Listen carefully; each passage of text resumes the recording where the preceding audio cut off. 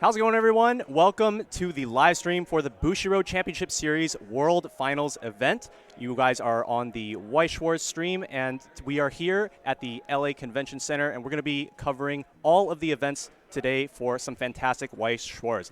I'm Randall, aka Shizakats. Yep. And I'm Ken, also known as Zabaton.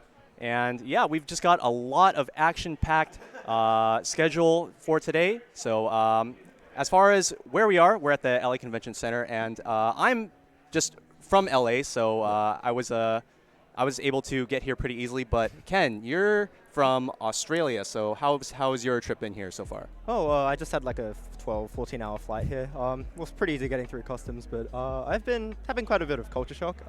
Looking the other way when I'm crossing roads, having to put in tax when I buy stuff, etc., etc.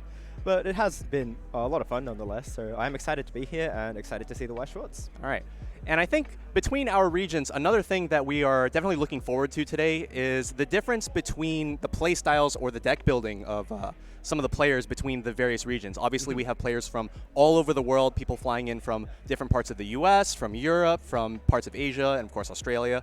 Yep. Anyways, let's get right into the format for today's Weiß Schwarz games. Obviously, we're going to be having lots of rounds throughout the day. Ken, why don't you go ahead and tell them about how we're going to be going through today? Yep. So round time for Swiss rounds will be 30 minutes per game. After the 30 minutes, you will get 10 minutes to complete 3 extra turns, at the end of which we will have damage comparison, so the person on lower level and clock will win the game. If it is the same, it is a tie between those two players, the game will end in a double loss. As for the number of Swiss rounds we're having, we should be having up to 6 Swiss rounds today, so we will be having quite a lot of action just on the screen, and that's 6 rounds of non-stop Weiß Schwarz, so I'm sure you'll enjoy the stream. And then the times that you are seeing on your screen right now may be pushed a bit later. Obviously, we are running a little bit behind schedule. The stream was scheduled to start at around 9, and it is a little bit past that, but no problem. We will have lots of Weiß Schwarz action throughout the day. As far as the prizes that the players are competing for today, obviously we have the glory of being the champion, but also our first place prize, which is the beautiful HoloLive 0th Generation event. I'm sure we have a lot of HoloLive fans in the room that are definitely looking to add this to their collection, as this is going to be one-of-a-kind card that a lot of players are just going to be coveting. So we have players from all over the world. And are there any players that you in particular are looking forward to seeing, maybe some that are from Australia? From Australia, well, I know basically every Australian player here, so that would be Matt, Darcy, Michael, and Mark. Obviously, I'd be rooting for them, but it'd be a bit boring for me to just say that answer. So I've gotten to know Tyler from Indiana just over the last day. So, if I get to see him at the top tables, I think I'd be pretty happy with that. You? Yeah. So I have a few friends myself that are here at this event, notably Simu Wang, who some of you might know that I personally work pretty close with him on creating like YouTube content. So he qualified for this event at the Anaheim Regional alongside Thomas Im, who some of you might also be familiar with. Yeah, absolutely. And then also another friend of mine who is more of like a low-profile player compared to some of the other like big names that we have here, which is Kemp. So hopefully we'll be able to see some of those players on stream. Now, while this isn't a Weiß Schwarz related topic, we do actually have a Cardfight Vanguard design contest, and so this is going to be for the Deer Days game. And so this is basically you are able to submit designs for an original sleeve that could potentially appear in Vanguard Deer Days, which is already available on Nintendo Switch and Steam. And that contest is open right now, and the entry period goes until around the tail end of February, so be sure to get those submissions in, and you might see your own sleeve design in the game being distributed to every player. Okay, so we're going to be getting into the games in a bit. We still have some players getting into the room, getting registered, getting settled. Are there any particular sets that you are looking out for, whether as a top contender or maybe you want to see if they have some creative or niche play styles or picks that you think that we might see throughout the day? I think the big one under that category would be Seven Deadly Sins. It's a title that wasn't available during the BCS qualifying season for the regionals, but it is, I think, the most powerful English exclusive set that we've gotten so far, and I know a lot of people have been testing it extensively. So I think we might be seeing some of that today, and I am curious to see what kind of builds will pop up. Yeah, definitely. I think Seven Deadly Sins is a set that, with the second set, the Revival of the Commandments, there is a very wide variety of different builds and different combinations of climax combos that players are able to go into. Throughout some of the testing that myself and my friends have done, as well as what I've seen from other players, there are some combinations of climax combos that never even occurred to me in my initial look through the set, so I'm very excited to see if we can see some really neat combinations. Yeah. Another big set that I think a lot of us are looking forward to see how well it performs is quintessential quintuplets, obviously with the hit to the choice restriction list between the 2-3 event and the level 0. I believe it was the Nino, right? Or was the Ichika? Yeah, the level 0 Nino. Okay. We have the choice restriction between those two that was implemented just yesterday, in fact. Yep, that was just yesterday. Yeah, and I'm very curious to see how much of an impact that restriction might have on the set. Obviously, there are some players that think that it's probably not too big of an issue for the set. Do you have any quick thoughts on that? Yeah, I think overall, if you were to maintain the playstyle of the deck as it was before the ban list, it would have been just easier to stick to the level 0 Nino and say, you're not going to use the defensive counter. But on the other hand, if you stick to the defensive counter, I think you get to play more higher powered level 0s, being the level 0 Itsuki from the first set, which kind of replaces the Nino, which is on the restriction list and has 1,000 more power. So it might actually put you an advantage in the mirror to choose the counter. So I am, again, curious to see which way people will take those. Mm-hmm. All right. With that being said, I think we have our opening proceedings out of the way, so we're going to go ahead and cut to a break, and we will see you guys in just a sec.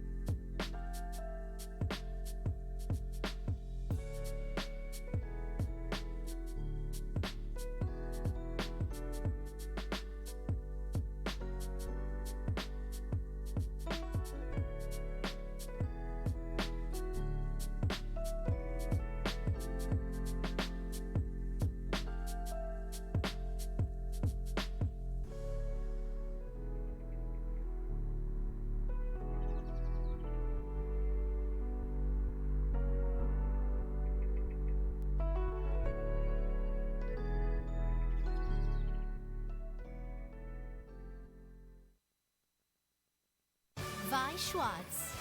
The fantasy story of adolescence is once again spun on the stage of Weiß Schwarz. Booster Pack Rascal Does Not Dream of a Dreaming Girl. Now on sale. Bushiroad. Weiß Schwarz. A romantic battle of the brains unfolds again on the stage of Weiß Schwarz. Booster Pack Kaguya-sama Love is War. Coming soon. Bushiroad. Weiß Schwarz. Rampage along with the dragons as Miss Kobayashi's Dragon Maid appears on the stage of Weiß Schwarz. Miss Kobayashi's Dragon Maid Trial Deck Plus and Booster Pack now on sale. Bushiroad. Weiß Schwarz. One spring day, come face to face with Weiß Schwarz on how to raise a boring girlfriend. Saikano, How to Raise a Boring Girlfriend. Now on sale. Bushiroad. Weiß Schwarz. Battles against new sinister threats loom on the stage of Weiß Schwarz. The 7 Deadly Sins, Revival of the Commandments, joins the English Edition original lineup. Booster Pack, now on sale. Bushiroad.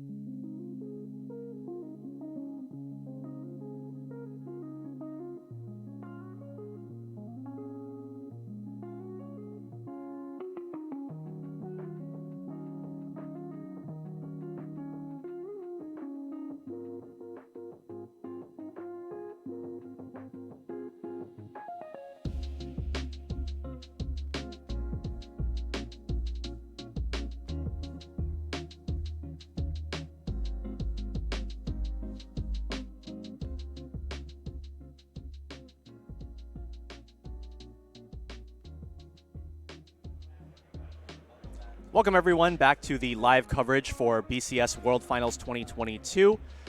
This is the Weiß Schwarz stream on the 4th Bushiroad stream, but we do have a little bit of stuff about one of our other card games, Cardfight Vanguard. Ken, why don't you let them know about that? Yeah, so we do have this Vanguard Dear Days card sleeve design contest.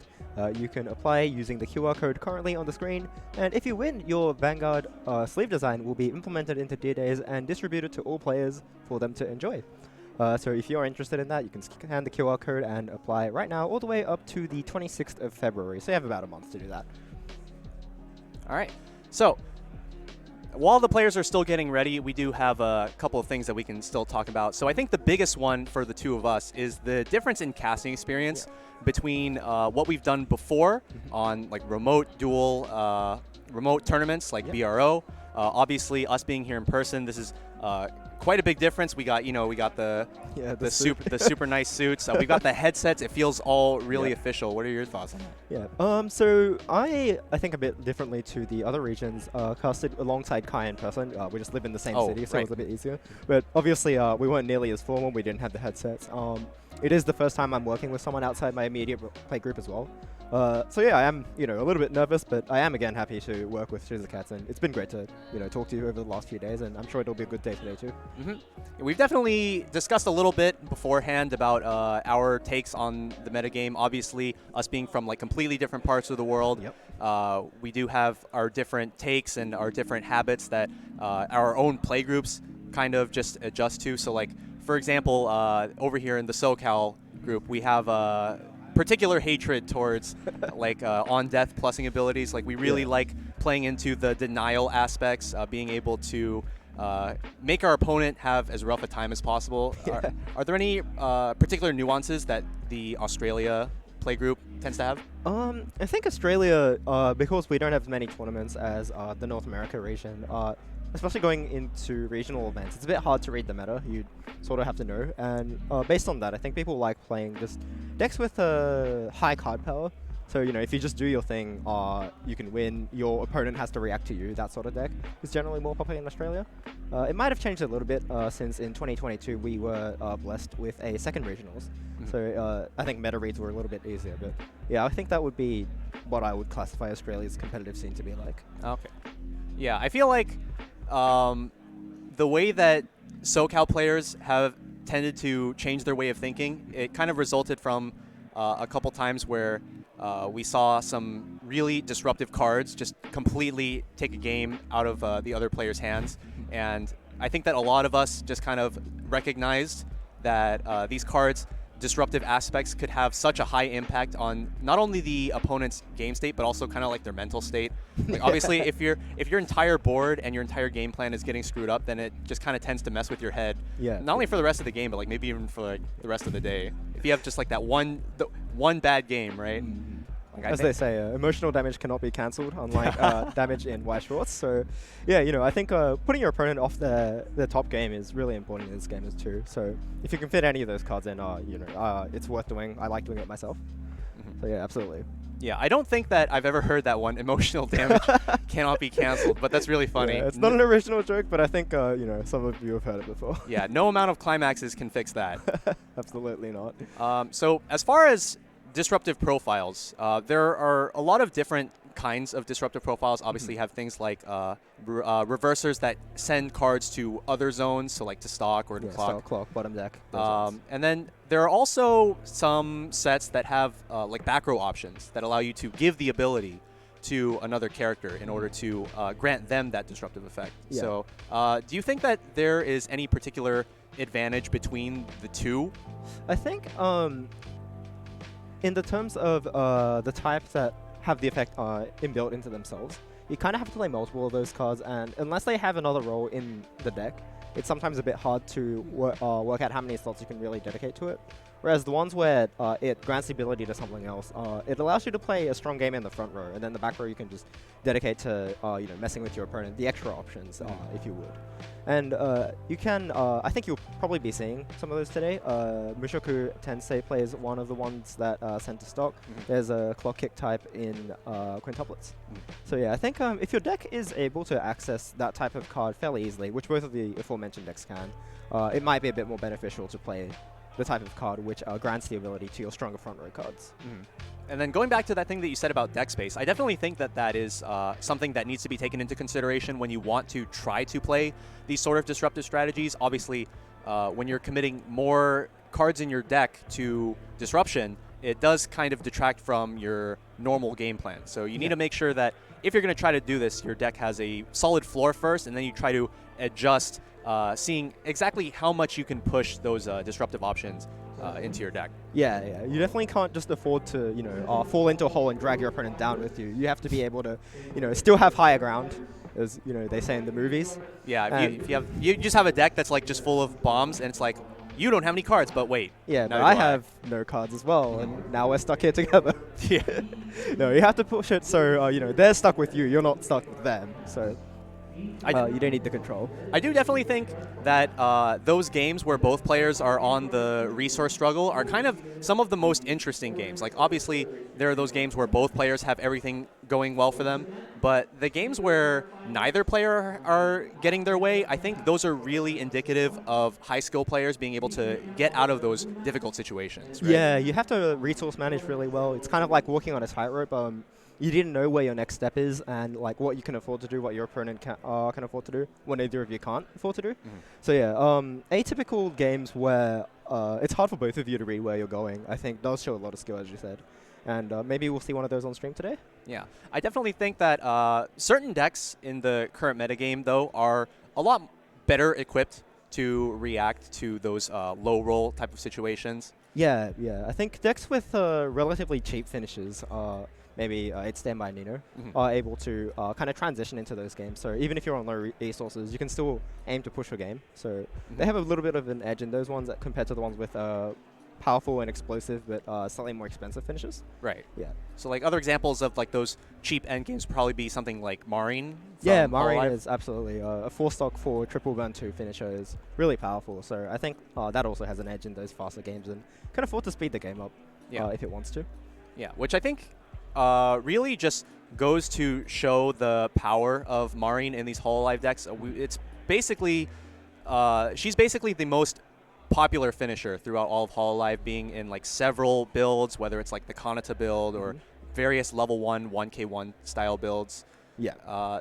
The fact that Marine can play so low resource, I think is really powerful when you combine it with a mid game that allows you to accumulate so many resources. So it really just allows you to, in a game where things are going your way, it really lets you push your game to the next level, right? Yeah, and what's great about Marine is even outside of those games, because it fetches copies of itself or the climax, sometimes you take a bit more damage than you're expecting, you get hit to level 3 and you need to push your game.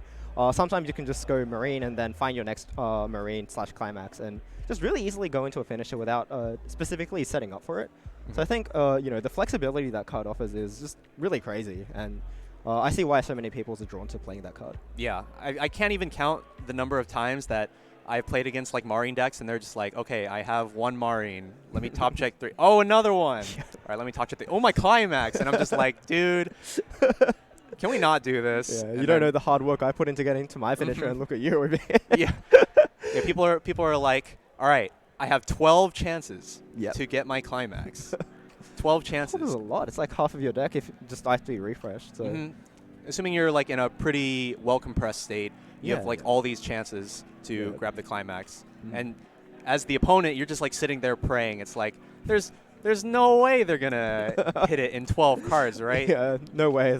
They went 4 copies of the duel back in 20 something, but yeah, you'll just have to hope it's not in the top half. Yeah, that's like honestly within like my friend group, one of our favorite phrases, not only with card games, but just with other sort of games where like you have hidden knowledge. Yeah. It's just like we'll just like be like, there's no way that they have this, or there's no way they're gonna do that, and then when they do it, they're just like, oh no.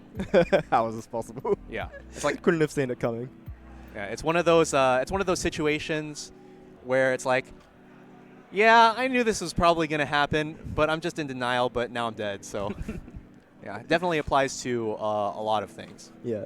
A bit of a topic change. So just on the players that we have today, I think I've seen on social media a few times that overall the competitors this year are kind of like an all-stars cast. I think there's a lot of prominent names from, obviously regionals won this year, but from previous years and online tournaments as well. And do you feel that? Like, yeah, going down the players list, obviously there are certain players that I'm not too familiar with due to being in other regions like Europe, and my only exposure to them is through things like Discord conversations or things like that.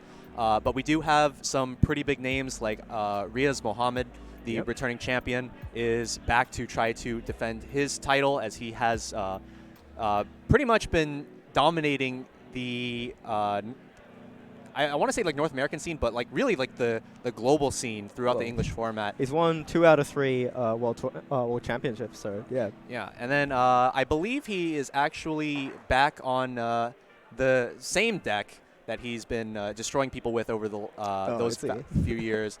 Although with the new updates, of course, from some of the new sets, but hopefully we'll be able to see that later on. We're not going to get too much into that. What other particular names? Yeah, me for the most part, as I was saying, I'm not too familiar with some of the players here outside of their screen names. Obviously, if I were able to associate the screen name to the player, I probably have a better understanding of who we're working with. But maybe yourself, you have a bit better scope on the players that we have throughout the tournament? Yeah, so for Australia to start off, the 4 players who are here, 3 of them have actually come to a World Finals before. So that's Michael, Matt, and Mark. All of them have come first place in a previous BCS regionals.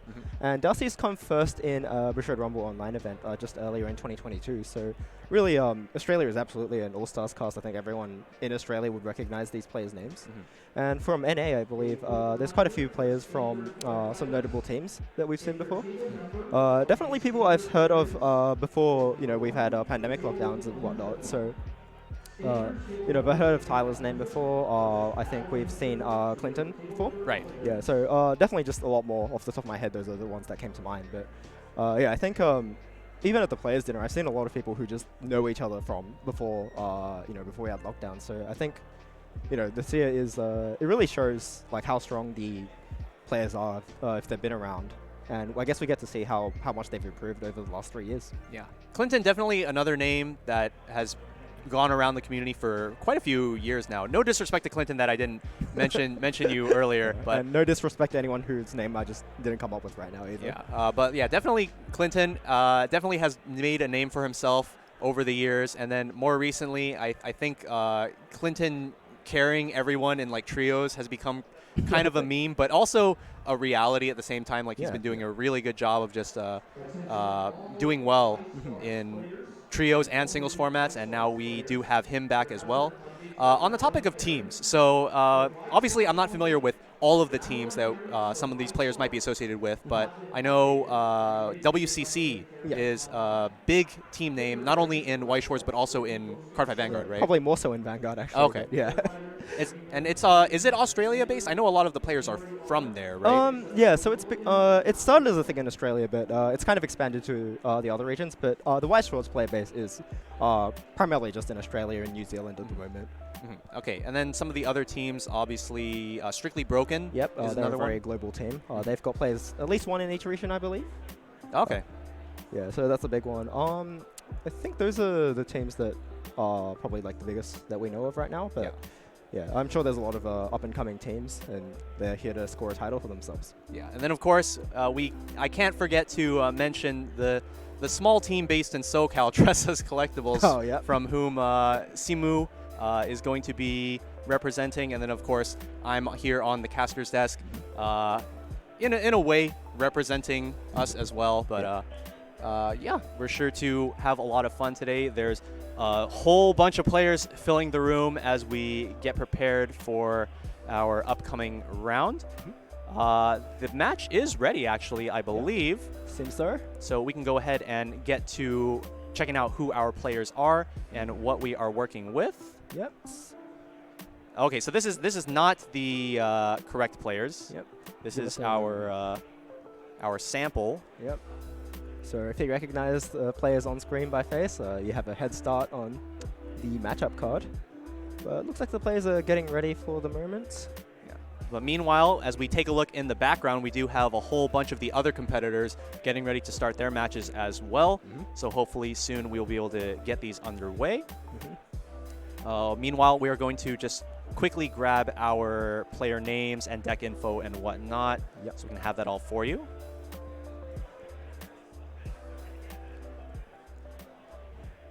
So this will just be a quick second. Yep. So the matchup card is Anthony Reyes versus Dylan Van Amsterdam, and they're playing Adventure Time and Quintuplets, respectively. Ooh, okay.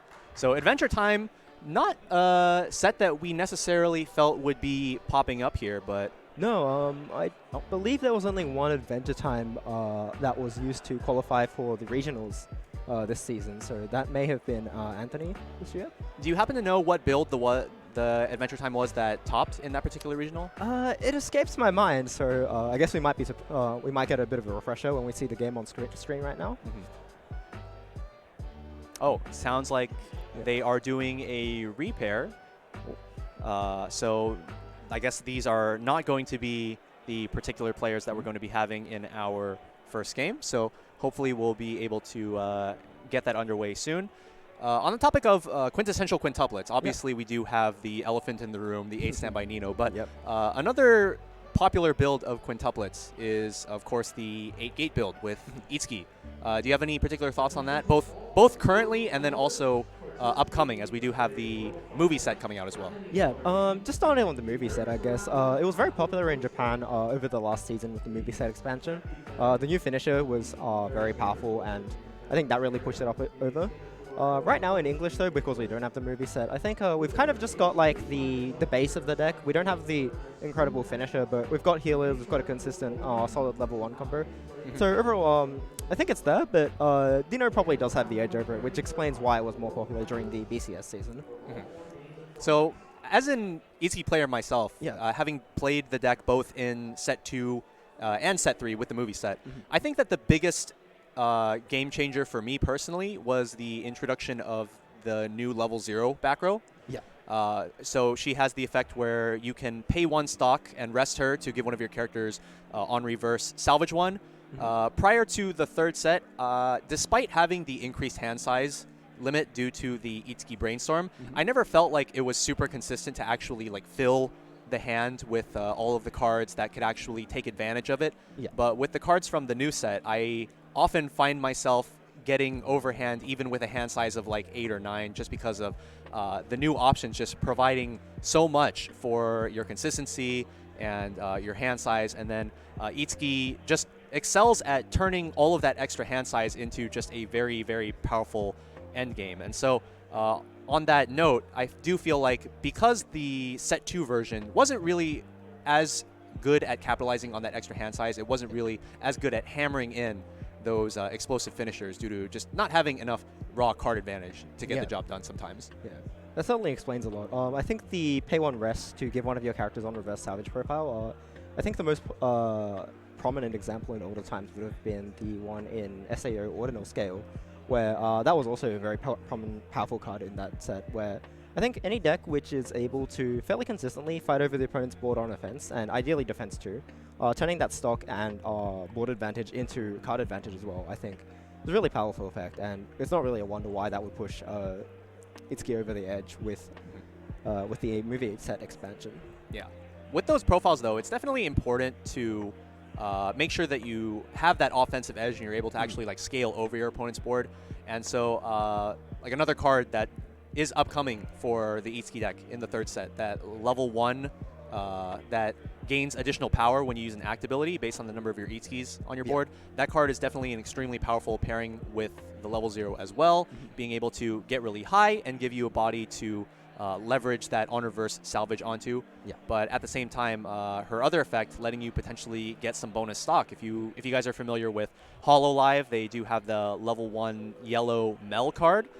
It basically has the exact same effect as that. So just a very, very powerful profile overall, and definitely an excellent tool to add to Itsuki's arsenal. Yeah, it's great that even you can turn the stock that you gain off that card into hand using the back row, and then because you have power on offense, then the back row's ability activates, and there's a bit of synergy going on there, and everything just works together. And I am pretty excited for set 3. This 8 standby build is also still popular after set 3, I believe. So in maybe a trios or even singles format, it's interesting to see which one will be more popular. Yeah. On the topic of the Nino deck, one particular card that I personally think is very strong out of that deck, but I haven't actually seen as much from actual people playing the deck in looking at like Japan lists and things like that, is the 1/1 back row. I'm not sure if you're familiar with that one. Is it the one that gives power when you use an act with it, or when you trigger a standby? So it gives 3,000 power to one of your characters when you trigger a standby climax. Yeah, that's right. And more importantly, it gives all of your other characters that have Nino in their name the on attack you can top check 2 yes, effect. The keep 1 effect. Yeah. And at first, I wasn't super impressed with that particular card until I realized that that effect stacks. Yes. So like the level 1 combo natively gains that effect when you use the combo. You have lots of other cards, both in the sets that already exist, as well as cards that will be coming out in the movie set that also just like, you get to give that effect all over the place. Yeah. And using that card, I kind of like to call that strategy like fishing. Yeah. So for fishing for like the climax or the trigger you want. Yeah, fishing for exactly what you want. Yeah, So it's like, oh, do I want to deal 2 damage? All right, let's look at the top 2. Do I see what I want? No. So we'll discard this, and then we move on to the next one. And then it's like, all right, here's my trigger. Now we trigger. And I think that is not only really powerful for giving Nino players control of the game, but also contributing highly to deck speed and flexibility. Yeah. Which I think is very, very important. I think it's also nice that Nino is a deck which wants to trigger standbys in some scenarios, but wants to just keep clean stock as well in other scenarios. And being able to choose in a deck like that, which works in both scenarios, I think is really powerful as well.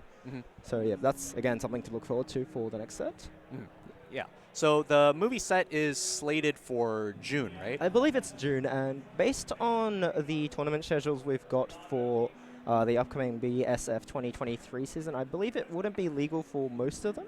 Okay. Yeah, it may be legal in anything that's in the second half of June, so it might be a more prominent contender in the BCS season for next year, or rather this year. Right. So we'll be sure to keep on the lookout for Quince. That being said, as far as Quince goes, obviously we've been talking a lot about Nino and Itsuki. Yep. Is there anything that you're looking forward to for any of the other 3 quintuplets? I actually really like the level 1 Ichigo combo that is in the second set of quintuplets. And that gets a little bit more supported in the third set. You get to top check, and there's a 1/1 that gives it more abilities, basically. And I think there's a build that was slightly popular in Japan for a period where you play 4 of the level 1 combo, 3 of the early play Ichigo combo, and 1 of the new finisher. And the idea is that you just use your powerful level 1 combo, sit on level 2, and you play really defensively until you, your opponent kind of gives in, and then you can push with the finisher. And I think that was, compared to the other 2 builds that we mentioned earlier, a little bit less popular, but nonetheless, it's interesting and certainly powerful. So I would like to see that in action as well in the upcoming seasons. Yeah, that actually is a build that I've personally been trying to push on some of my local Quince players, especially the ones who really like Ichigo a lot. Yeah. So I think maybe we even have like 4 people on that particular 4-3-1 split deck at this point. And what I find really interesting about that particular build is, so you mentioned the 1/1 support that gives like, it's a level assist and it also gives a bunch of extra abilities to that set 2 level 1 combo. The deck doesn't actually run that card, which I think is really quite interesting. Yeah, so it runs, in the back row, you're mainly looking at Brainstorm, the red one that's on the restriction list. Oh, yep. And the level 0 where you can rest it to give 1500 power, and it can go to the waiting room to bring one of your other characters back. Ah, yes. Yeah, so very interesting that not only is it not capitalizing on the 1/1 that pairs very well with that level 1 combo, but that level 0 back row that taps to give 15, it actually synergizes with the Ichigo combo from the first set, which they're also not running. Yeah, and I believe it gives a stock kick ability or something of the sorts. Yeah, but it's just a power pump with an ability to replace itself as the card that goes to the waiting room. Yeah, which is extremely powerful given the context of the level 2 game of that deck, where you want to be using the early play Ichikas. It has a climax combo that lets you search your deck for 2 characters. One of them goes to your hand, and the other one goes to your stock. And then ideally what you want to be doing is you want to be looping that climax combo with the new early play, which I honestly think is kind of an absurd card. It's an early play that lets you discard 1 to salvage a climax that has a choice trigger, and you get to reveal the top card of your deck, and if it's an Ichika, add it to your hand. So getting your climax for more combos while also being a +1, like, doesn't get much better than that, right? Yeah, and the defensive early play as well. The combo, it gives you 2 resources, which I guess is similar to Kanata, which we might be seeing some of in this tournament. But unlike Kanata, it pulls cards out of the deck. So not only does it make your next deck compression better, but it makes your current deck compression better. And I think it really contributes well to the deck compression strat. And I don't know, it's just overall a really insane combo. Although even right now, we do see some people, maybe not here today, but some players do like playing the current Ichika builds, or at least the Ichika top end. That's definitely a very popular top end for Quince right now if you're not playing the 8 standby version. With that combo that allows you to potentially get cancel burn 2, burn 2. Obviously, with the later set, it's still a very powerful combo. But even right now, I do think that it does deserve a bit of looking at if you're interested in potentially playing Quince and you're not interested in, like, the super popular Nino build, or maybe you're not a fan of Nino. A bit of a rogue player. All right, it looks like we do have the matchup ready this time, and we have got 7 Deadly Sins versus Quintuplets, and we'll see who the players are. We've got Matthew Mead, 2nd place in the UK Leeds tournament, versus Daniel Halpin, who was 3rd place in the Illinois tournament in the USA. And I do have to say, we do have quite some interesting pictures for some of our players. Yes. Starting here with Daniels. I believe he's eating some cheese. Is that what it looks like? I believe it is cheese. It might be something else that I'm just unfamiliar with, but yeah, we have certainly got a lot of funky photos for our WS players, and we are starting off with Daniel's one right here today. So it looks like they're getting ready. Looks like just shuffling up. Yeah, can see some Quince cards being shuffled right there. Yeah.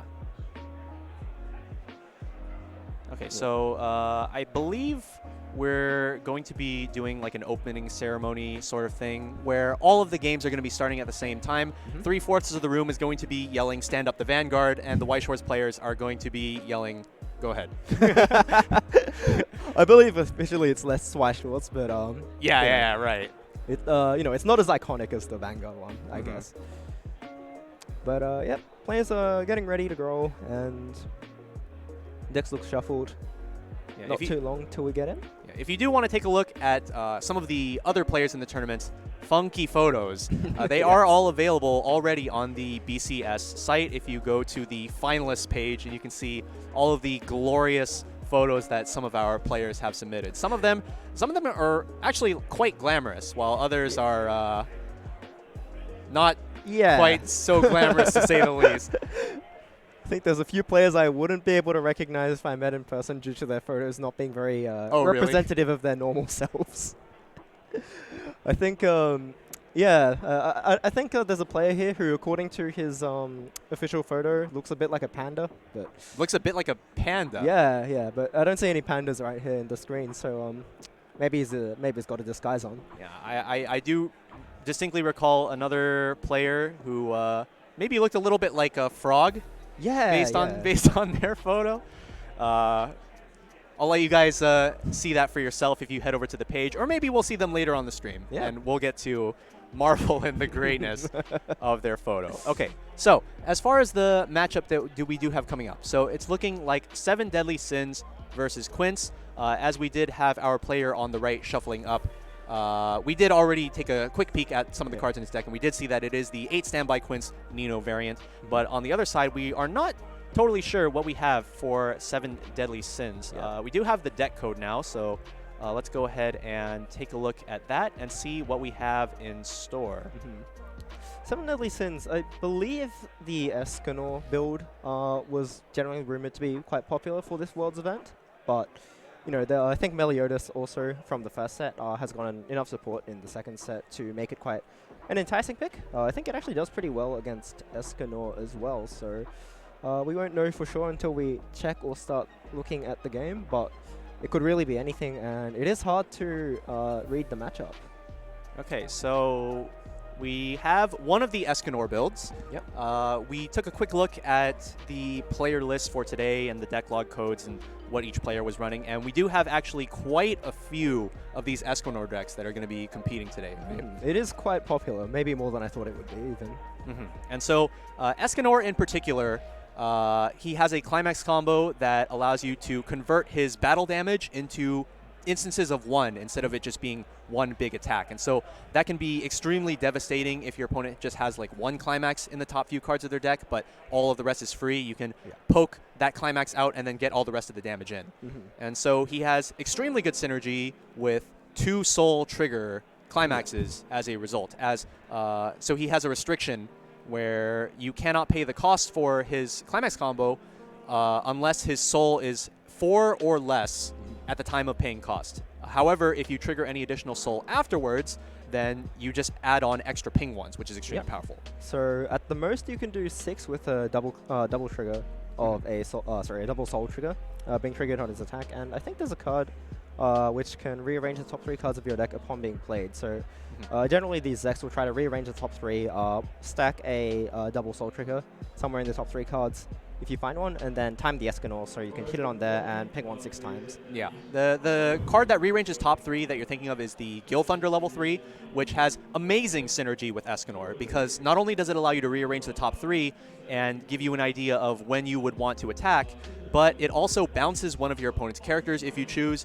which potentially sets you up for an Escanor to already be 4 base soul, because you're 2 base, 1 with the choice climax, and then you do a direct attack, bringing you up to 4. You pay the cost, and then you're getting that +2 and immediately just going straight up to 6, and then your opponent is having a pretty bad time. Yeah, absolutely. And, it also has the benefit of turning off one lane where your opponent could use the defensive counter, so may that be a soul reduction or a rest counter or anything of the sort. One less line for your opponent to be able to do that is, again, a bonus for you. So there's a lot of synergy going on there, and I think it really hurts if you're on the defending end of that on a bit of maybe a 3-0. It's pretty hard to survive all those pings.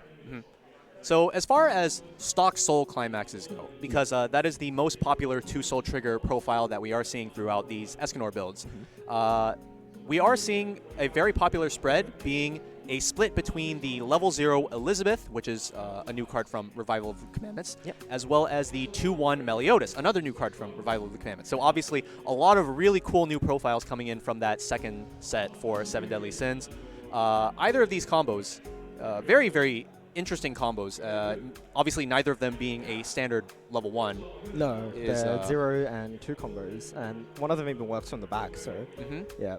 It's definitely different. I'm quite a big fan of the new Elizabeth Brainstorm combo. In fact, I think it's really powerful that if you play a standard level 1 combo, if you want it to loop your combo, you have to find your level 1 again. But if it's your Brainstorm, it just naturally stays in the back. You use your combo, you draw another one, and then you can just, have seconds really easily. And sounds like we are ready to go. All right. So 7 Deadly Sins versus the quintessential quintuplets. So if we could head over to the play screen, see our players ready to go. Yep.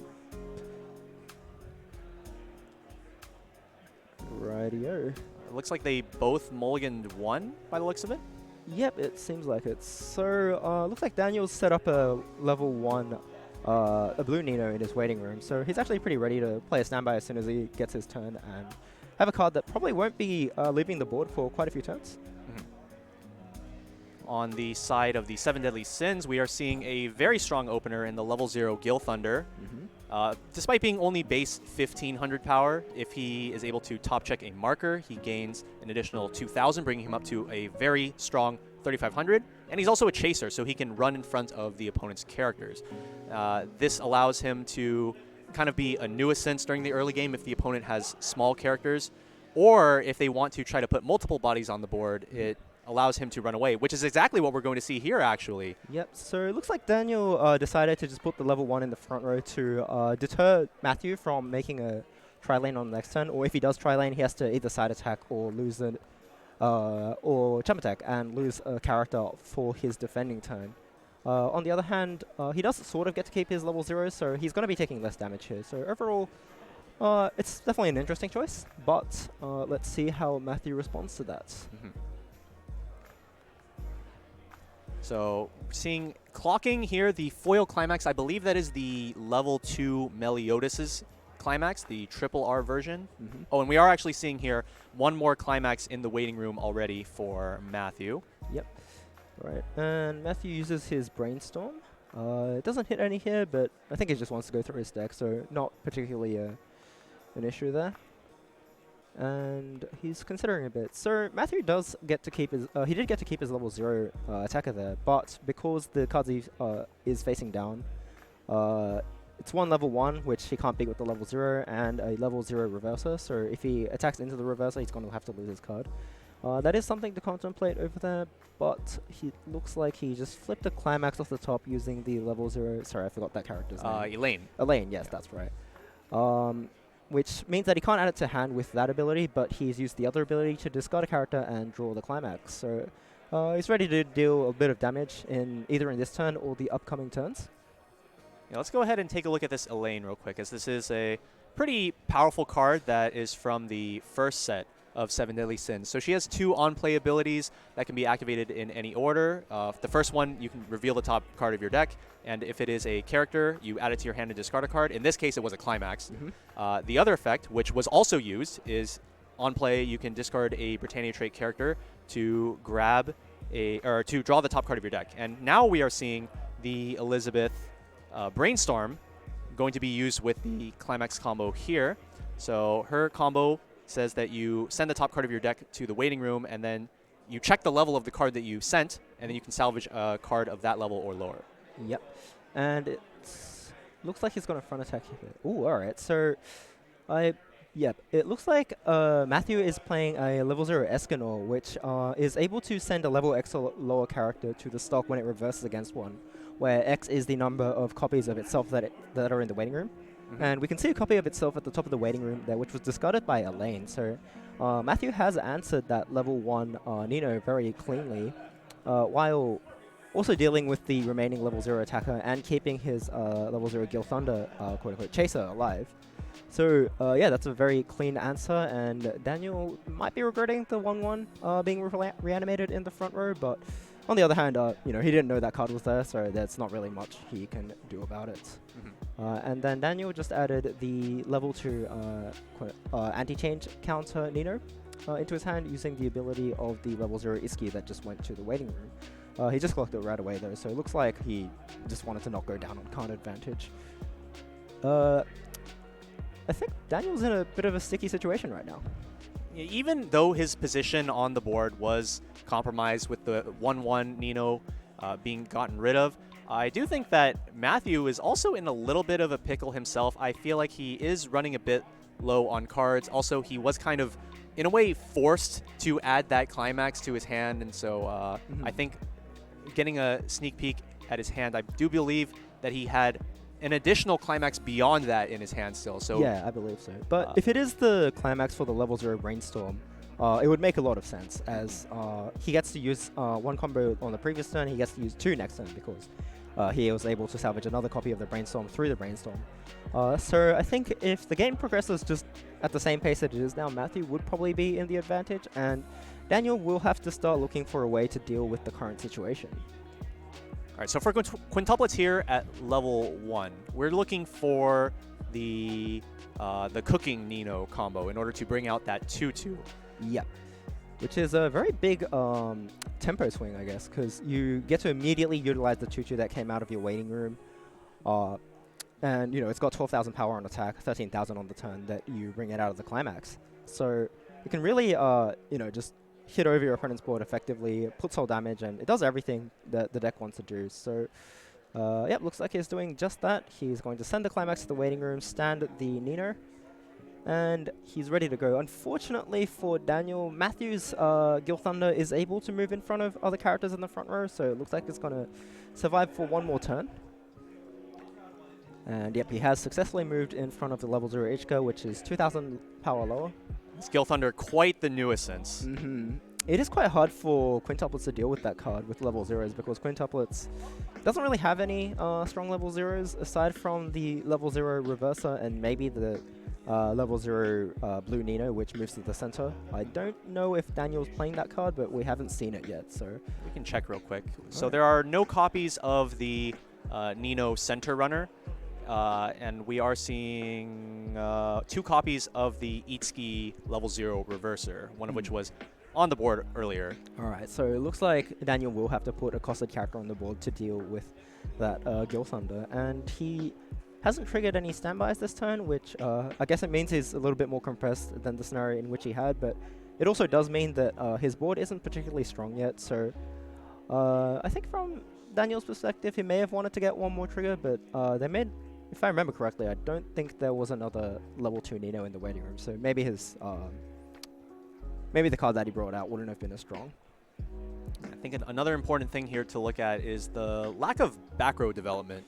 Yeah, but on that though, the way that 8 standby quintuplets works, it's kind of happy to have an open back row because you can just use that as a way to catch characters that come out of your standby triggers.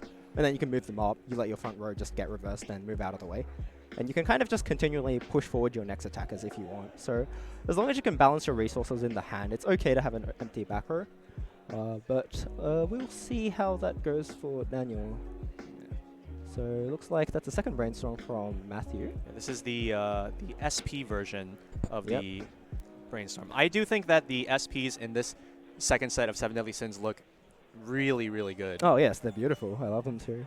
That one's signed by Sora Mamiya, I believe. Yep. Quite a popular voice actress, if I believe. Yeah, if any of you are familiar with, let's see, what are some of our other roles in Weiß Schwarz? Aqua from Konosuba probably being a really big one. Yeah, but I think that's the big one. Yeah, there are a few other that are in JP that that I don't believe we have in English yet, or maybe they're in some sets that just have not been announced in English at all. Maybe we'll find some out later. Who knows? All right. So Matthew hasn't had too much success with his brainstorms this game, but he has got quite a bit of comfort out of going first and his characters not being answered. I think they're clarifying there that Gil Thunder does not need to absorb a marker if he chooses not to. So it looks like he's flipping the top card, saw another copy of Gil Thunder, and decided to leave it back on the top. Yes, so I believe the idea behind that is currently Matthew has 6 cards in his deck, and I believe with the climax that's about to be played, it's going to be 2 mills off the Elizabeth, and then 3 attacks, which will bring his deck down to exactly 1 card, which is exactly what he wants. And he's chump attacking that lane anyway, so he doesn't really mind the 2000 power being non-existent. So yep, just as we guessed earlier, he is going to use the combo and gain 2 cards. Yep, so just clarifying what's got sent to stock, it looks like another copy of the Brainstorm, and as we know, he is sending a level 0 Gil Thunder to the waiting room, and he's able to salvage a level 0 as Gil Thunder is a level 0. That, I believe, is the level 0 Escanor, which you have to discard for the level 3 Escanor combo. So Matthew's just starting to set up for his finisher. And for the second one, he has added a level 2. I'm not particularly sure what that character's name is, but it is a card that can send an early played character to stock when it reverses. And when it comes into play, you can mill 3 to also remove a level 3 or lower character in the front row. Yeah, that is the level 0 or level 2 Nanashi. Nanashi, okay, Mr. Nameless. So this card has a very, very powerful set of effects that we have also seen in Attack on Titan final season, as well as some other decks previously in Japanese-only sets. Yeah. Definitely an extremely powerful effect. This is one of those very powerful disruptive profiles that we mentioned earlier, and we are seeing the second choice climax being triggered here. So Matthew might actually want to leave that in stock for a later turn so he can climax swap it back into his hand, or he might just pay it out later. But in either case, I think just gaining that resource advantage here is quite sweet. In terms of resources, though, I think Daniel was quite happy that his level 2 Nino got untouched this round. If Matthew had been able to reverse it using maybe his 2-1 combo, it would have been quite rough for Daniel, but he will probably be able to utilize that 2-2 for a bit of a comeback, at least in terms of resources.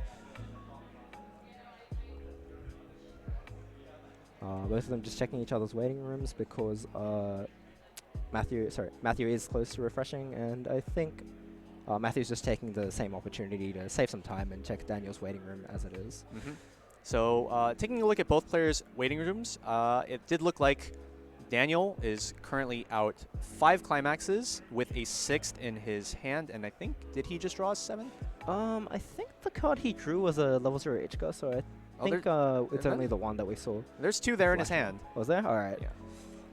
And then Matthew with 2 climaxes in his hand himself, and also a 3rd one at the top of his stock. So Matthew will be refreshing with just 5 climaxes. Yep. But as Daniel is playing a standby deck, he won't be able to just play a climax and immediately increase his damage output for the turn. So instead, he'll probably just have to capitalize on the fact that he has a direct attack lane open and a 2-soul character. But, so it looks like he's played the level 0 Nino, the one on the restriction list, which means that he's not playing the event. And he's discarded a level 3 Nino to reveal a level 0, and he is currently contemplating what to grab from his waiting room. And, alright, so He then he grabbed the level 0 that bounces back to hand when you play a climax. And then using the discard one Nino in order to draw a card. Yep. He's gone to draw a character. So interesting that he's discarded his level 3 combo here. I guess he wants it in the waiting room to either use standby to bring it out, or he's going to shuffle it back into his deck using the level 0 that he accessed with the level 0 that he just played.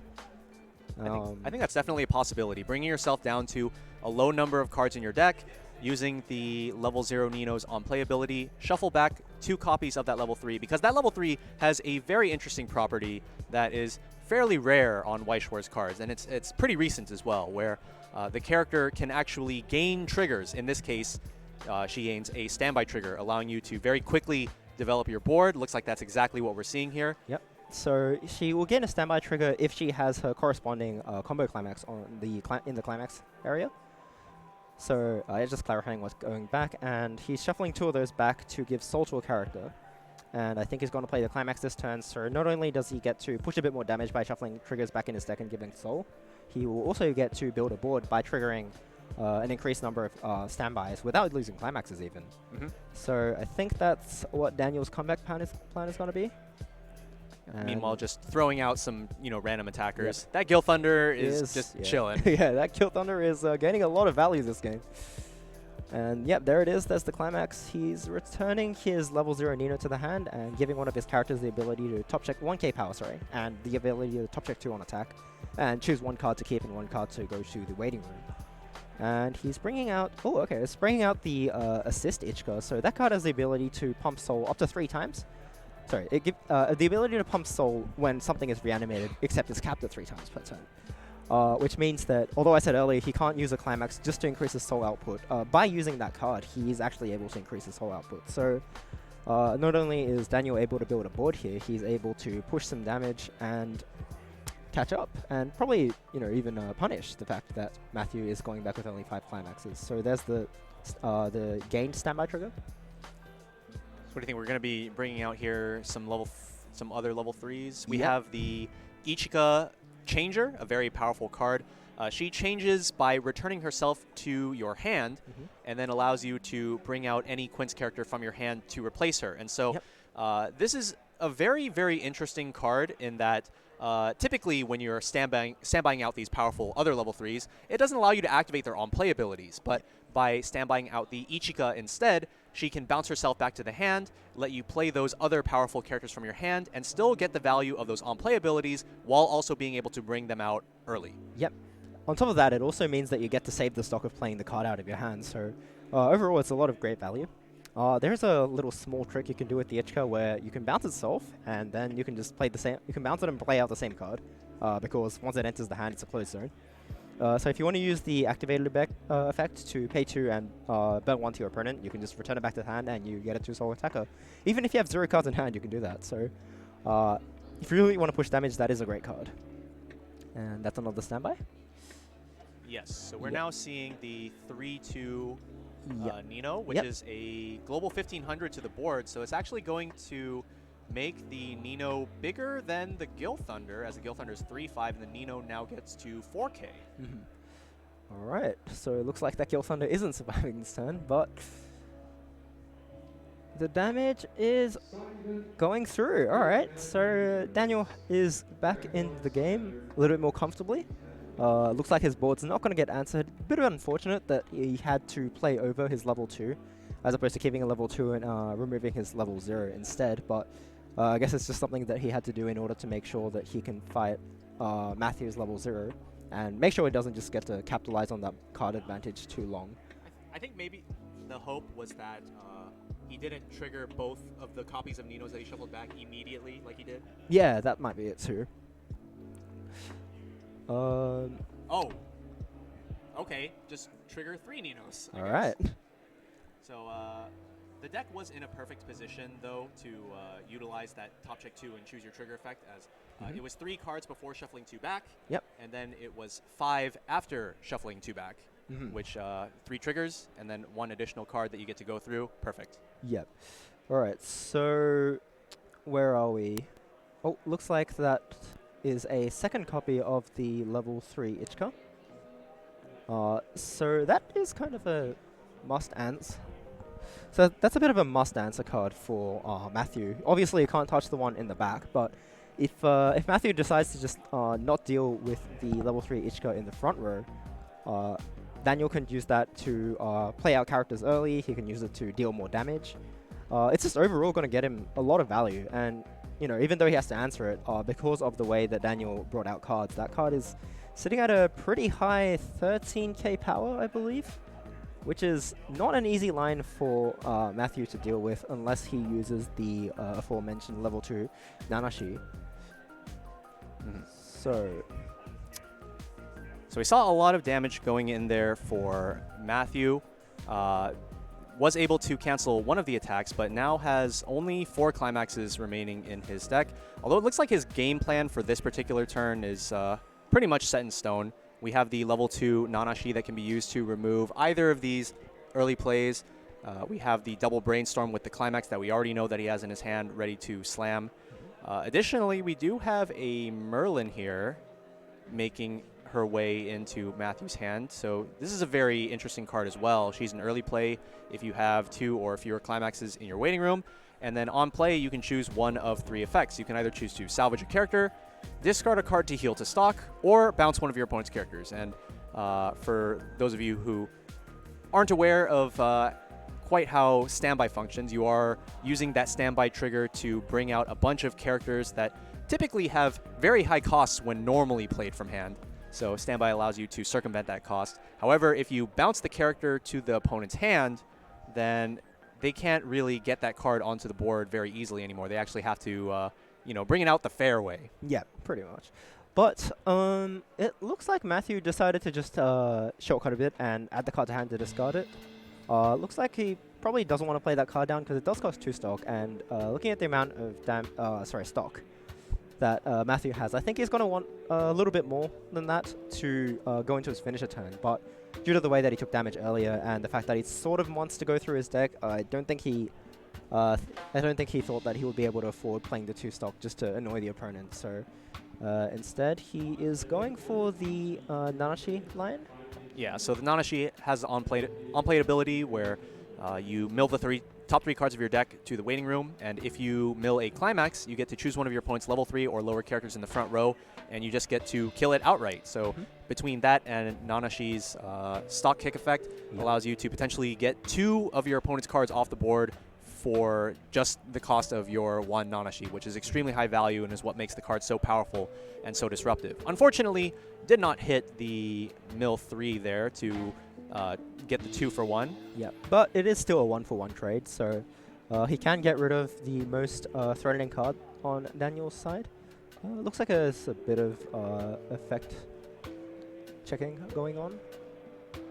So the Nino level 3 that they're looking at right now, apart from giving 1500 power to all of the characters on Daniel's stage, she has an ability that activates when you play a standby climax that allows you to top check 2, rearrange, and then also give one of your characters the top check 2, choose your trigger ability. Yeah. So a bit more thinking going on. How ready do you think Matthew is to go into his finisher turn? It depends on his mills right now. I don't believe he has any copies of the level 3 Escanor in his hand yet?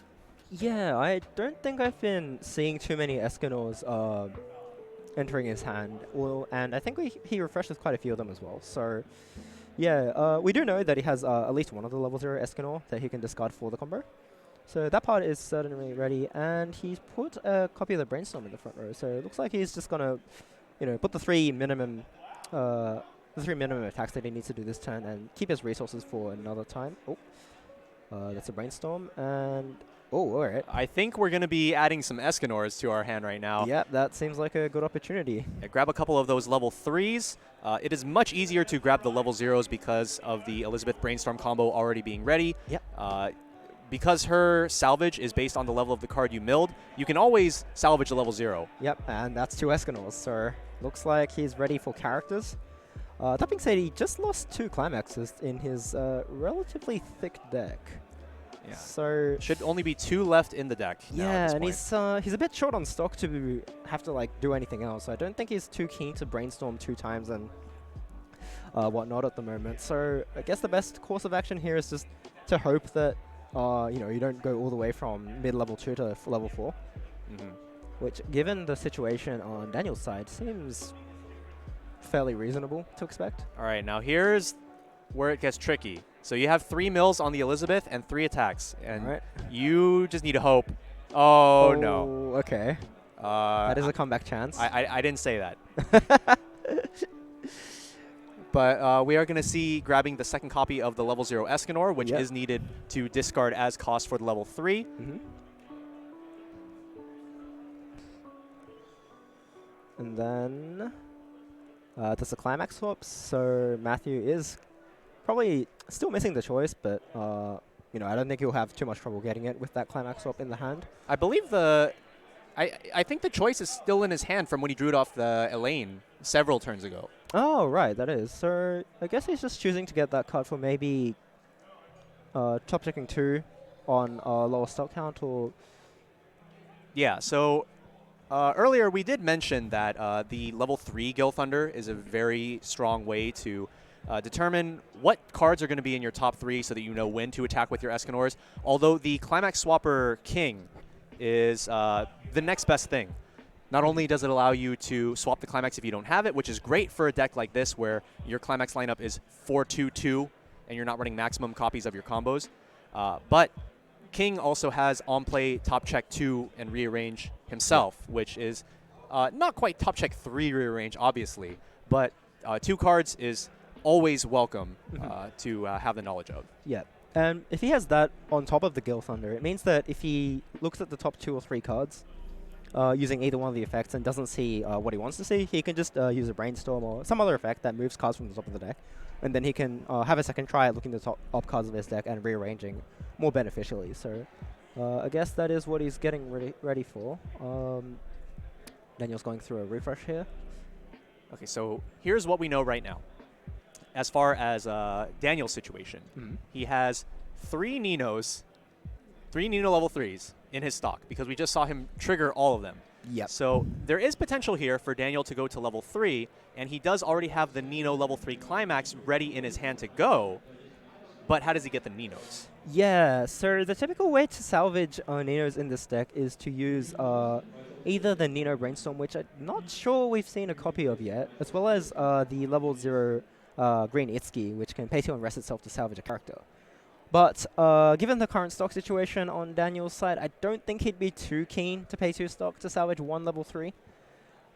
So looks like... Well, if I were in Daniel's shoes, I guess I would want to stay on level 2 for just 1 more turn, which looks like it might have actually happened. Just triple cancel. Yep, that's the way to go. And if he's able to just dig some Ninos out of his deck... sorry, his stock, not his deck. He can access them from the waiting room when he triggers standby, when he plays standby, off a Nino Brainstorm, or off the Itsuki level 0. So there's quite a few ways of doing it once they're in the waiting room, so all Daniel needs to do is set that up. Looks like he's going for the clock there, so I think he might... I wonder what he's trying to draw here. We don't have the Nino Brainstorm, I just checked, so Okay, we only have the Ichika Brainstorm 5 in this particular list. That is a card that we do see sometimes, as it does give you a little bit of extra waiting room access. Yeah. It really works well with how you play the thin deck at level 2, shuffle level 3 combos back into trigger more standby plays, because naturally you're just going to have more level 3s in the stock as it is now. So if you hold on to the level 0 Brainstorm there, it's easier to get multiple copies of your level 3 on a cheaper cost. But looks like Daniel has prioritized other movements in the deck instead. And where do you think he wants to take this turn? I'm not sure. Alright, so it looks like he's still moving his stuff up. I think maybe using the Ichika to burn here might be a play. It allows you to pay 2 copies out of your stock, to pay 2 copies of Nino right out of your stock, as we are seeing right here. Yep. And it did have a chance to burn a climax off the top, as I'm pretty sure Matthew has 1 climax remaining in his deck. And even if it doesn't burn off the climax, well, it just puts Matthew closer to level 3. And while Escanor does heal, it's not very good at ending games past a certain point, which Daniel is only at level 2 at the moment. So even if he gets hit by double Escanor, his chances of survival are actually not so bad. And if Matthew decides to go Escanor on that and does not succeed in ending the game, he won't be able to recover in resources. So Daniel was actually kind of comfortable here, and looks like he changed into the level 3. Yeah, that 4th copy that was already in the hand. Yeah. And he's able to combo again this turn. He's reanimating a card after bouncing a level 0 Nino. I guess he's bringing out either the Change Ichika or the level 3 combo right there. Tough decision. Which would you go for? I'm not sure. The fact that he can't guarantee that he will have another copy of the Nino combo, the climax for the combo on the follow-up turn, I think makes the level 3 Ichika a potentially enticing choice. And I think he doesn't have that, he's not going to use too many resources over the next turn, so I think he'll pretty comfortably be able to burn 2, pay 2 to burn 1 again next turn. So yeah, I think Daniel's gone with the change, and yeah, that does seem to be like the more enticing choice here. Yeah. Also, my mistake earlier, it was not 2 copies of the Nino getting paid out of stock, because the 3-2 Ichika was actually sent to stock by the Nanashi on the previous turn. But it is still 1 Nino in the waiting room, so he is setting up quite nicely. That is a cancel, and that's a small swing cancelling, so I think that's a pretty good sign for Daniel. Yeah, with a 3-card deck with 1 climax, it was a pretty good chance that it gets the climax out of the deck. Make way for these bigger swings, right? And he triggers a standby there, brings out another copy of his level 3 combo, so if he does get access to his level 3 again next turn, he is able to go for seconds on his burns. Alright, so refresh process going on here. I think Daniel's kind of stabilized his position pretty well, given that he went second and his 1-1 got answered really early on. But the main thing here is going to be not dying right now. Yeah. That's a bad start. So due to the new restriction list, Daniel is not able to play the level 2 event counter, which reduces soul, which means that he's not nearly as safe as he would have been if this tournament was held 2 days ago. But you know, I think it's still pretty comfortable. That heal has helped him, and let's see how this direct attack goes. So I haven't been paying attention to the soul modulation. Obviously, we've had 2 characters come into play from the waiting room that could be used to potentially give soul from the Ichika.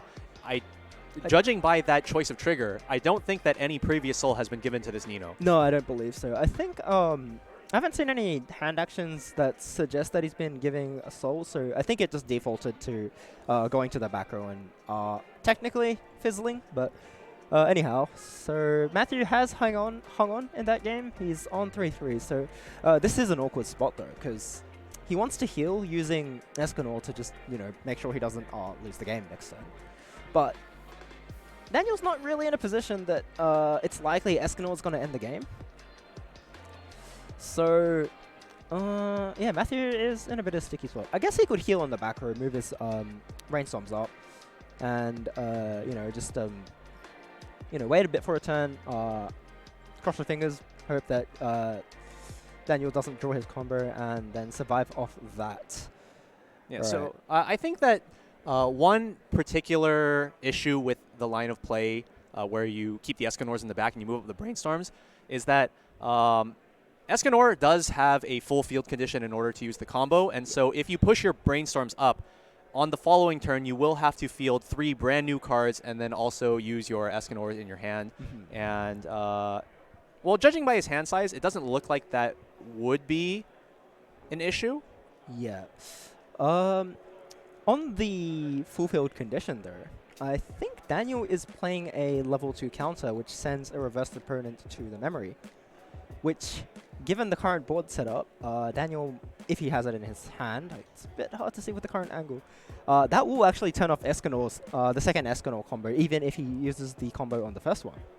So, even without the minus soul counter, I think Daniel might actually just, have it in the bag and know that he can survive this turn. Yeah. That being said, it doesn't look like it. I think from the peek that I got, it looked like an Ichika Riki. Oh, looks like I just saw a corner of the counter in his waiting room. So maybe that's not the play he can go for this turn, but it is a bit of a scare. This isn't an open deck list tournament like some of the previous commentator games, official games have been.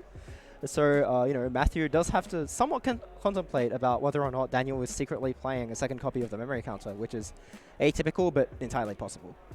I think it's interesting that we're going for the Nanashi here for the mill, and then into a Merlin. All right, so that's the level 3 Merlin, I believe? Yes, so this is the early play we mentioned earlier where you can either salvage one or heal to stock by discarding a card, or you can bounce one of your opponent's characters. I wonder what the play is going to be here. Maybe heal to stock to go down to 3-0. I believe he had enough cards. Oh, did he have enough cards in hand in order to resolve both Escanors and do a heal to stock? No, it looks like a bounce. Yep, looks like a bounce. So that removed the level 3 Nino that isn't the combo, which means that now Escanor, I believe, is 11k with combo. So that's enough to fight both of the level 3 Ninos in the front row. So I guess it sets it up. So even if Matthew isn't able to end the game this turn, he can still fight over the opposing board and decreases odds of just straight up losing to combo again. That being said, it's a bit of a shame that he's oh, looks like he is able to oh yeah, sorry. Nino's only 8-5 power on defense. On defense, sorry. Yeah. Sorry, the one in the middle is 10-5 due to the 2k assist, but he doesn't need to worry about the power on the last lane, so he can just put the Merlin there, and he can capitalize on the +1 from the direct attack on one of his Escanors. Yeah. The really important attack here is going to be this Merlin. Yeah. Whether or not this sticks is a huge... Oh, okay. We would have liked to see that on the Escanor, but if 5 sticks, right? Oh my god. Oh! That's a yikes. That's a bit of a shocker for Daniel. That is exactly what Escanor players want to see, because the Escanor doesn't have nearly as much of a problem sticking damage as it's just going to be, a bunch of ones. Yeah. It has a very high bottom line, but it doesn't increase the reach because you're not actually doing more damage. You're just making it more likely that each of your damage is going to stick. So this is really like the ideal scenario for an Escanor combo. That's another +1 soul, so that's a very comfortable 5. 2, 3. It's starting to look like... Oh my gosh. So we're going to need to see Daniel triple canceling off the top here. 3 in a row. Maybe 4 in a row. 3 in a row. 3. And unfortunately, it's a no. That's going to be a win for Matthew with 7 Deadly Sins, playing that Elizabeth and Meliodas and Escanor build. Obviously, we didn't get to see the Meliodas combo, but the Elizabeth definitely putting in work all throughout the game. I think he played the Climax combo for Elizabeth 3 times? At least 3 times, I believe. He did single combo into double combo, and then double combo, I think, 2 turns after that.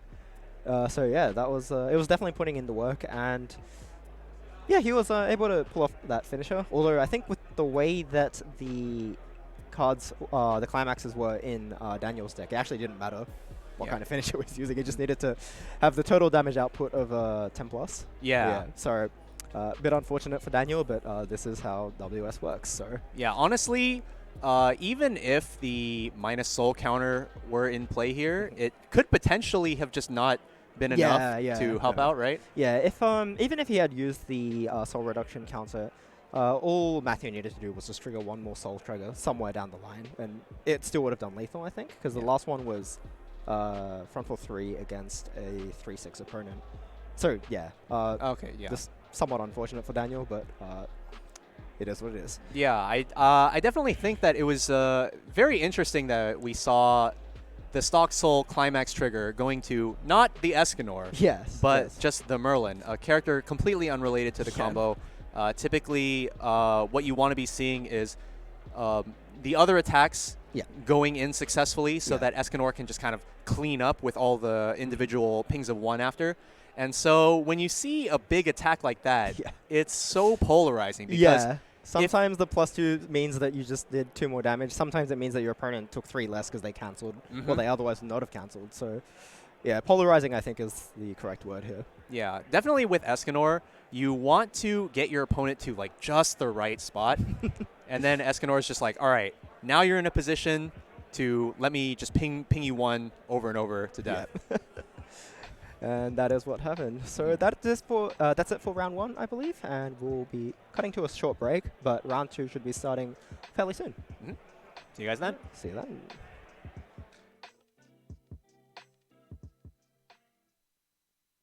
Weiß Schwarz.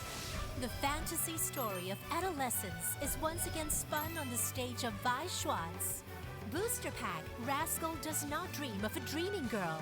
Now on sale. Bushiroad. Weiß Schwarz. A romantic battle of the brains unfolds again on the stage of Weiß Schwarz. Booster Pack Kaguya-sama Love is War. Coming soon. Bushiroad. Weiß Schwarz. Rampage along with the dragons as Miss Kobayashi's Dragon Maid appears on the stage of Weiß Schwarz. Miss Kobayashi's Dragon Maid Trial Deck Plus and Booster Pack now on sale. Bushiroad. Weiß Schwarz. One spring day, come face to face with Weiß Schwarz on how to raise a boring girlfriend. Saikano, how to raise a boring girlfriend. Now on sale. Bushiroad. Weiß Schwarz. Battles against new sinister threats loom on the stage of Weiß Schwarz. The 7 Deadly Sins, Revival of the Commandments, joins the English Edition original lineup. Booster Pack, now on sale. Bushiroad.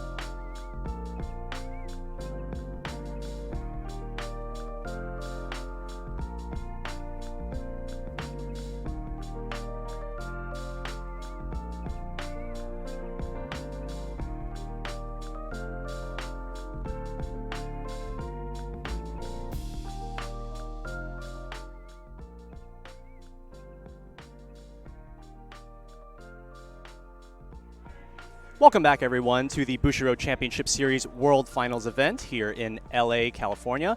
And we're going to be getting into round 2 shortly, but first, we also have to go into that Cardfight Vanguard Dear Days design contest. You can design your own sleeves that could potentially make their way into the game and be distributed to all players. And this is still an ongoing endeavor until February 26th. So you have a little bit less than a month to go.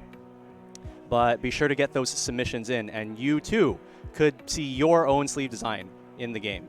So we're getting right into our round 2 match. We do have both of our players all ready to go, and we do also have both of their sets identified. We have on the left, we have Martijn playing Mushoku Tensei 8 Standby, and he is elected to go with the Rudy rest counter choice. Yep. And then on the right, we have Elio, who is playing 7 Deadly Sins. It's going to be a very similar build to the one that we just saw with the 4-2-2, sorry, climax line with the Escanor top end. So we're going to see how 7 Deadly Sins goes up against a completely different 8 standby deck. Yep, and looks like Martijn is going first. He's discarded a climax plus a level 0 Regia. Probably just the Regia, so if he does trigger a climax, he doesn't completely waste it. And Elio, I believe I saw discarding 1 card, or was it 2? Just the one, just the Gil one, Thunder. yep. So Martijn here with the best opener for Mushoku Tensei in the 3500 Rudy Center Runner, getting to 3500 power if you have 5 or more hand. But looking at the rest of his hand, not quite what you necessarily want to see. Yeah, it's pretty atypical for Mushoku to discard a standby, even if it's not the level 1 combo in Mulligan. So I think the fact that he discarded Mulligan might telegram a little bit to Elio over here, but let's see if he's able to respond to that. Looks like that's 2 of the one each of the level 0 Escanors. So one is the non-foil version of the stock bomb that we saw earlier, and one is the discard cost for the level 3 combo. Pretty sure Martijn is going to opt not to move to the middle here because it just means that he loses his character, which he doesn't really need to do. And yeah, so one notable difference between Elio's 7 Deadly Sins deck and the one that we saw previously is that Elio runs the Meliodas Clean Cuts, whereas the previous build ran the Gil Thunder Chasers. And so I think that the Clean Cut is a very nice complement to the level 0 Elaine Brainstorm, as it allows you to utilize it as an early attacker and then also move it to the back row. Now, in this particular instance with the Rudy Center Runner, playing the Clean Cut probably not the best course of action as it can run away. Yeah. So Martijn just took the 2 swings and can hit go up to level 1 here. Problem is, I don't think he has a... yeah, there's no red cards in his clock. And I think his hand only has... I think there might be an Eris. Ooh. Alright. Okay, so he's foregoing playing red this time. But if he's able to draw into a Rejet, he could clock a red card from his... Okay, I didn't draw into a Rejet here, unfortunately. Yeah, if he was a bit more fortunate and able to get red there. Oh, no, okay, he does have red. Alright, he's set up then. So he does have an Eris in his hand. He can immediately use combo and set up his level 2. Oh, he can also use the level 0 Lilia, which gives the ability to stock kick an opponent of one opposing character that one of your other characters reverses. So using that, he can reverse the level 0 Escanor that can pay 1 and clock 1 when it sends to the waiting room to deactivate its ability. And it might actually keep Elio on level 0, which means that Martijn will be able to gain a lot more value over through his standbys and his board just surviving. And despite his unfortunate hand, this scenario might actually turn that hand into an advantage.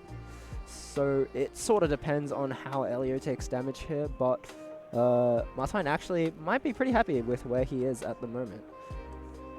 Yeah, so one thing I definitely think that we need to take a look at here is being careful about the Rudy. Yeah, okay, so the Rudy was originally across from that Escanor, but if Martijn played that Climax, he would go down to 4 cards in hand and Rudy would lose his 2k power, but switching it right back so that the Rudy Jared is on that top and can handle the Escanor. Best play it safe, and there it is. There's the Climax combo. So he's got a mill 2. That's at least one level 3 card, so it means that Martine can salvage any character in his waiting room. Looks like he's going for a counter. So that is what's commonly referred to as a leafer counter. So when you use it, you reveal the top card of your deck. If it is a character, you add it to your hand, then discard one. It's a 2k counter, which costs 1, but it has the nice additional effect. So it looks like he'll be protecting his level 1, whilst increasing his odds of cancelling. Maybe even discarding a climax if he so desires. And Martin fronts first with Richard, so that's a good play. If he directs first, he loses the option of attacking twice and passing, which is not very good for the plan where he wants Elio to stay at level 0. Looks like a cancel there, so safe attack from Martine.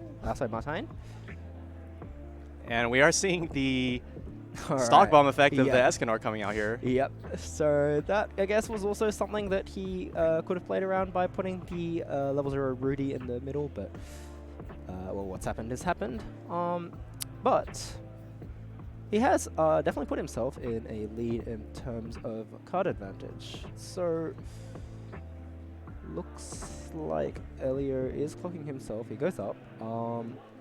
From memory, I think Elio's deck is only able to clock himself with abilities with the level 0 Escanor. So if he really wants to level up here, he could, but it would come at a possible disadvantage.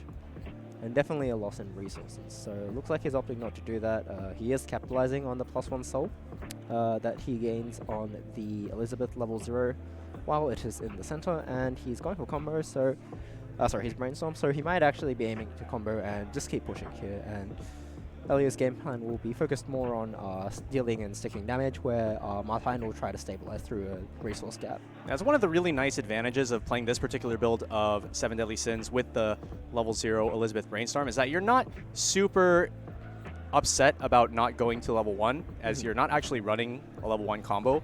That is typically a tactic that you will see in a lot of more normal decks, is that like if they don't get to level 1 and they can't use their combo, sometimes they get stuck in a pretty awkward spot. But because Elio does have these 2 copies of the Brainstorm and the Climax, he can just readily charge in. Yep. And looks like that ratio is getting answered, and I believe even if he moves the Rudius to the middle, the level 0 Elizabeth in the middle is big enough to fight it. So yeah, looks like Elio is cleanly answering the board. He milled a level 3, so he's already setting up for his Escanor. He's got both sides of the combo in terms of characters. Yeah, I think it's pretty interesting, just now that I'm noticing this, that Martine leveled a Ruijerd. I didn't get a good look at the rest of the contents of his clock, other than the fact that there was no red. Yeah. But I don't believe Martine runs any green characters in his deck that are level 1 or higher, other than the counter. Yeah, which you probably don't want to be playing from hand, hey? Yeah. So, yeah, I thought maybe you want to put in blue, but seeing as he does play a few level 1 or higher blue cards. But seems not to be the case, and he's just tucked away the region. Alright, so taking that damage here, not ideal, but not the end of the world either, I would say. Yeah, the real problem is going to be this center slot Elizabeth, although she does get cancelled. Yeah. While she is in the front row center slot, she does get +1 soul, but we are going to see that attack for 3 getting cancelled. Wait, did he have... Oh, sorry. When you combo, your hand goes back up because you... Oh, yeah, that's right. Of course, yeah. So it looks like the Rudius does survive, so he is up in card advantage. But, yeah, 6 cards in clock is a bit unfortunate here, because it means that Martine can't use the level 1 Ghislaine's Accelerate ability to go through his deck and refresh at level 1, because Accelerating puts a card into clock and therefore puts him up to level 2. At the same time, though, running a standby deck, leveling up does have its inherent advantages, being able to standby out those higher level characters. I don't know if you necessarily wanted to start doing it this early in the game, but it is definitely an option. Yeah. Looks like there's a bit of wandering going on. So the fact that Martine had to bring out a level 1 last turn as opposed to a level 2, as he was unable to send any to the waiting room in time, does mean that he still has a bit more to catch up on in terms of establishing a board. But once he is able to do that, with enough resources, he can really make the Escanor turn weaker at the end, because he can use the 2-1 Justice Howard Rudius counter to stop one attack entirely. So it forces Elio to adapt it there. So I think Martine just needs to find a way to establish some board control, build resources, and ideally not be too uncompressed. Yeah, typically what you would like to be doing on Mushoku Tensei is utilizing the big power of the 1-1 Eris. Typically in a lot of these standby decks, you will see the level 1 game plan either feature a level 1 combo or some sort of really big beater. And the Eris is able to fulfill the role of both, being a 1-1-7-5 that also has Climax combo that makes her a very strong card. Now, in Martine's build, since he has elected to go with the rest counter on the restriction list, does not have access to the 2-2 Ghislaine that is a very prominent card as well within the 8 standby list, being able to buff up those Erises even further to 8,500 power while also being a very serviceable attacker herself. Instead, he has elected to go into the rest counter and then is instead playing the 2-2 Eris, which is just a very normal 2-2 10k hand encore. So not the most exciting profile. It gets the job done in terms of being a big attacker in her own right, but unfortunately does not allow you to buff up your 1-1 Erises in the same way that the Ghislaine would. That being said, though, at least for this matchup, I believe 7-5 and 8-5 aren't a huge difference at level 1, because Elio's deck's level 1 lineup, I believe, is just 4 cards which can hit 6-5 on offense. And because the Climax combo for everything else is not a global 1k1 soul power, I think it caps at 6-5, so there's no real difference between 7-5 and 8-5 there, and the 1k power difference might start kicking in a little bit later in the game. However, neither of those cards are currently online, so we might not need to worry about that for now. So with 6 cards in hand, we do have the option to swap the the Rudy that is currently against the stock bomb with with something else, like perhaps positioning it against the Elizabeth. However, the next best card that you would want to reverse something is the Ghislaine, right? But if he uses the Accelerate ability, then she wants to get a reverse of her own. And so only one card out of the 2 can contest the Elizabeth. And something is probably going to get stock bombed here by the Escanor. So there is a 1 level gap here, and Martine is not able to put any extra soul on the board as far as I can see, so he also needs to catch up back on that. So that's another round of the level 1 combo Climax, but he doesn't have the character this time, so looks like he's just going to be putting a 2,000 power assist on the back and making his front row a little bit stronger here. So front with the character that's guaranteed to get answered, so if he does trigger a standby again, he can replace the card that gets removed. Cancelled by Elio there, plus a sent to stock ability going off. Yeah, from both sides. On both sides, yep. So one thing that I think that we haven't really touched up on yet in the Mushoku deck is the level 0 Roxy Brainstormer. She's just not made her way onto the field just yet. No, not yet.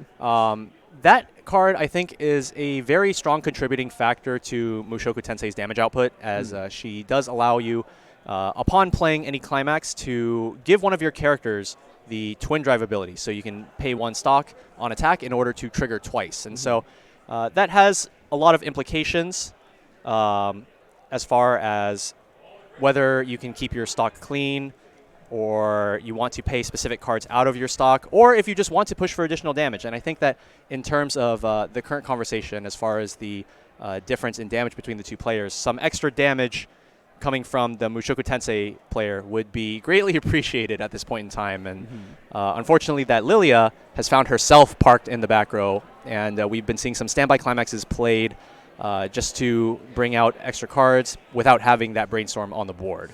Yeah. So the damage difference has closed up a bit, but not by much. I think Elio probably just wants to stay at this damage difference here and keep pushing. Gets 1 top check off the ban, and I think he leaves it there. Plays 2 copies of the new level 1 Meliodas, which gains 2 abilities if you have another copy on the board. So the first one is that it gains 500 per other character, and the second one is when he attacks, you can top check up to 2 and keep 1, bin the rest. So it also does have an ability where you can discard a card on play to search a copy from the deck and play it straight onto the stage, but looks like this time he just had 2 in the hand, so decided to go with that instead. And that's a double combo to salvage Climax Swap. Goes for the top check 2. And triggers level 0 Elaine. Looks like he doesn't feel like he needs to push his damage output up. Cancel there, so it turns out to not matter. Front attack for 2. And neither have triggers, but that's a front for 2. Yeah, this is a very interesting card to be playing in this particular build because of the level 2 combo. So the level 2 option in this deck is the Meliodas, which requires a full board of characters in order to early play.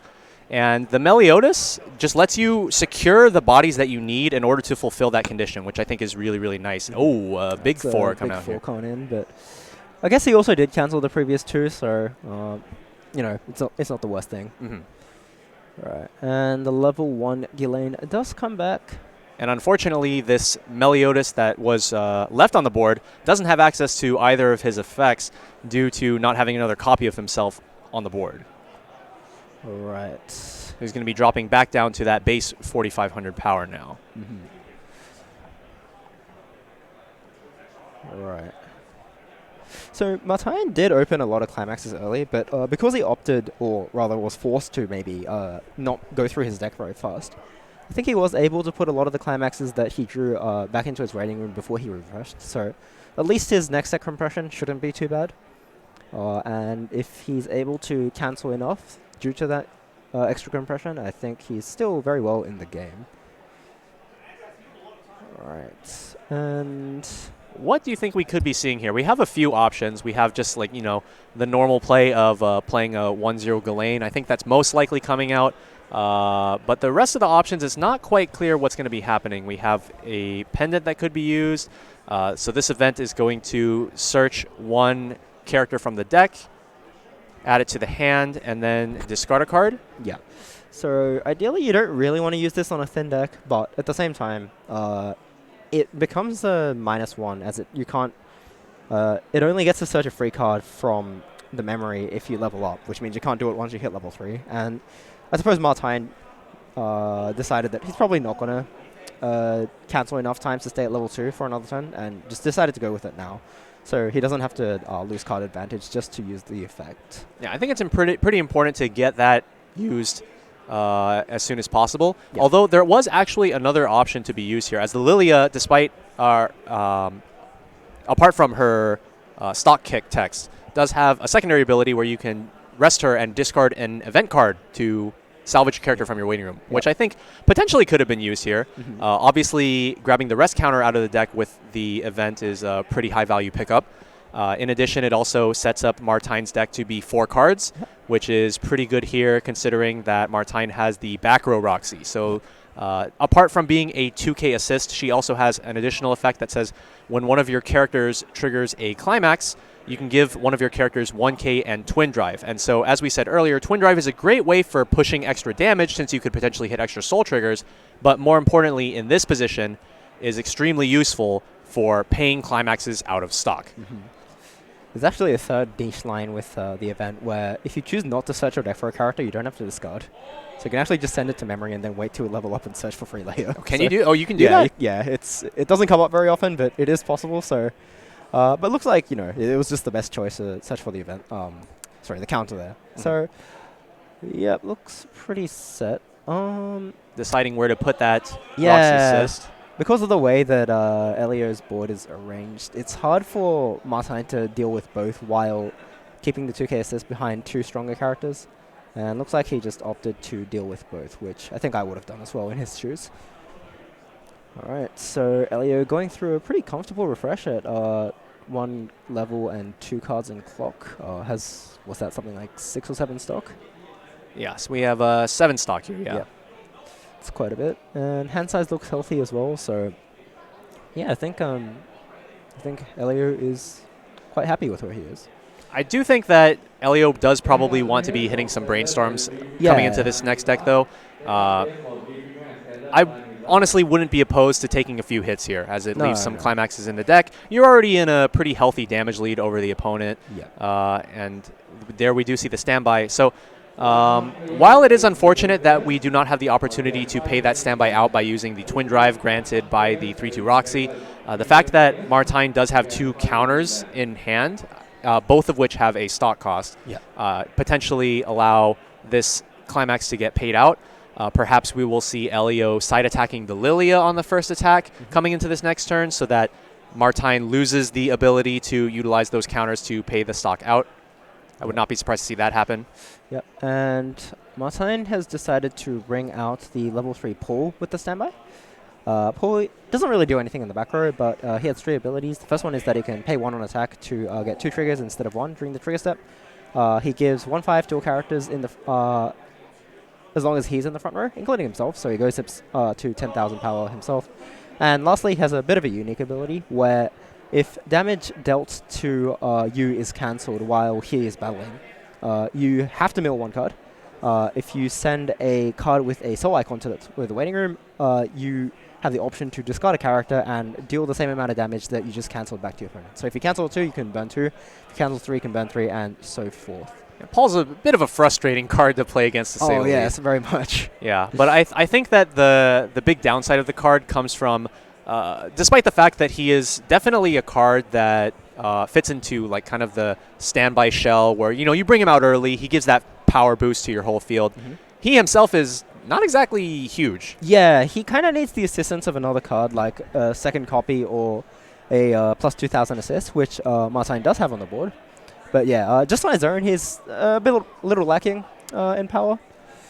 But the fact that his ability goes off when you cancel does kind of just coincide with what Martine needs to do this game anyway. So if Martine can cancel this game, I think Paul will get him back in the game. And if he doesn't cancel, well, I don't think any other card would have helped him anyway. So good place to be in. Looks like... Okay, so we just saw 2 climaxes milled off the top there from those 2 Elizabeth combos. Yeah, that was probably more than Elio would have liked. And we did not see the side attack. Instead, we are going to see a refresh with 8 here from Mushoku, being able to use that counter to not only get the climax out, but also clear that last card of the deck that would have otherwise been half of a guaranteed hit. Yeah, so that was a very neat counter there. So he definitely compressed his deck better by doing that. He protected his character. I think it was actually just overall exactly what he wanted. Yeah, it got literally everything done that he possibly could have wanted. On Elio's side, apart from the 2 copies of the Lost Vein Meliodas that we are seeing back on the board, we do have a copy of the 2-1 Meliodas that unfortunately is just a big body. I mean, I think for this turn, yeah. Yeah. It unfortunately doesn't even get over the level 1 that is contesting, which I think is mildly concerning. Yeah. So Martine just lost the climax to refresh penalty over there, but but he was also able to triple cancel there. I'm not sure how he feels about that. I mean, it's better than eating everything, I suppose, but Mushoku does not have early player heals in the typical list. I don't believe Martine is playing any of those, so that card is going to be stuck there until he levels up. On top of that, cancelling now means he's less likely to cancel with, with Paul. Which, alright. So that's not something we see every day. Yeah, it is something that you do have to do though, and I think, that 2-stock investment makes his board stronger. It's hard. It's going to give him more direct attacks. He gets 1 more soul on the board.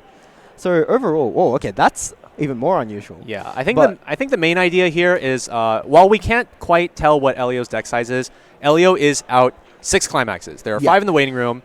There is 1 in stock, and what I think Martine might have sussed out by now is that Elio has been holding a choice climax in his hand. Yeah. So with that all being said, with Elio only with having 1 climax left in his deck, Martine is going to take this opportunity just to try to push as much damage as he possibly can into this extremely poor deck state. Yeah. he just put 2 extra soul on the board. So it means that he's like by paying 4 stock, he guaranteed at least 1 extra damage to stick, as there's only 1 left in the deck. And if that one goes through, it's pretty big. Well, we're going to see some big hits coming in here. We see a 4 off the Heiress, and we still have 5 left to go. We could be seeing somewhat of a repeat of the last game. All right, so cancel on the bottom. I'm not sure if that's good or bad for Elio. It's a bit hard to say, but in any case, Martin has played pretty conservatively in terms of resources in the early game, which means that even though he's paid 4 stock this turn, he's set up for the Just a Child Rudius counter. He has 3 characters, which are kind of difficult to side attack. He has enough stock, and even if his board is answered, he can hand encore 2 of them. So, yeah, that 4 stock play is pretty good by Martin. He's really played to his outs, I would say. Yes, let's go ahead and just quickly talk about this Rudius. So, rest counter, definitely one of the prime defensive options amongst decks in Weiß Schwarz, being able to not only deny one of your opponent's characters from dealing damage to you, but also it denies the stock from that attack as well, making it a very, very powerful profile. That being said, Elio is not really on a shortage of stock, but losing an attack in a deck like this could definitely be a pretty big issue. And so as a countermeasure to that, in Elio's deck, we do have 3 copies of this level 3 Gil Thunder. So let's go ahead and I'll go ahead and pull that up real quick for us. So the level 3 Gil Thunder, it's a card that we talked about previously, where he has the on-play effect to top check 3 cards from your deck and rearrange them in the order of your choosing. But it also has the all-important bounce. And obviously, if there's no character on your board, you don't get a counter step. So it's a fantastic way to neutralize your opponent's defensive options in these kinds of situations. That being said, Elio has currently 6 stock, I believe. So if he uses any more stock to search his endgame pieces right here, which, if he has to use any stock to deal with endgame pieces, he won't be able to go double combo. It looks like instead of Gil Thunder, he's gone with the early play Merlin, which also is able to return a character to the hand, but unfortunately is not able to rearrange the top 3, so he will be going in blind on what he triggers with his Escanor combo. What was the effect that was ended up getting chosen here off the Merlin, actually? Looks like he didn't go for the... Okay, so I think he would have chosen the salvage there? That's a pretty spicy top 3, though, off this Gil Thunder. Yeah, that certainly was.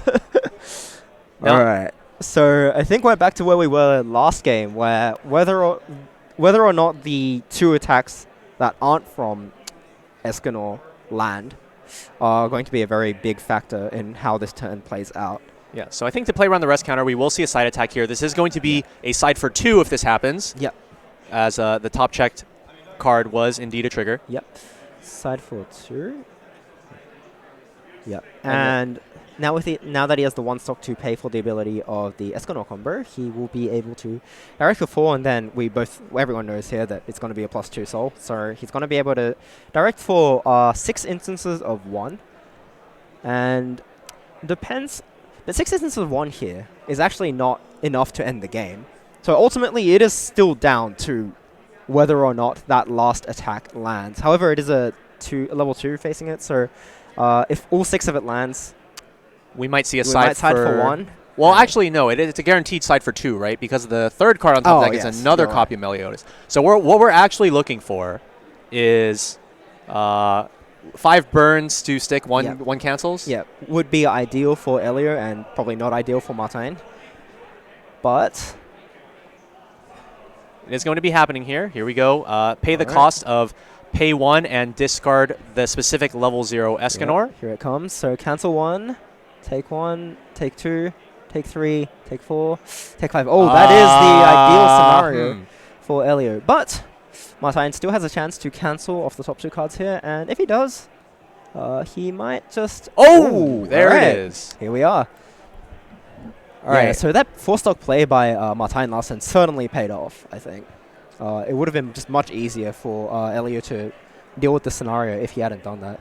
And because Martin brought out his level 3 Ghislaine last turn, and he didn't have to use the rest counter, it might mean that he can double possibly triple combo. I'm not too sure how many stock that is, but if I'm looking at that right, and if that's 8 stock, he'll be able to triple. If it's 7 stock, he'll be able to double. It is 7 stock. All right, so it looks like he's going to be able to do double combo, plus maybe one instance of damage off something else. Even if he doesn't have combo, you can still play the 1 copy of level 3 Roxy. It's usually referred to as TD Roxy in my circles, but I believe he's playing the Judge version there, so it's technically not a TD Roxy.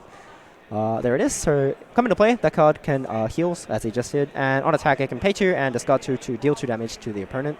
So it's the same amount of stock as the level 3 Ghislaine combo, but requires 2 hand and doesn't require combo instead, so that's a bit more flexibility to your deck, and looks like... I think there's a consideration to play another Ghislaine. The reason here to play the next copy of Ghislaine would be obviously to get another heal. Yeah. It doesn't reduce your offensive output in any way because you were already only representing 2 instances of burns with the amount of cards that are on the board versus the amount of stock you have. So I definitely think that playing the Ghislaine here is a potentially good option.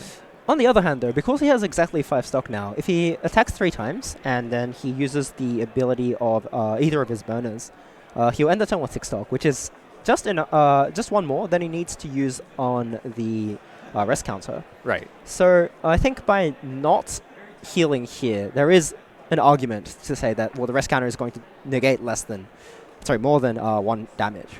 So that also pays off, but we'll see how that goes. So he brainstorms here, hits 1. Alright, so if he salvages the Ghislaine here, I guess that means he has combo?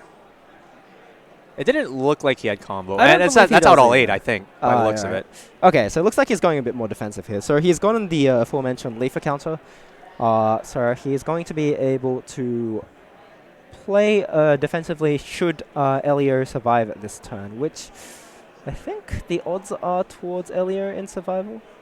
So which do you think is actually better here? Going for another heal or saving for the rest counter? As obviously in Elio's deck there are a lot of options to bounce. Even though 2 of them are on the board, there are a couple more. Or I think there's 1 more Gil Thunder left in the deck, as I believe one of them is in the level zone. I think just purely based on the amount of stock that Elio has left, I would probably go for this line. He has to either just have the bounce in hand / draw it. He can't use stock to access it if he wants to play it. So I think this line is probably a bit safer in terms of It also lets you leave the option of burning or not towards the end. So if you incidentally are able to stick a lot of damage there, you can go for the burn. If you were a Martine, but looks like he doesn't need to go for the burn this turn yet. And so with 6 stock right now going into this last attack, we do have the option to go for that Roxy burn and still have enough stock and hand for the rest counter on the turn coming up. At the same time, though, because of those first 2 cancels, the kill potential is completely lost. And yep. Oh, and he lost the climax there. That's pretty rough. Ooh, all right. But yep, looks like he is going for the burn. Well, Martine does need to survive this turn regardless, but I think it's best to just go for the option that gives him more chances of winning on the next turn. And in this case, that is just the burn here. So, oh, discards the rest count. The also okay.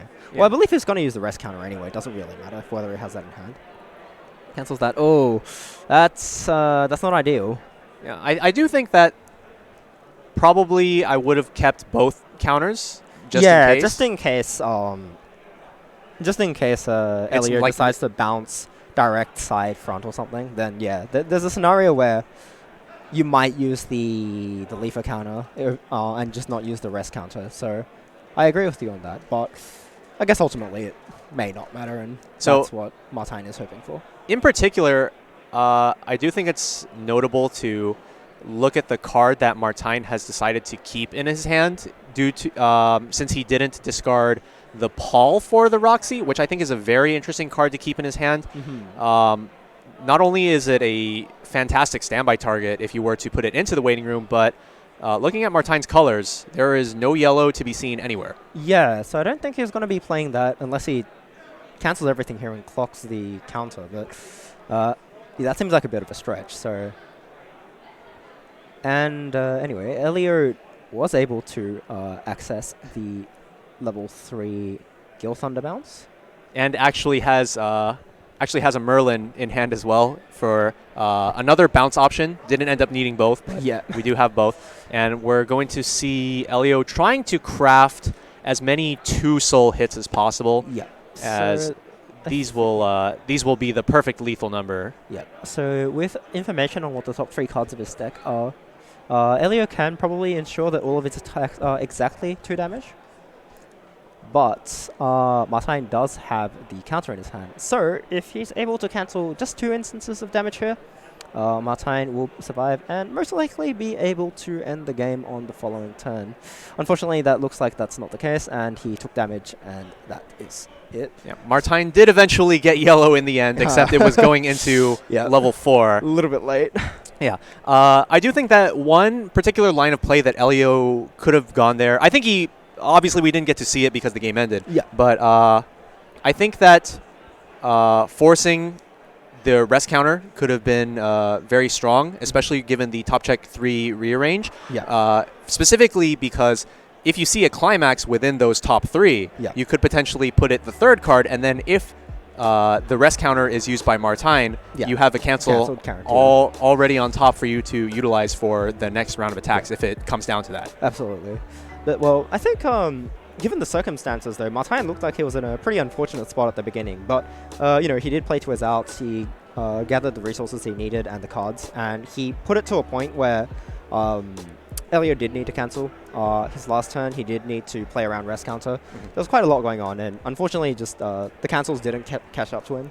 But he was in a position where he was ready to win with the right situation. So, yeah, I think they both played that quite well. Yeah, I do think that one slight misstep that was made in the early game was the 1/1 Eris attacking into the level 0. Yes. If I remember correctly, the level 0 was put into the waiting room as a result of canceling that exact attack. Yes. So this scenario could have been avoided in a few ways, maybe attacking with the Eris first, or just putting a level 0 across from it, maybe to allow that other level 0 to absorb the blow instead. And it just kind of sort of got into the worst possible situation. Most people typically look at that Escanor level 0 and they think to themselves, oh, they're going to use it as a tool to crash into my cards proactively.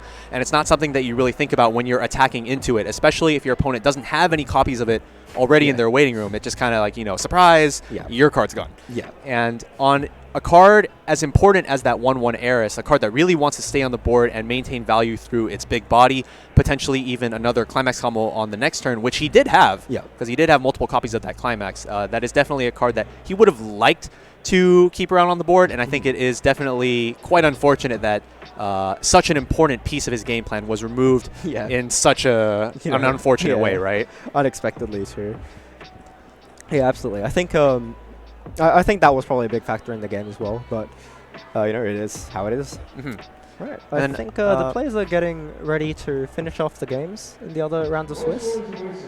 So I think we're about set to head to a break, and then we'll be back to you guys for round 3. So see you guys then. See ya.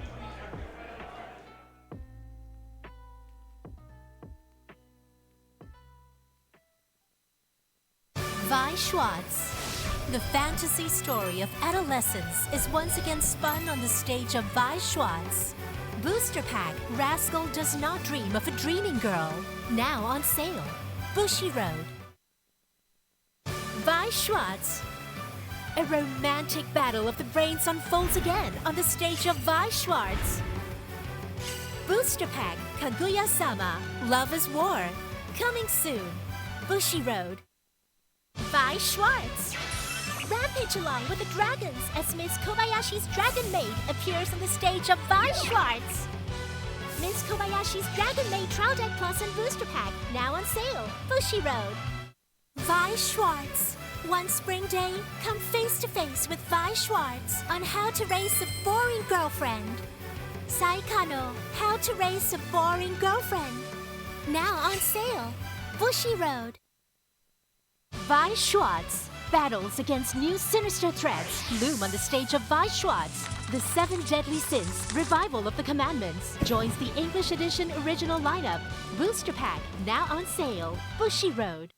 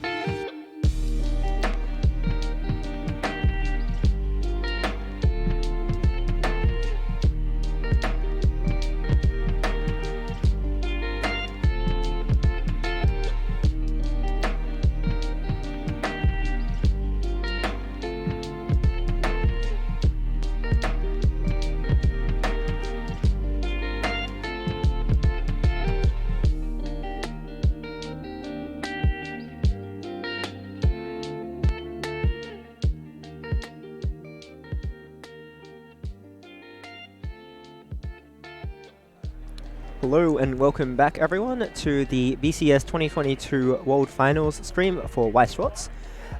So we're going to be starting round 3 just in a bit, but before that we have a reminder.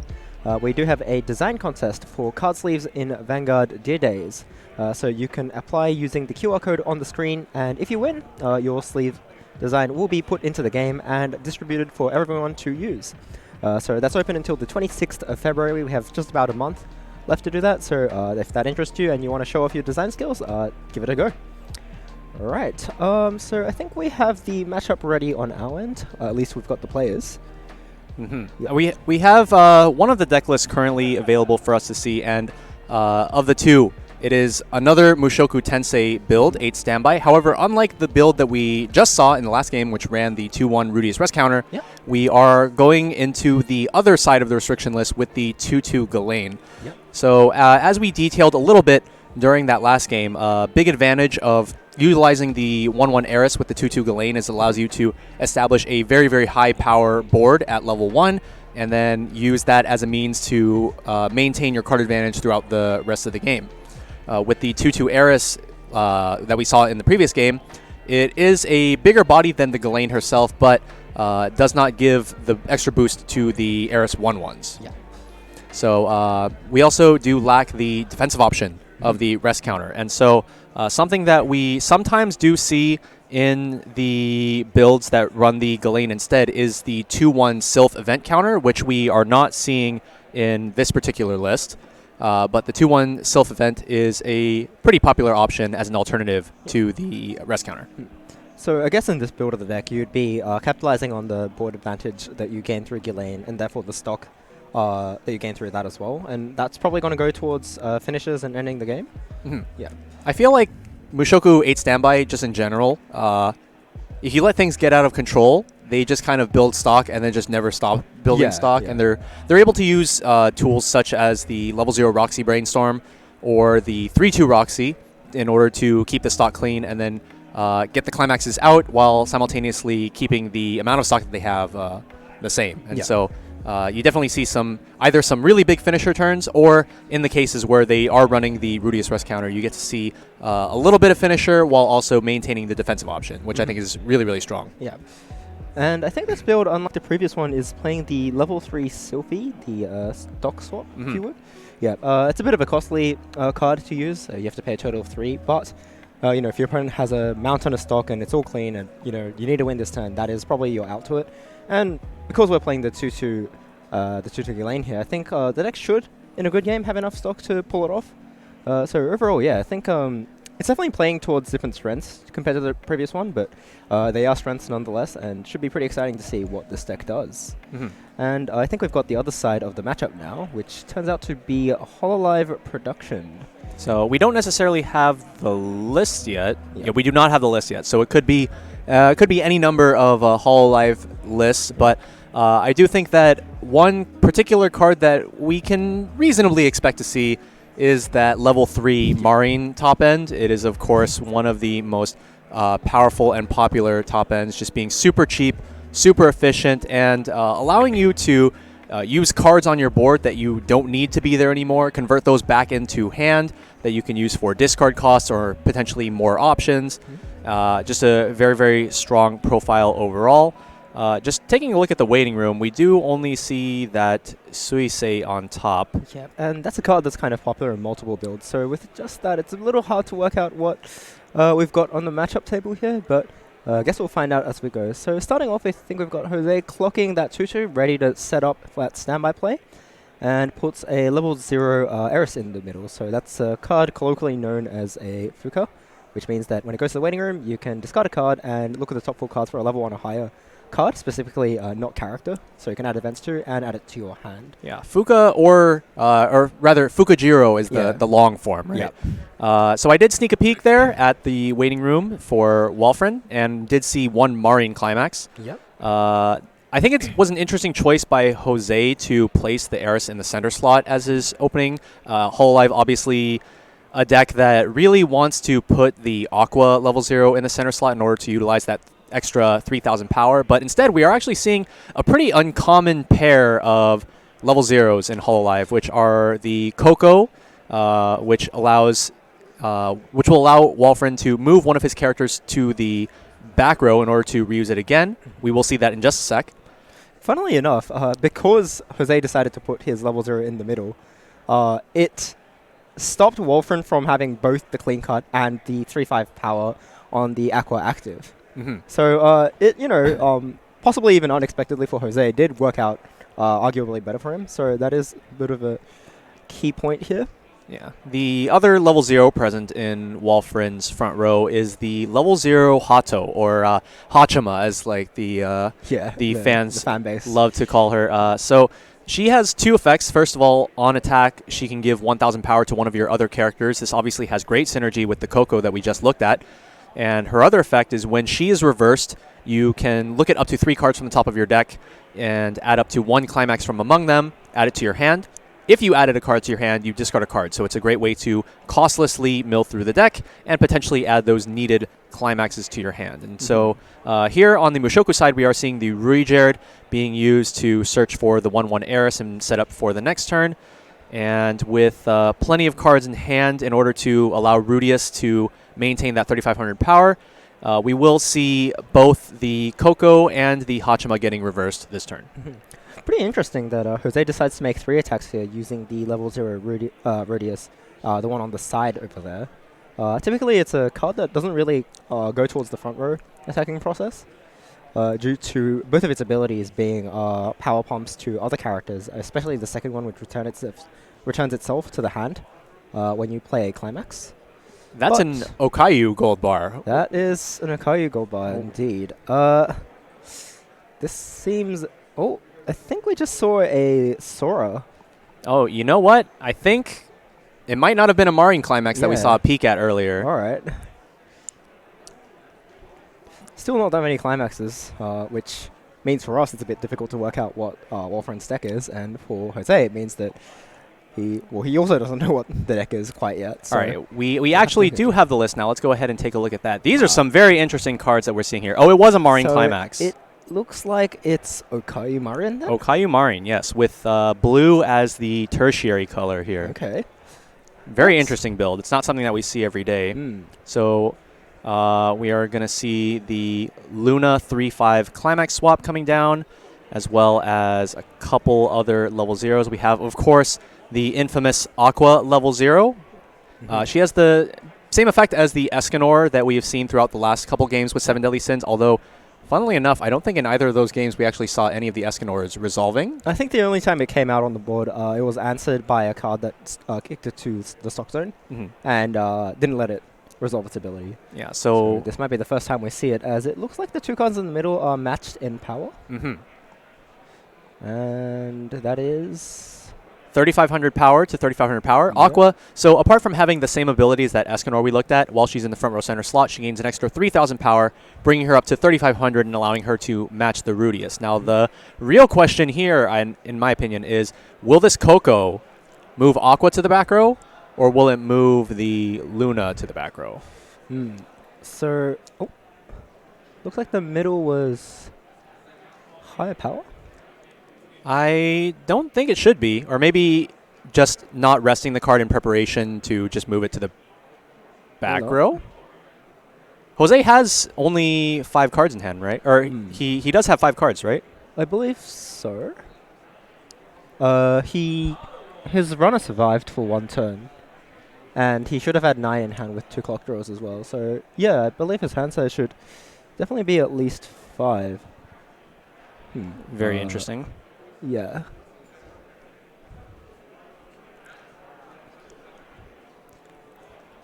Yeah, the Sora Brainstorm doesn't have any assistance in helping the Aqua to get higher power, so that Aqua should have gone to Waiting Room. Yeah, I believe that should be a match in power. All right, we'll be seeing a couple copies of Heiress.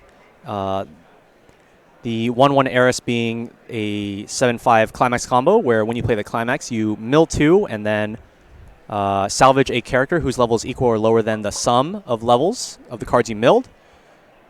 And then we're also going to see the transition into the 1/0 pendant event. So this can only be played while you have a Roxy on stage. and then allows you to search your deck for any character and then discard a card. So it's a -1, but eventually, while the pendant is in memory, when you level up, you can send the pendant back to your waiting room, and it allows you to search your deck for another character. So it results in a 2-for-2, albeit slightly delayed.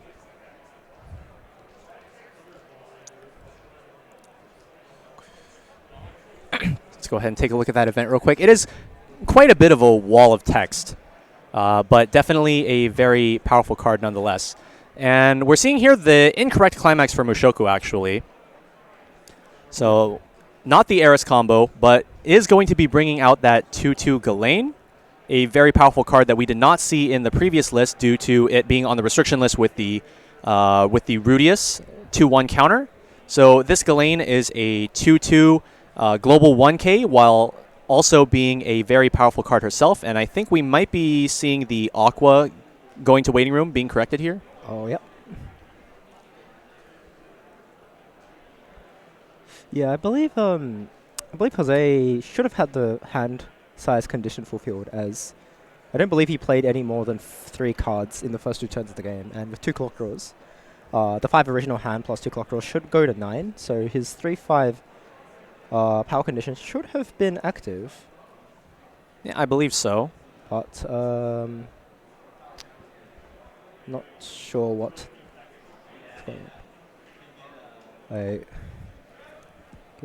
I think this Aqua will just be making a delayed trip to the waiting room.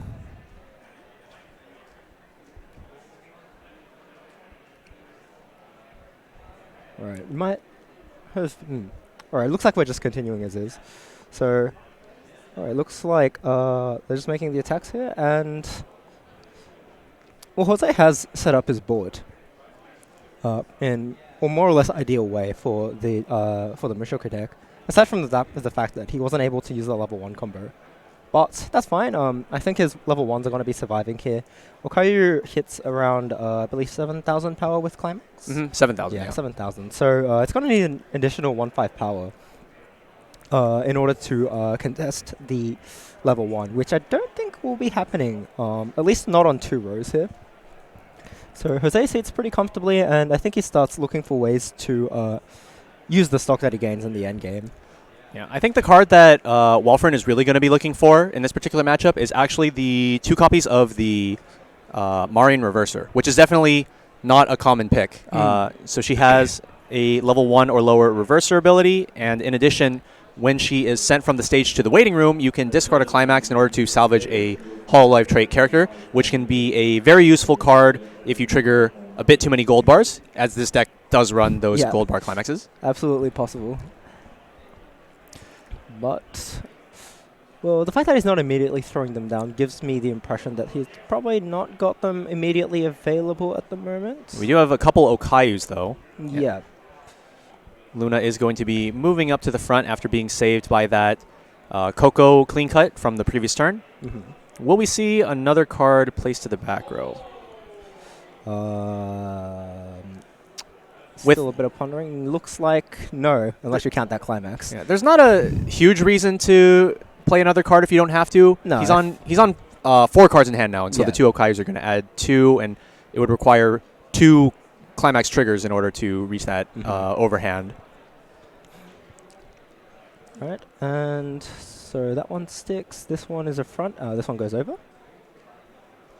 Yeah, another thing that I think is really nice about the Marine level 1 in this particular list is because you're running the Okayu combo. So her Climax combo with the gold bar allows you to look at up to 3 cards on the top of your deck, choose one of them to add to your hand, and then send the remaining cards to the waiting room.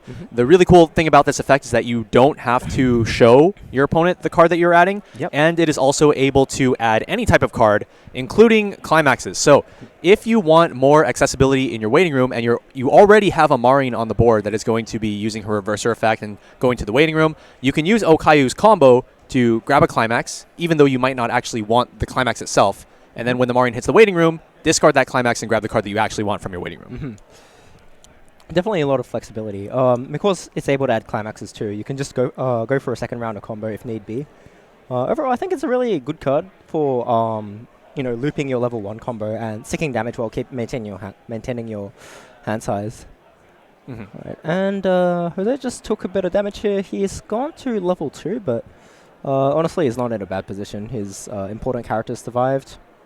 He has enough hand from what I can work out, and he refreshed with a decent number of climaxes. So, with plenty of control of the board, this is basically exactly what Mushoku Tensei wants. Despite taking all this damage, going to level 2 unlocks an entire additional level of standby targets. You can bring out those powerful level 3 characters now. And in addition, because your board has been preserved, you don't really need to be clocking anymore. No, you don't. You can just kind of go into cruise control with these 1/1s and this 2/2 Ghislaine, and then just use those to hold down the fort and accumulate additional stock and hand while your board just repeatedly, turn after turn, is not getting answered. I think on the other hand, Warframe's also got quite a bit of stock there, and because his deck is playing the early play Noel, he can use that stock to start answering his bigger characters. Especially, I think he's refreshing just now, so with the way that his damage goes, unless he cancels a lot before he hits level 2, I think he can pretty comfortably deploy those Noels and fight the board back. Yeah, so the Noelle level 3 being an early play if you have 2 or fewer climaxes in your waiting room, and then she has an ability where when she's placed on stage from hand, until the end of the opponent's next turn, after she's been placed, she gains an additional 4,500 power, and then during her battle, neither player can play character counters from their hand. That just allows her to beat over something uncontested while simultaneously having some really huge power, which is exactly what you might want against a board-based deck, such as a standby deck like Mushoku. So it looks like Jose just used the level 0 Roxy and then looked at the top card and bottom card of Wolfram's deck. Then he's using the level 1 event that he has the condition for, as he's got 2 Roxy's on the board. He looks like it's shortcutting, so he's adding the 2/2 to Ghislaine to hand and then immediately setting to the waiting room. Setting up the waiting room, compressing the deck a little bit, and he'll get a free search when he levels up to level 3. Alright, here we are. So, looking back at Walfrin's list, I do want to point out one card that I find particularly interesting, which is the Tokino Sora Brainstorm. So, Sora has a secondary effect where when your other character with Gen 0 trait is sent from stage to waiting room, you can pay 1 and sacrifice the Sora in order to bring back that character, and then give it 3,000 power until the end of the opponent's next turn. But actually looking at... Oh, that is not the right card. There we go. That is also still not the right card. Can we... Okay, sir. Right. Surely this next time it will be the right card. So... Well, some technical issues, but let's just talk about the card for now. Alright. Anyhow, turn's progressing. Looks like that's a standby trigger there, and he will be bringing out a card. Jose has hit level 2, which means he can bring out any character he wants. Looks like he's going to go with Paul here, so we talked about that card in the previous game, but in case you weren't watching, he has inbuilt Twin Drive, that is, he can pay 1 to check 2 triggers on his own attack. He gives 1/5 to all characters in the front row as long as he's in the front row. And when you damage cancel during his battle, you can discard a character upon sending a card with a soul icon to the waiting room from the top of your deck in order to return the same amount of damage that you just cancelled. So yeah, this is just more ways to build the board and reflect the... turn that board advantage into a win con. So... as long as your board's surviving, you get more compression. As long as your board survives, your pull survives, and you can keep. As long as you've cancelled on pull, you can keep doing more and more damage. So, it is something your opponent has to deal with in this sort of scenario, and I think Wolfram probably knows that. So, he should be getting ready to play his Atomic card. Anyhow, turn has passed back to Wolfram. Both of them have a decent amount of stock, but I think with the way that the game is going to progress, Jose should probably be on the upper hand in terms of stock over the next few turns. I think Wolfram's stock won't go up too much from here, whereas Jose's will. unless that is damage sticks very unexpectedly in one way. Anyhow, So we're seeing the other early play in the deck apart from the Noel. This is the Fubuki level 3. Yeah. Another 2 or less early play. Mhm.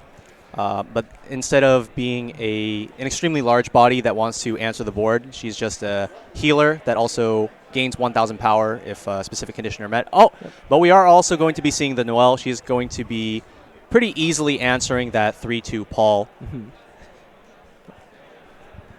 All right. So, yep, it looks like it's going to be a double answer here. So that Noel will fight over the Paul, unfortunately. Plus, what's that? Sorry, yeah, Fubuki will fight over the Eris. But because Jose has brought out the level 3 Ghislaine in the back row, I think he'll probably be able to just fill up his stage again and fight over the Noel. So, arguably, by playing out that Paul with a standby, Jose has actually kind of forced Wolfram to use stock here, which Wolfram probably doesn't mind too much, seeing as his finisher is Marine and doesn't require that much stock anyway. But you know, it's better if your opponent uses stock, because Wolfram did have to provide a 2-stock answer to a card that Jose paid 0 stock for. Alright, that looks like the damage stuck. Yep, the damage has stuck there. So, a little bit unfortunate for Jose. Jose does not have cards that can heal at level 2, nor does he have the rest counter, as he's opted to play the level 2 Ghislaine instead. So, yeah, any damage being cancelled is better, but not the end of the world. Can still make a comeback. But I think he's going to have to start looking at how he's going to end the game. Probably using the level 3 Ghislaine. Bit of a refresh going here. Yeah, and unfortunately, not being able to use that Paul to leverage any counter aggression. Usually, when you're in a very strong position, the Paul can be a pretty oppressive card, as it forces your opponent to go for more damage to try to catch up, but the Paul can potentially punish them for trying to go for that extra aggression by using his effect to deal damage back to your opponent. Yeah. But in this position, this is basically everything that you do not want to see happening with your Paul. Not only did the damage get taken during Paul's battle, but also he's just getting outright removed from the board. This is going to not only reduce your available aggression going into this late stage of the game, but it's also going to remove the power from the rest of your board and make it harder for Jose to come back against Wolfram's pretty large board. But we are going to see the 3-stock encore here. Yep. For Paul. Yeah, which is something he can absolutely afford, because that 3-stock is a 2-stock character plus 1 card in card advantage, so it's absolutely worth it. And Wolfram also has to probably use another 2-stock out to deal with that. So overall in resource advantage, it's definitely worth it. And it's going to shuffle around his cards a bit to fight his board. Yep. And obviously in terms of damage, Paul does have a damage-related ability. So overall, I think that's a solid play, and it's definitely going to help him as it goes. And that's 1 hit on the Brainstorm. I think the level 3 Ghislaine would be what he's looking for. Possibly Eris. But yeah, when you're playing this deck and you opt into the 2-2, as you can't use the accumulated resources, a defensive to pay off for your defensive cards, you probably want to get your combo just to be able to go double, possibly triple combo, and end the game convincingly. Looks like he did get that level 3 combo. So, bit of a shuffle around. I think, what's that? So I think the Eris is, yeah, it's not nearly big enough to fight that Noel. But because Noel only gains the 4,500 power for 1 turn cycle, it will reset back to the 9,500, I believe, base power that it has, which is lower than what will be remaining on Jose's board. And it kind of becomes a non-threat, so I think Jose is kind of just okay with giving the card back to Wolfram here. However, Wolfram is having some comfortable cancels. That's a chump for 1, and only the 1 sticks this turn. A bit tight. Definitely okay with taking only 1 damage from, yeah, Wolfram's probably that. quite happy for that. Especially the level 2 coming back. Sorry, the level 3 2-soul beta coming back. It's, as I said, it's not as effective as it was last time, but it is still nonetheless a card that is pushing more damage. So he probably doesn't mind that at all. All right, let's see if we can get the right card this time. Let's see if it likes me. All right, we got it this time. So the 3-2 Noel, just by being very large, not only allows you to contest a card on your opponent's board, but also allows you to maintain board defensively. And she also has an additional effect that sometimes can be used as like an off finisher. Yeah. Honestly, the Noel level 3 is not a super common card to see in the first place.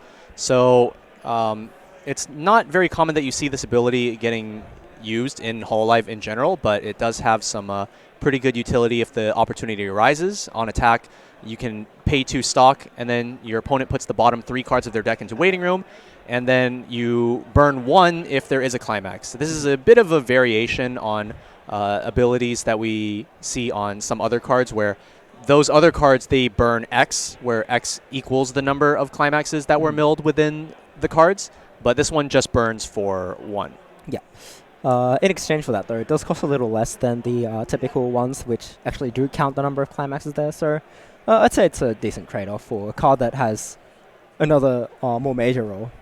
Anyhow, looks like Warframe is progressing his turn. Using the 2-1 event to grab 2 and then discard 1. Oh, that's right. Yeah, and then one of the cards that was grabbed off of this was a Flare level 0, which I believe is the drop search, or drop salvage rather, and then it also has on play pay 2 to bounce a character, so we are going to be seeing that here to just get rid of the ball. Yeah.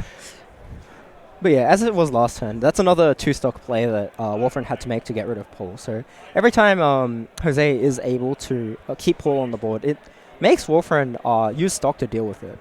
So overall, like, even though it doesn't look like it's putting in work, I think it's putting in work in kind of more unseen ways, let me say. So really, it's not a bad trade for him whatsoever. And as long as as long as Jose is able to put Warframe in range for his endgame, that is ultimately what matters. Yeah, I definitely think that playing against Hololive Marine builds from behind like this is definitely a very delicate process, though, because if you're already at 3, you kind of want to try to get into a sort of game plan that puts them at late 2 and then just tries to kill them without letting them get to 3, because the moment they get to 3, they're going to be fielding all of these extremely powerful Marines against you. Yeah. And that's just kind of asking for a hard time. Yeah, absolutely. The numbers that Marine hits, so 2 per burn and 3 per swing, is pretty close, in fact, to what Mushoku does on the other hand, though. So as long as Mushoku can get a trigger or a direct attack, the main swing will also be 3. So I think he's probably going to want to cancel a bit more after this. But he does have a similar reach, should he be able to combo. The number of climaxes in that deck is slightly worrying. 1 climax left. You know, this could be a Noel angle. Could be, yeah. We could see a if Walfrin decides to use that Noel effect into this deck. Should it hit that last climax, that's lights out, because it will be a burn 1 and the attack for 3. Yep. Well, on the other hand, if it misses, it probably means that the Noel lands. So we're not sure how that'll go. And it looks like he is paying the stock. No, not paying the stock. It is non-attack. Oh, sorry. I'm getting confused with the stock and deck there. Sorry. All right. So it looks like, fortunately for Jose, that's a cancel there. But his front row has been answered. He only has 6 stocks, so he can go double combo at best. Right. And he is on 3/3, so he will need to... he wants to heal 3, but can only heal twice if he wants to combo here. Yeah, and then we also run into a familiar problem from last game, having the Paul in your hand and and no yellow. Don't have any way of getting rid of that. So, all right, it does look like a solid turn for combo. Ooh, sorry, was that less stock than I thought it was? I think Jose might be out all 8. Yeah. Yes, I believe so. So, I'm gonna take a peek at those last 2 cards. I wonder what it is. I think I might have seen a climax on the top card of those 2. Although we only saw just a very slight sliver of that card. Well, guess we'll find out. But anyhow, I think it's going to be...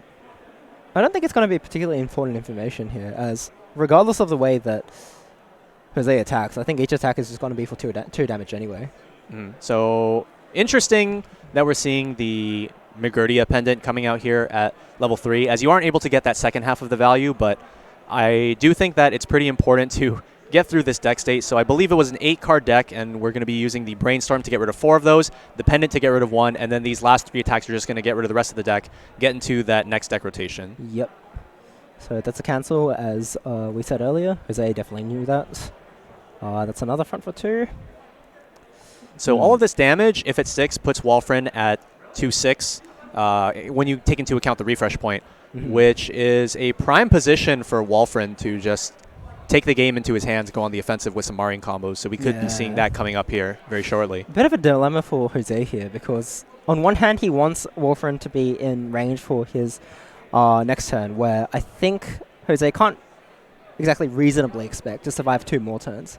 But if he does too much damage, Walfrin just drops his combo and tries to end the game for that. So quite tough in either scenario. Alright, so that's 2 and 5, which means that with any more damage sticking, Walfrin can hit that was 3. attack for 2, right? Yeah. For 2, yeah. Yeah. Oh. I was like, yeah, wait, sorry, did I? That doesn't compute.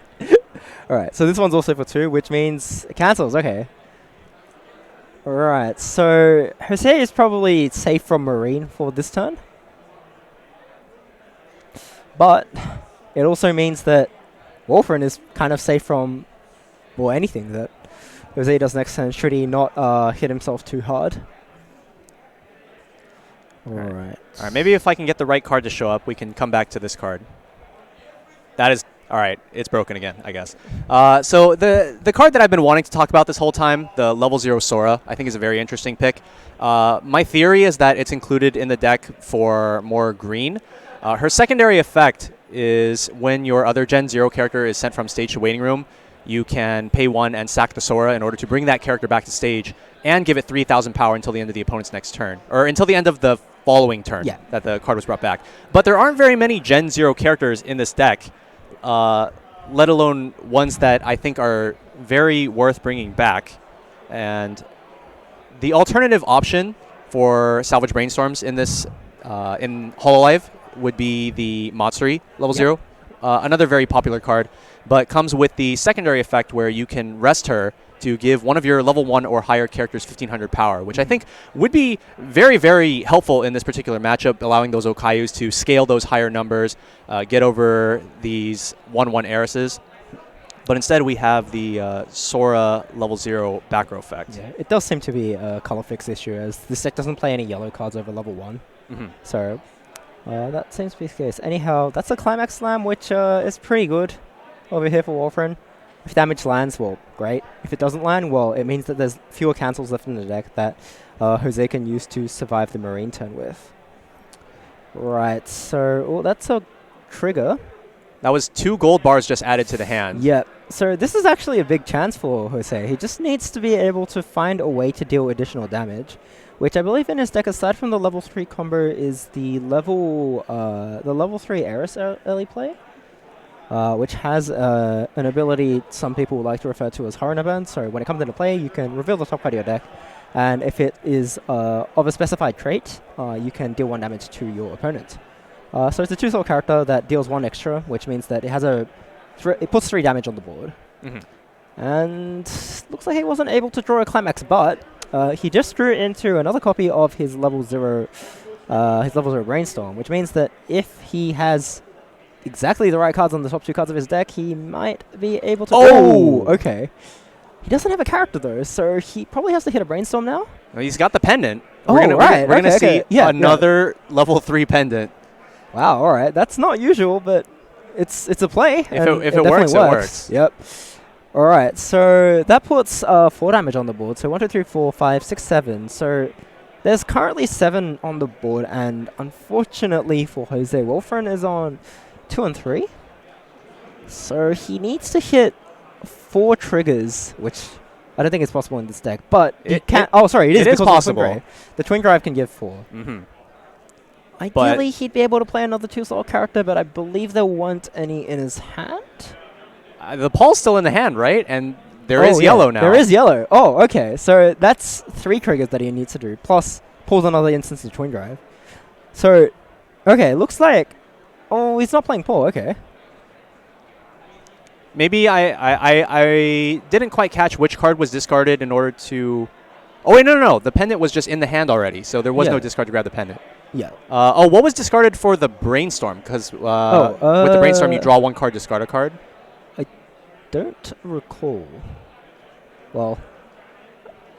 All right, we're just going to want to see some triggers here. All right, that's the trigger. That is unfortunately unfortunate for missed chance. Yeah. And we're going to go into these last couple attacks. Unfortunately, no lethal potential out of these. Yep. Right. And that is for, I believe, 11k? Yes. Honestly, I think maybe the best outcome for Jose is Walfrin cancels again. But that is not the case. I think that is not the case. Yeah. If he canceled again, it would put Walfrin in a position where he needs to get like Aqua level 0 in order to boost himself up to level 3 and be able to play at most 2 Marines because of the 3 stock remaining. But we are going to level 3.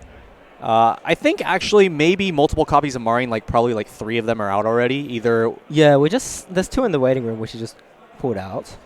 There seems to be 2 looks like the other 2 in hand, which is kind of all you need at this point. Oh, and Climax already in hand. Yep.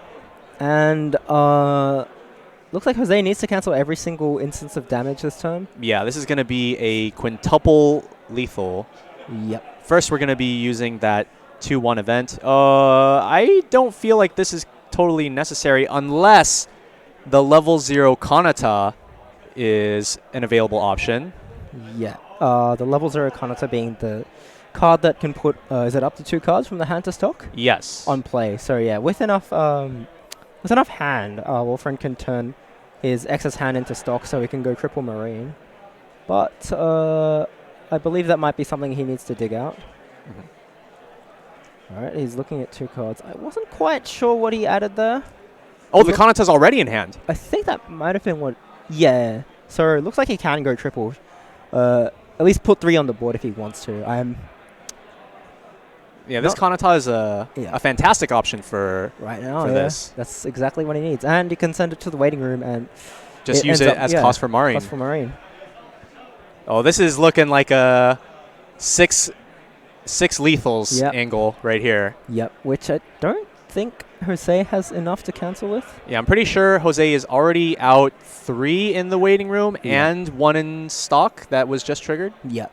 There's definitely 1 in stock, and I believe there's that many in waiting room as well. So we will see a little bit of shuffling around going on, but I think this is a pretty convincing win turn for Wolfrin here. Yeah, I think next Wolfrin is just deciding which character wants to get sacrificed to play this final Marine. So the most useless card in the hand or on the board right now that you could sacrifice with the Marine is probably, I was going to say, the level 0 Toa, but by placing it on stage, I believe I saw a Climax that was put into stock by the second Marine. So this means that Climax will not be paid out. Under normal circumstances, that could potentially be an issue, but given that this is a very much lethal turn, I don't think it's too much of a problem. The only way I can see Jose winning here is if Wolfrin attacks into the pool first, burns 2, Jose, and then... Oh, wait, that doesn't work because it only activates the first time each turn, sorry. So for whatever reason, Wolfrin doesn't use the burn 2, and then he triggers, and then Jose cancels 4, mills a card with a soul icon, then discards into 4 lands, then he can win. But realistically, that's not happening. So I think that's just going to be a game. Wait, 2 cancels for now. We're going to see Jose cancel as much as he possibly can. Yep. In the meantime, but we are going to see these level 3 Marines. Very, very powerful card. So on Climax combo, on attack, you pay 1, discard 1 Hololive character from your hand in order to deal 2 damage and gain 3,000 power? Yeah, the 3,000 power is a bit strange. Like it feels like it's a lot of a bonus to get on such a cheap cost. Like, yeah, right. Yeah, as in, Yelane's paying 2 stock, burning 2, and doesn't really gain anything. Meanwhile, over here, Marine's using 2 resources as well to burn 2, but then you also randomly get like 3,000 power. Breaks boards, so...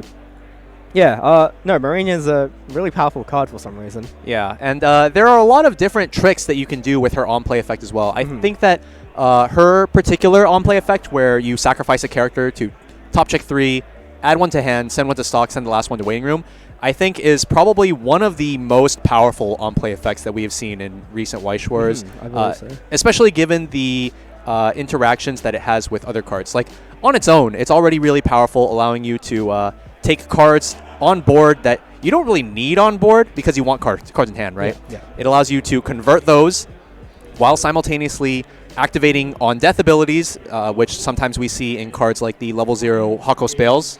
It allows you to, what was I going to say? Well, obviously it allows you to like dig through the deck. And then it has some very strong synergies with certain other cards in Hololive, such as the level 1 Polka. Yeah. So with Polka, let's say you have extra stock lying around that you don't quite need. You can play Polka, use her on-play ability to summon another cost 0 character from your waiting room, and then you play 2 Marines, and then you sack both the Polka and the card that she summoned. And it allows you to just get a lot of value and be very flexible with your resources, and is just part of what makes the Marine endgame so strong. I've definitely been in situations where I look at my opponent's hand and they're playing Marine, and it's just like, okay, they've got like no board, they've got like no hand, there's no way. And then they go from like a 2-card hand with 2 on board, and then they have like 5 stock at start of turn, they hit 1 brainstorm, and then it's just like off to the races, and it's like, hey, look, I have everything. Everything I need. And I'm just like, where did that come from? And those are just the sort of things that make Marine such a powerful combo. Like, you're able to assemble the pieces without needing to use her top check. All right, you're chill.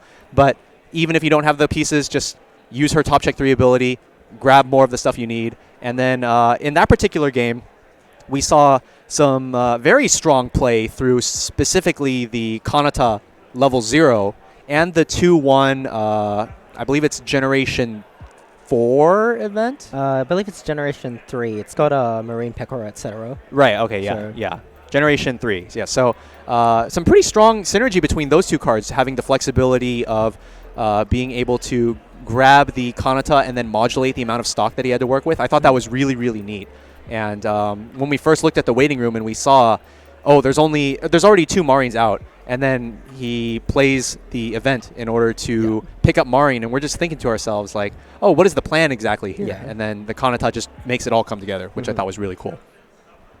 Yeah. All right. I think that wraps up our round 3 talk. So we'll see you next round after a short break. All right, see you in a bit.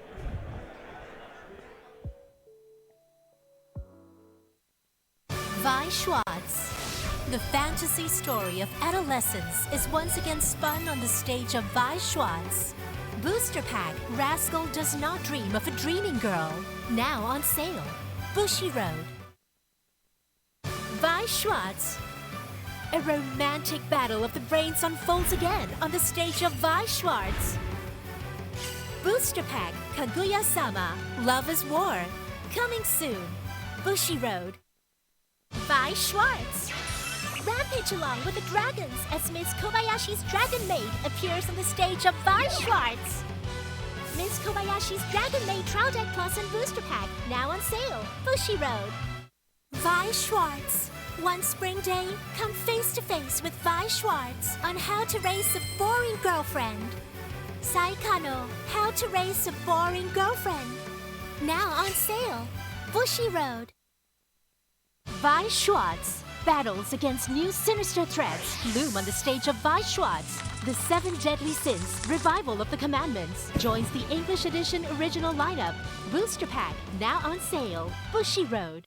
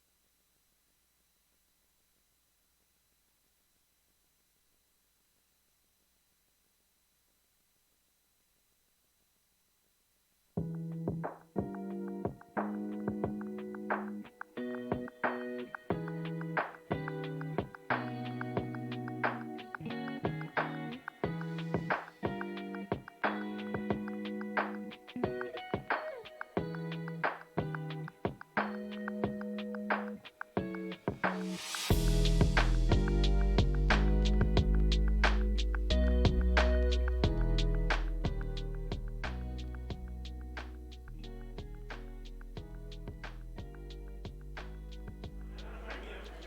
everyone, and welcome back to the Bushiroad Championship Series World Finals event here in Los Angeles, California.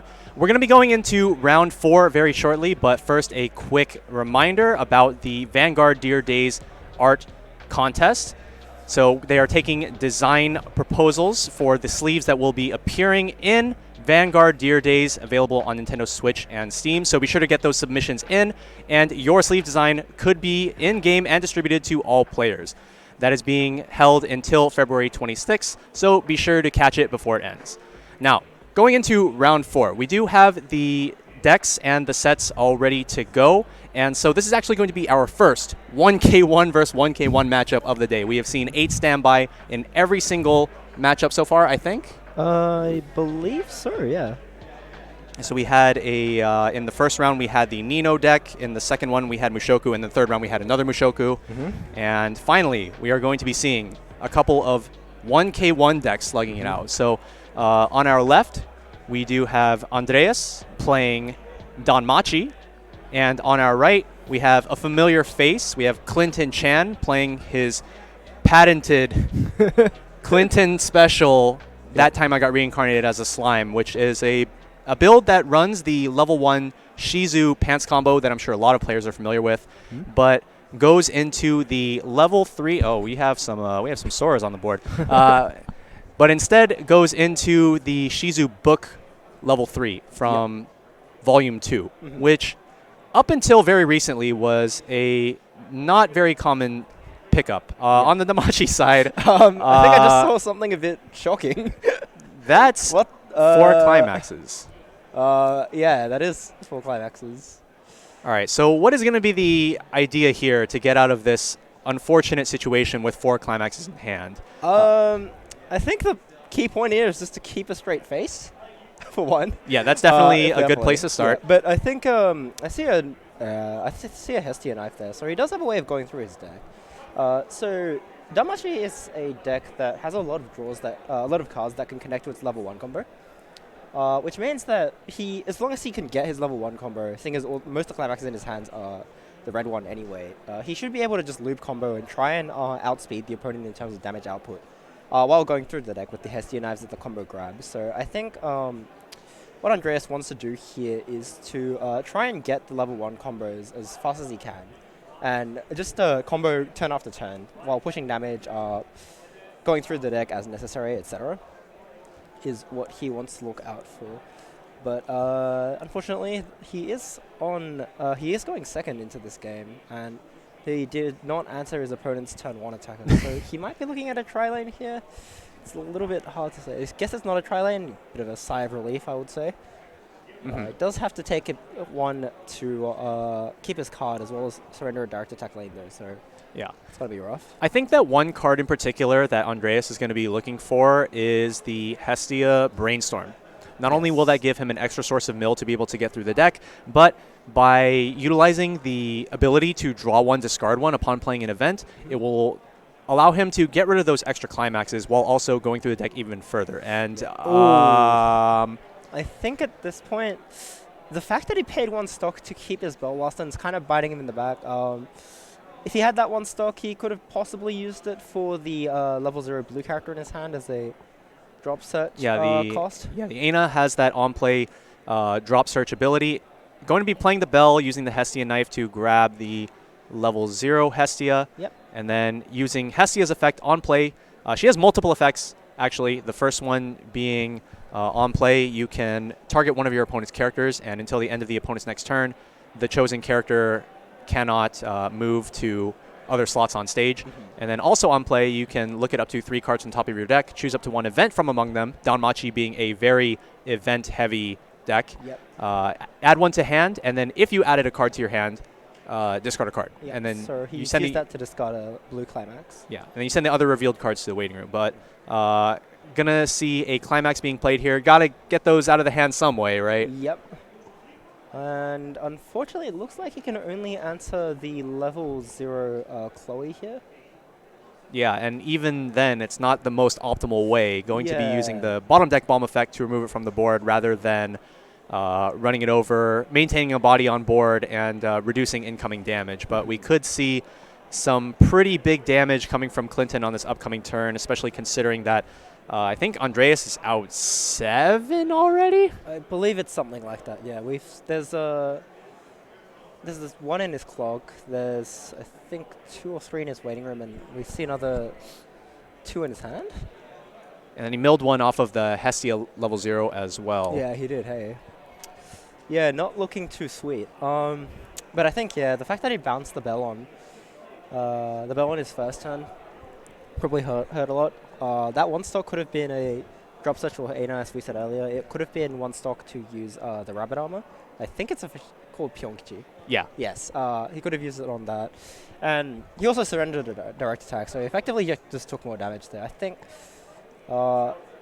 it's a bit counterintuitive, but I think if he kind of just gritted his teeth and accepted that that's not a card he was going to keep, it might have overall turned out a bit better.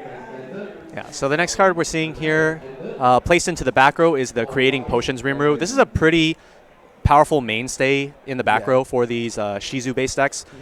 So Rimuru can rest itself to grab a character from the waiting room and put it underneath as a marker, and then on the following turn, you can rest it again to send that card to stock. It basically results in 1 extra stock every other turn. And then you also have the option to use that third ability, Pay 2, rest itself to heal 1. That can be a very powerful effect to use in the mid-game if you're not really using your stock on anything else and you just want a little bit more safety or longevity in your game.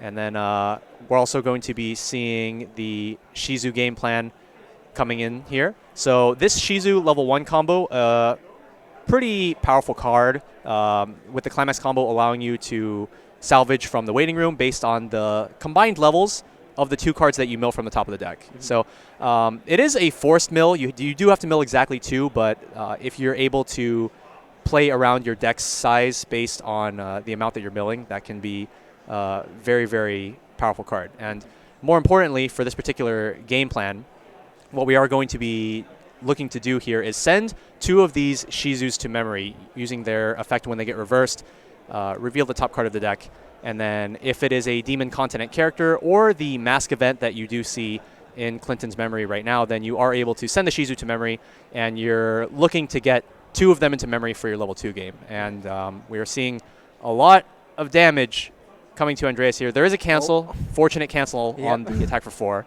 That's one he definitely needed. All right, and then 2 more to the waiting room. This one's going to get a level 0. I think he... Oh, guess not. One more thing on the potions rimmer in the back row that generates stock and can heal is that in matchups where you sort of need power in the back row, so cards like an assist, it's a bit harder to deploy that card because you need the back row space for something else. But Danmachi isn't a deck that defends defends its characters during the opponent's turn very well anyway, so it's a very easy card to play in this matchup, and I think with Danmachi not having access to stock swap, any stock that card generates is just going to be pure advantage for the rest of the game. So I'd say it's in a pretty good position. And Andreas starts here by playing the level 0 Hestia. He's locked the level 1 Shizu, or at least one of them, into that position for a while. And he's added a Hestia knife. I think he's got to discard 1 soon. Oh, no, sorry. He's discarded and then... Yep. Yep, so he's going to go into the Hestia knife. Plus... Right. I think we might see some salvage events here, whether it's the... there are a couple salvage events that Danmachi has access to, but as we said, it is a very heavy, event-heavy deck. We're going to see the Pyongkichi, or the translates to Rabbit Armor, right? And Pyongkichi is an event that allows you to salvage a character and then give one of your characters 4,000 power until end of turn. Kind of an absurd number for a power boost. Especially because sometimes you can use it for free if you have the level 1 Velth on your board. So yeah, 4K power pump and salvage for absolutely nothing. Pretty nuts. Yeah, we're finally seeing Danmachi's game plan roll out. Yep. Probably a level later, an entire level later than Andreas would have liked, but we are going to see these bells come out.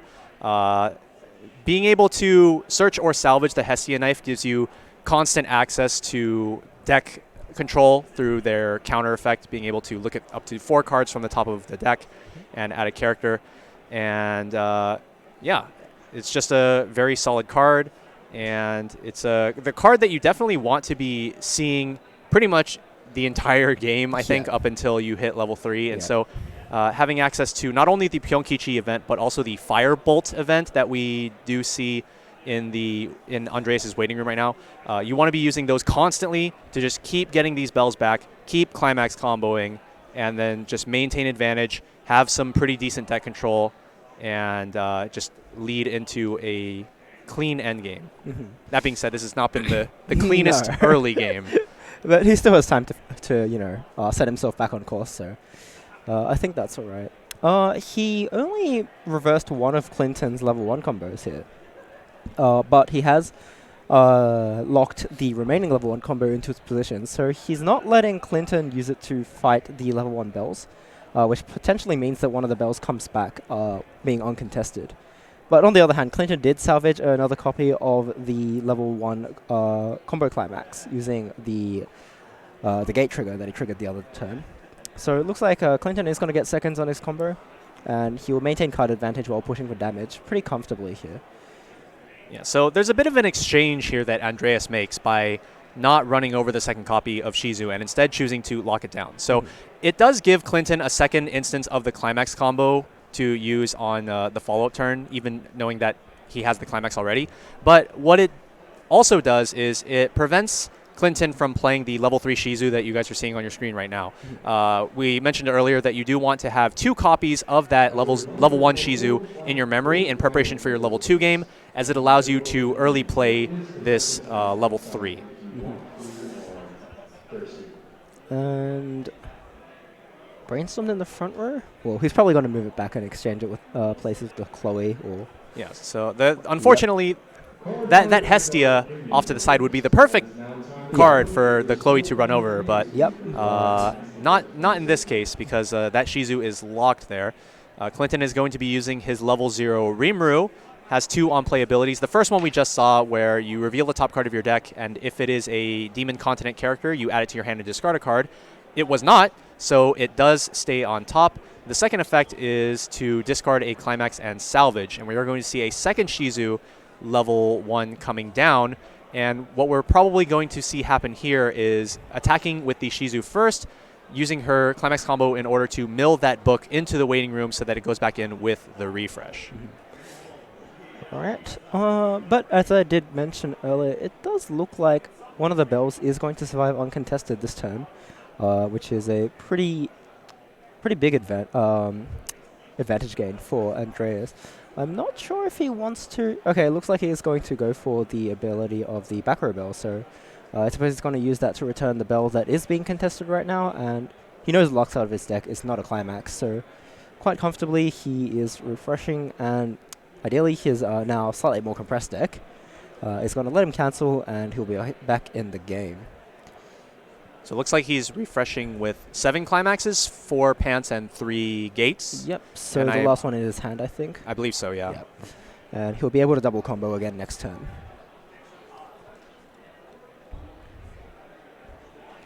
Now, in using this bell effect, this bell does result in something that myself and some of my local friends like to call the Danmachi special, where you hit yourself to return 2 characters back to your hand, and it opens up the lanes, and you just eat everything. Yeah, so you do guarantee yourself 1 from the clock cost, and then you open up a direct attack lane. So it is, you are paying your quote-unquote life to keep your characters, and when you're behind, it is kind of risky to do that. That's not the card you want to see off the top. Yeah, it's a bit unfortunate, but well, it happens. Anyway, so it looks like Clinton's using his combo immediately to send that climax off the top of the deck back into his new deck compression. So you can salvage a level 0 or lower character. Yep. I'm not sure if there's anything that is particularly high priority. Maybe Clinton would want to grab a stock swap, but Andreas doesn't have very much stock to work with, so I don't think that's necessarily a great option. But instead, Clinton chooses to grab another copy of the level 0 Chloe that can grab the mask event.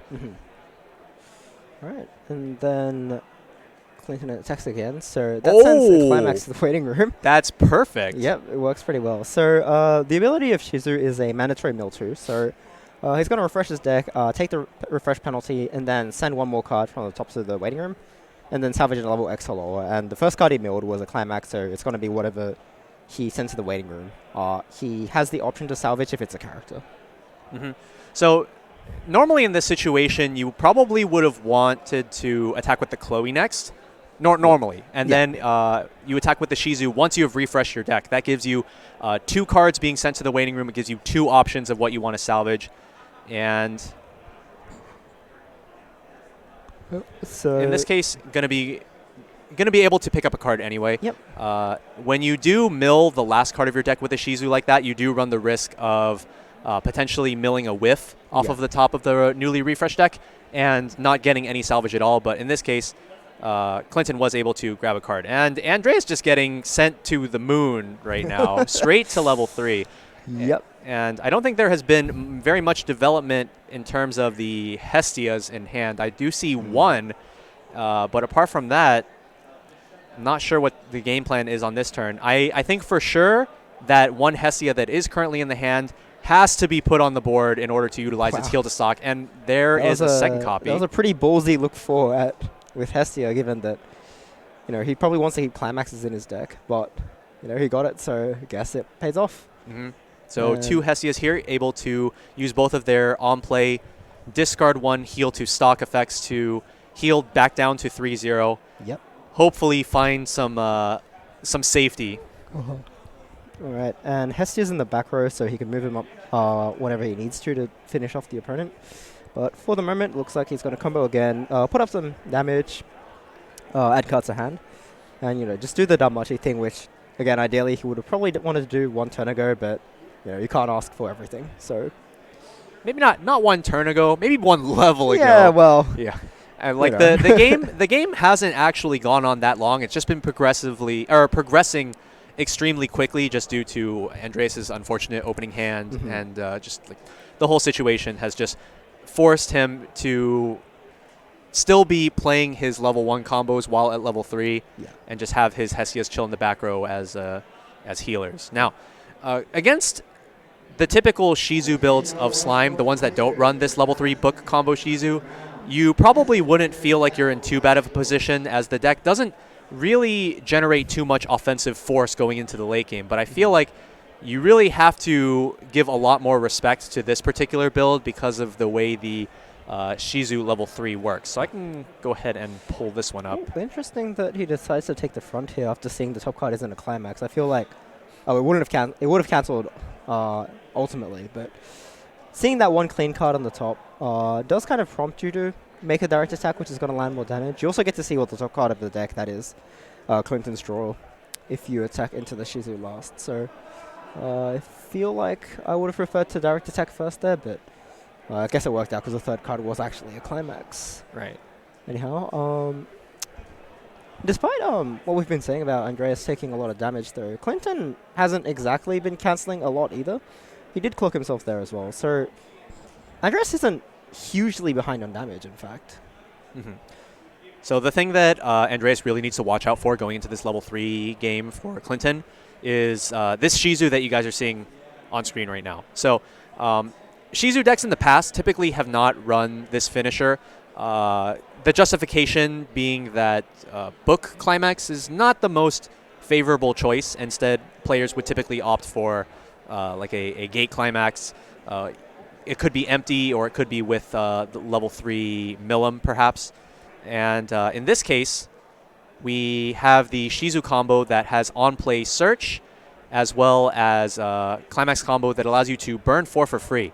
And now we're seeing from Clinton a very unique choice that you don't see very often, which is a level 2 Rimuru refresh.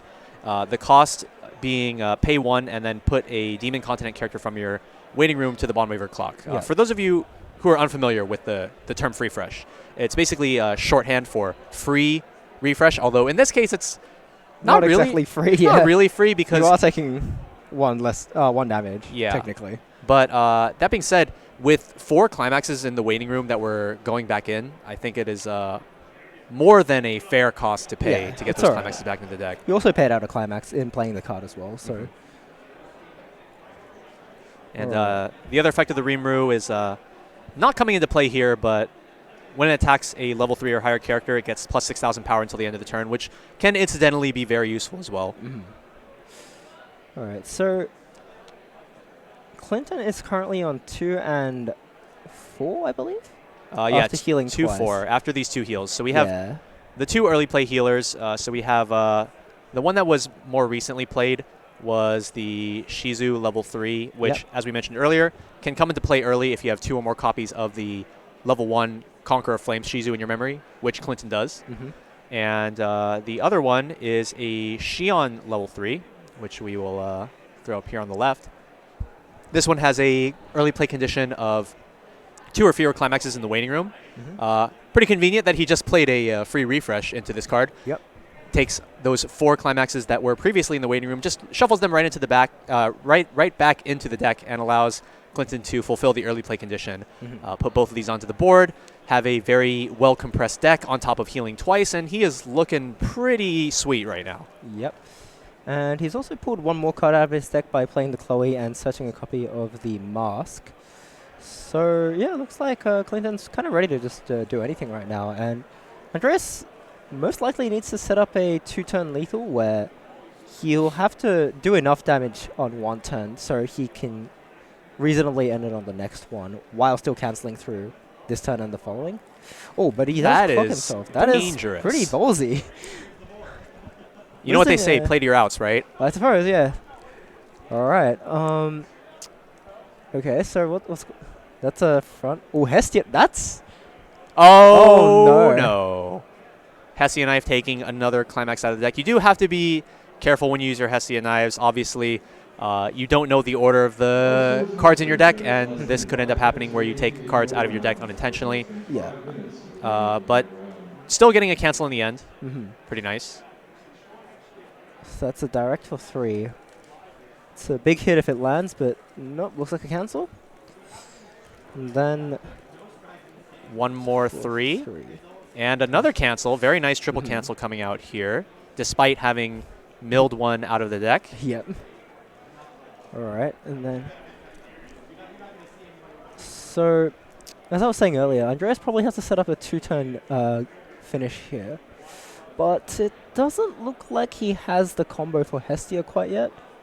All right, so here comes the Firebolt. So this is an event that we mentioned earlier is very useful in getting back the Bell level 1s. Specifically, what the card does is you count the number of the Bell level 1s in your waiting room, which Andreas just did. There are 3 of them in the waiting room, and you can salvage a character whose level is equal or lower than that number, which allowed him to get a 3rd copy of level 3 Hestia. Still no climax in hand, though, so I'm curious to see what is going to be coming up next. He does have the option to pay 3 on Encore, though, on the opponent's next turn. So I suppose he could play it as a 2-soul attacker that heals, stick enough damage, and then if he triggers a pants or has any chance of getting the associated climax combo into his hand next turn, he will be able to pay 3 Encore and hope for a finish on the following turn. So we do have a card coming out here for Andreas that not every build of Danmachi runs, which is the level 3 Eyes. So this card is an early play normally if you have 2 or fewer climaxes in your waiting room. And so it has a similar the same effect rather as the Noelle that we just looked at from the previous game, where when she's placed on stage from hand until the end of the opponent's next turn, she gains 4,500 power, and the opponent cannot use backups, or neither player can use backups during this card's battle. But the extra effect, which makes this card especially good against certain matchups, is that if you have a copy of Eyes in your level zone already, she gains an additional 1,500 power and cannot be chosen by your opponent's card effects. So very useful ability against decks that want to use offensive or defensive options that target.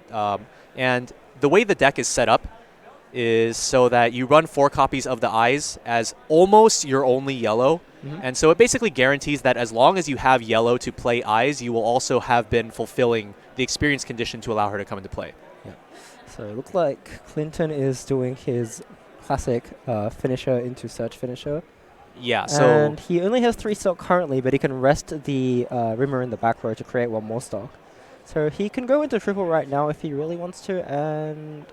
Oh, but there it is. Yep. So it looks like he is going to just go triple here. Yeah, this is such a scary card. Very similar to how Marin operates in the Hololive decks that we talked about on the previous rounds. This Shizu, because she has on-play search, you don't even have to like rely on luck within the top 3 to try to proliferate the finishers on your board. You can instead just play 1 to search another to search another. Oh, looks like he's going to go for the climax swap line here, so just going to be double, but he is doing 2 burn 4s into Andreas's deck, which is quite frightening. For any instance of 4 sticking makes the rest of the damage output incredibly powerful. So the setup right here. Yep, there it is. There's the climax. Alright, so... I think order is pretty important here. Yeah, there's the option to side attack the middle for 1 less damage. Yeah, it's not only the option to side attack, but also the ability to deny a Hessian knife, potentially. Yes. Oh. All right. I guess denying Hessian knife is pretty big. Yeah. Well, in this case, it wasn't a denial of Hessian knife, as the burn is on attack. So yeah, that is in like by choosing not to attack with the 2-1 first. Yeah. Yeah. All right. So very powerful combo. In my opinion, what is actually the most powerful thing about the Shizu combo is the increased access to the Milim stock swap. That's actually what I feel is very high value. Typically in these slime builds, it's a little bit, what's the word? Tedious to sculpt for the Milim stock swap and then hold it the whole game, and you might not even need it. But when you run the Shizu late game like this, you don't have to search the card, you don't have to sculpt for it, and then if you choose to use the card, you can just grab it off of the Shizu level 3 search, and I feel like that is a very powerful option to have. So that 4 landed and the refresh penalty went in, which means that every instance of damage here is going to swing for lethal. That's a cancel. And then we can, I think Clinton can side for 2 here while burning 4. And well, the 4, if it's 6, obviously is game winning as well. Having that perfect 2, oh, that's a shallow cancel. This ice for 3. This ice isn't smaller, is she? Oh, okay. It ends up just being ends up kind of not mattering. Ends up being the end of the game. But yeah. I don't believe the eyes was actually smaller in that case because she's 9K, I believe, cross turn. 9K plus 1,500 for having the experience. Yeah, and then another 4-5. Another 4-5, and then the Rimuru was 14K only, I believe. Does Rimuru gain power when you use the refresh text? Well, I mean that was on a previous turn. Oh, I will say, yeah. So, yeah, might not have reversed, but anyhow, kind of ended up not mattering. But that game is going to go to Clinton. Just a unfortunate early game there for Andreas, and similar to Marin, when you have a finisher as powerful as this and as your opponent, and you have to play from behind, it's a really scary situation because you want to put them closer to losing the game so that you can win, but at the same time, pushing your opponent to level 3 just gives them infinitely more options to try to kill you with. And I have always heard this from players that don't play Weiß Schwarz, from like other card games. They always find that it's a very interesting dynamic compared to things that they're usually used to, where the stronger you get, or the closer you get to death, the stronger you get. And that's not a dynamic that you really see in a lot of games. Yeah, no, it's relatively rare. I feel like the relationship between how close the player is to losing the game and how strong their cards are is also different to other similar games with comeback mechanics, even Vanguard, for example, where, obviously you get more I think most other games like Vanguard get more resources when you approach defeat, whereas in WS, rather than resources, you get access to directly stronger cards. So that is, as you said, I think it's a very interesting and unique dynamic of this game, and it is something you have to play around with quite a lot. Yeah, in Cardfight Vanguard in particular, I know one tactic that a lot of players like to do Especially more recently. Obviously, I haven't kept track of Cardfight Vanguard nearly as much since I stopped playing several years ago. But I have seen a couple clips from like past, more recent World Championship finals where players will just pass turn without attacking, or they will intentionally attack units that they are not strong enough to defeat, with the idea being that by denying your opponent damage, you deny them counterblast. And I think that is very interesting. And we see a similar dynamic in Weiß Schwarz where you have the ability sometimes to side attack into higher level characters in order to reduce or even negate your own damage in order to prevent your opponent from playing their higher level cards. And typically the places that you will be seeing those in your games are from level 0 going into level 1 and level 2 going into level 3, as those are typically the big power spikes that players tend to get in their deck building, as it's very typical to have level 1 combo, very important for advantage, and level 3 combo. And level 3 combo. Yeah, as we have just seen. So definitely creates a very interesting environment that people from other card games, from the outside looking in, it might seem like a pretty unique way to design a game. Absolutely.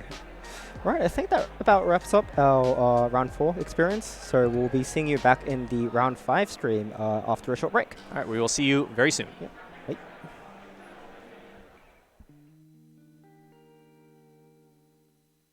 Weiß Schwarz. The fantasy story of adolescence is once again spun on the stage of Weiß Schwarz. Booster Pack Rascal Does Not Dream of a Dreaming Girl. Now on sale. Bushiroad. Weiß Schwarz. A romantic battle of the brains unfolds again on the stage of Weiß Schwarz. Booster Pack Kaguya-sama Love is War. Coming soon. Bushiroad. Weiß Schwarz. Rampage along with the dragons as Miss Kobayashi's Dragon Maid appears on the stage of Weiß Schwarz. Miss Kobayashi's Dragon Maid Trial Deck Plus and Booster Pack now on sale. Bushiroad. Weiß Schwarz. One spring day, come face to face with Weiß Schwarz on how to raise a boring girlfriend. Saikano, How to Raise a Boring Girlfriend. Now on sale. Bushiroad.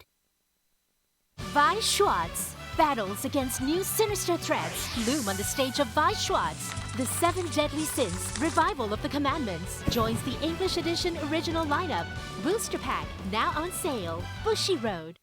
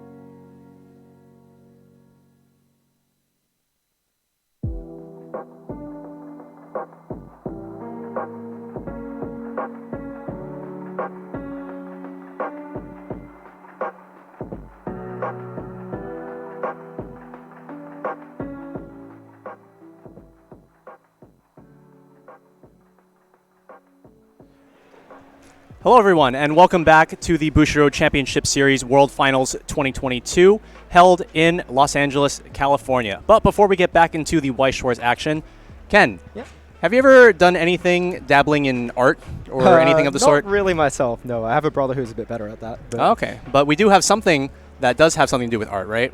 That's right. So we have the Cardfight Vanguard Dear Days original sleeve design contest.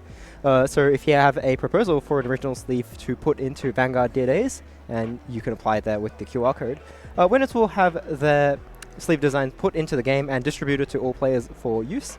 You can do that until the 26th of February 2023, just about a month from now. So yeah, if you're an artsy person, you can put that in and hopefully you'll have a chance. All right, so we don't have the names and whatnot and decks available quite yet for round 5. But in the meantime, so we've been walking around all day wearing these nice blazers and whatnot. So have you been getting any compliments on the drip? Unfortunately, no. It might have something to do with the fact that I was wearing a blazer yesterday and people just thought I'm a blazer guy. Oh, okay. Yeah, unfortunately, people have not been commenting on my drip, and rather I have received a comment that I'm not very good at being in photos. So. Oh, jeez. Quite the opposite. Yeah, I'll have to practice that. Yeah. Considering that, like, I'm from here, so like a lot of my friends are here. Every time I walk by one of my friends, they're like, "Yo, look at that." Maybe you just have nicer friends, who knows? I mean, what about your friends that are here from Australia as well? I don't know how much they've seen you in like clothes like these before. I kind of wear blazers. So when I do Bushiroad Rumble online commentary and stuff, I don't wear like the full shirt and blazer, but I usually wear like collared shirt and blazer. So they see me in a blazer. Sometimes I actually just do wear a blazer when I go out. Again with like a t-shirt or something underneath. So I think they've just seen me in a blazer enough before, and they haven't commented on it very much at all. Yeah, this has definitely been a new experience for me. I picked this one up just for the event, really? Pretty much. But yeah, it's pretty nice. I'm pretty happy with this. Let's take another look. So we do have the names and decks for our next round. So we have Mark Guan from Australia. Are you you're familiar with Mark? Yeah, Mark's a friend I hang out with quite a lot. I think he's probably playing Kanata Marine. Yeah, we have Hololive Production. So if you think it's Kanata Marine, then it's probably Kanata Marine. I can't imagine him playing any other Hololive build. And then on the other side, we have Tim from Belgium, who is going to be playing quintessential quintuplets. I believe all of the quints builds that we have in today's tournament are actually the Nino variety 8 standby. Yeah, I believe so. So I think this is probably the most sort of expected kind of matchup that we have going into this tournament. I believe Kanata Marine and 8 standby Nino, that is. They're both, I think, the first and second most popular decks for people to use to get a qualification, to qualify for this event. I think Nino had about 15 users, and Kanata Marine maybe about just under 10 or so out of the 59 slots. So I think they've just sped through the first turn. And Mark's clocked a dual climax and direct attacked it with a Miko in the middle. Yeah, so Miko, very powerful card in Hololive production, on top of having the utility of being a drop searcher, which is already very useful. Being able to play her as a 3500 body is extremely strong, and specifically against quintessential quintuplets, this is something that we brought up earlier today. They don't exactly have the most powerful level 0 line. They're not going to be very easily contesting anything over a certain power level. Probably like 2K. Yeah, I think it's around that much. And if you play a climax and bounce the level 0 Nino, the one that he just played right now, you can give another 1K. So you can scale if you try hard, but specifically in terms of putting cards in the middle, it's a not particularly popular choice, I believe, but quintuplets does have a level 0 3/5 center runner. So by putting it in the middle, he's forcing the center runner to have to stay in the middle if it wants to scale over the 3/5. So good placement there. Tim doesn't seem to have those cards anyway, but he has gotten off to a good start with a 1/1 in the front row.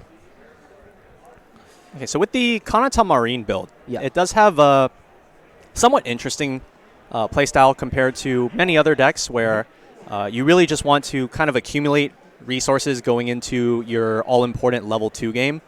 Yeah, until then, it's kind of just bridging to make sure that you can do your Kanata turn correctly. So your early game is just mostly stuff that clocks yourself to replace your hand size, so you can fulfill the full board condition for Kanata. Yeah, and then Kanata combo in particular at level 2 allows you to take 2 cards from your waiting room, and then you can add them to your hand or stock or any combination between the two, making it a very easy way to rack up a ton of resources. And that's a side attack for 2 because that Koyori gains soul when it's in the middle. So again, pretty good placement. I think the turn 1 play of putting the card in the middle has definitely paid off here. Yeah, for sure. All right.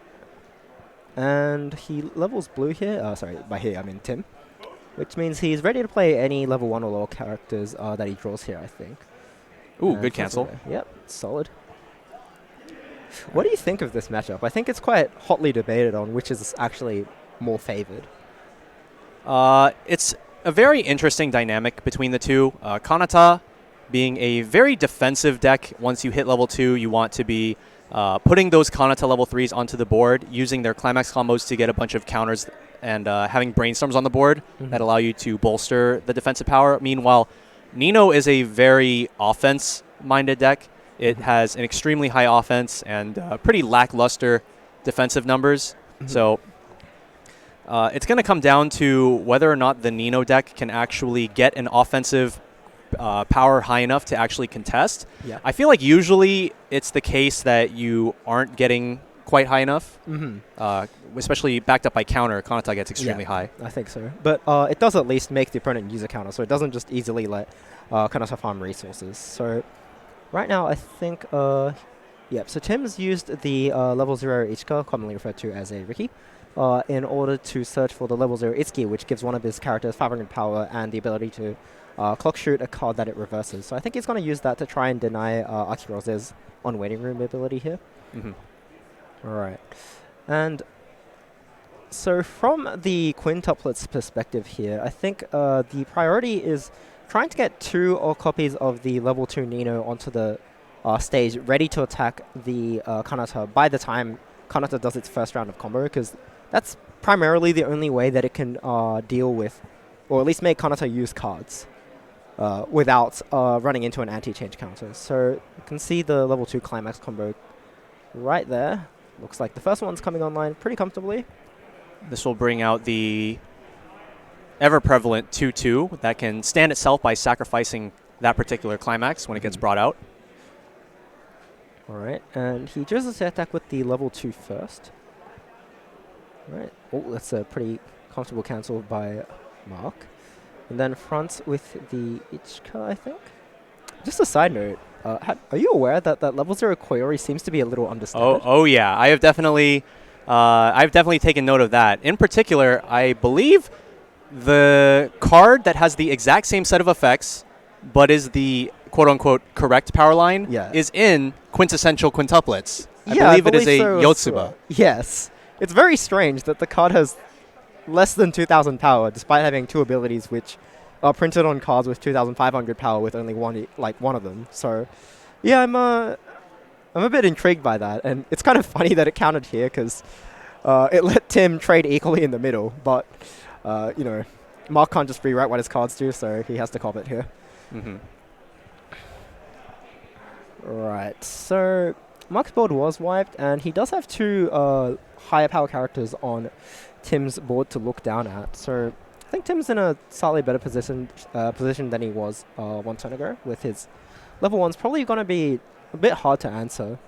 In order to fight that card, Hololive has to play the level 1 Roboco and then pump the level 1 Miko to finally match. And you typically don't really want to match power on offense with Miko, because typically Miko is the way you clock Encore and keep your hand advantage while accelerating your clock to set up to level 2. However, Tim also does have that clock shoot Itsuki. So in order to play around that, I think Mark wants to play 2 characters which replace themselves by going to the waiting room.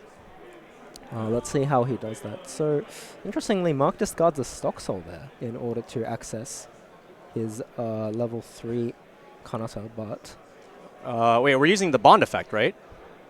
Yeah, I think he's using the bond effect. Okay, so yeah, so between the two sorry, effects... he's just confused himself. Yeah, between the two effects of the Kanata, so the first one that is being used right now, you discard a card on play for the bond in order to grab specifically the level 3 Kanata, and then now if Mark chooses, he can use the second effect, which discards a card and then sacrifices the Kanata in order to grab anything. Yeah, which I think typically you get the 2-1 counter, but if I can see correctly, I think he already has 2 copies of that. He also has, I believe, 2 copies of the stock soul, and discarded a 3rd copy, discarded a door there as well. So Mark's not looking too happy with the number of climaxes that are currently around, but he can at least make 3 attacks here, and if quintuplets doesn't trigger too much, I think he can kind of comfortably get to level 2, early level 2, heal down with Kanata combo, resolve combo, and set up for what where he wants to be. So, okay, I'm going to be completely honest. I don't think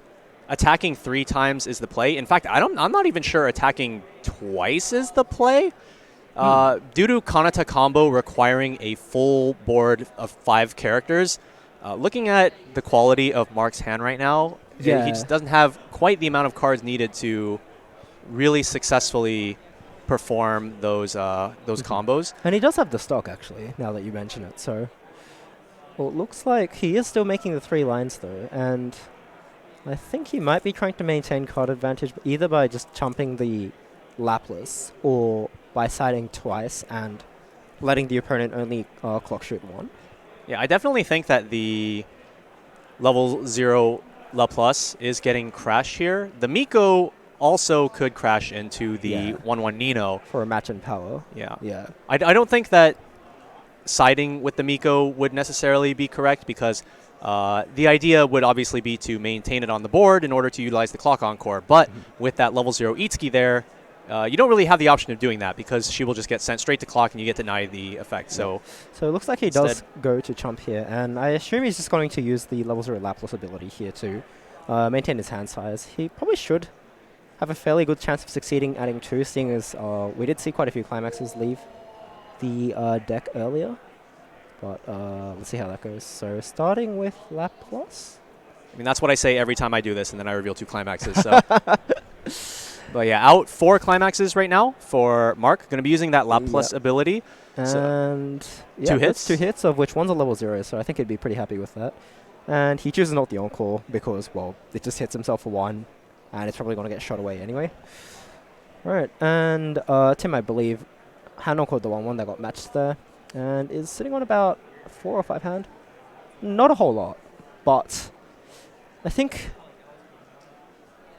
it's a bit hard. He doesn't have any guarantee that any of the cards in the front row next turn are going to survive. But on the other hand, if Mark can only double double Kanata, it means that if Tim is able to play 3 costed characters in the front row, one of them should come back. It's also that Tim could be playing an anti-change counter that Mark would want to play around. So in any case, I think it's very beneficial for Tim to put out the 3rd character here that costs 1 or more, just to force that side attack or to maintain 1 card on the board. That being said, Tim's hand quality didn't exactly look the greatest. It was like the level 3 climax, some level 3s that aren't really playable yet, a counter. Yeah. He kind of wants just one thing to attack with. It is interesting that he uses the pay to salvage here, because I did consider the possibility that he was going to just move that card up, and then whatever cards that he wants to keep in his hand, he'll use. Otherwise, he can just use it as encore fodder for the level 1 and 2. But looks like he went for the draw, discarding a 2-2, and reveals his top card. That's a level 3, pretty nice. Oh, but he's got to just add a level 0 to his hand. Okay. I think it was basically just a roundabout way of getting to that level 0 in particular. Yeah, I suppose so. As well as just discarding the cards in his hand, which don't particularly do anything. Yeah. I think we might see a play that we've seen earlier in the day where you play this level 0 Nino, you shuffle back 2 copies of level 3, but at the same time, with a deck size that large, maybe you want to lead off with the Ichika Brainstorm first. Yeah. Or not. Or not. So it does look like he's going to play that climax this turn. All right. That's a pretty high reward play, I guess, if it lands, but if it doesn't, if you don't trigger either of those climaxes this turn, it kind of just decompresses you by 2, which might hurt you a bit. I'm not entirely sure. Yeah, additionally, either way, those Ninos are going to go to a place that I probably would not consider ideal. They'll either go to your stock when you trigger them, or they will remain in your deck and then potentially go into your clock, which also isn't super ideal. You don't have the greatest ways to retrieve those cards. Like you have the option to pay 2 with Itsuki, obviously, but like that's a lot of stock investment. We don't see the Nino tap self salvage brainstorm, or actually we do have 1 copy in this particular deck. Yeah, which is I think the standard number of copies. Sometimes it's 2, but it's never more than 2. So that being said, yeah, I think it's going to be quite a bit of a toll to try and dig those Ninos out and then add them back to hand. So he may have to just hope on triggering / drawing climaxes in the next deck to try and bring them out. So starting with a direct, that's not the best. So as far as attack order goes, when it comes to these standby decks, you want to be attacking with those smaller characters first, as it allows you to play over them with standbys on any future attacks. And so when you get a first trigger standby like that, it's definitely not what you're looking for. Yeah. He did get a pretty decent character out, but I think if he put his characters in the back row the other way around, it would have gotten a little bit more value. And that's another climax trigger, but it's not the Ninos that he shuffled back. So he's actually triggered 2 climaxes and then lost 2 actual climaxes. So yeah, not particularly great, and Mark has hit level 2 now, so... And I do believe that this also means that Tim kind of has a fast track to getting hit to level 3 upcoming. Yeah, I believe so too. That's a direct for 4, so Mark could cancel this, which is obviously fine because you cancel 4, but if he takes this, he still heals 2 of it, so honestly, I don't think he's too bothered, but whichever way it goes. I don't believe that's the correct order of operations because the character. I just missed what's going on. So it was a pay 3 encore, but the standby, the Nino standby was still in the deck. One moment. So the order of operations should be that you trigger a card. Yeah, you trigger, you play over a character, then the trigger goes to the stock, then you pay 3. Yeah, because there's no check timing. So a character, when you have multiple characters in the zone at the same time, they don't count as being overplayed one over the other until a check timing is reached. And a check timing is not reached until the climax trigger has resolved and the climax and the trigger has been sent to the stock. I believe Mark's also caught onto that, so they should be rewinding that fairly easily. So it was, I believe it was some level 3 and then 2 climaxes. Yeah, I believe so as well. All right. It was definitely in that order, though. Yeah, it was that order. I just don't remember which card was underneath the 2 climaxes.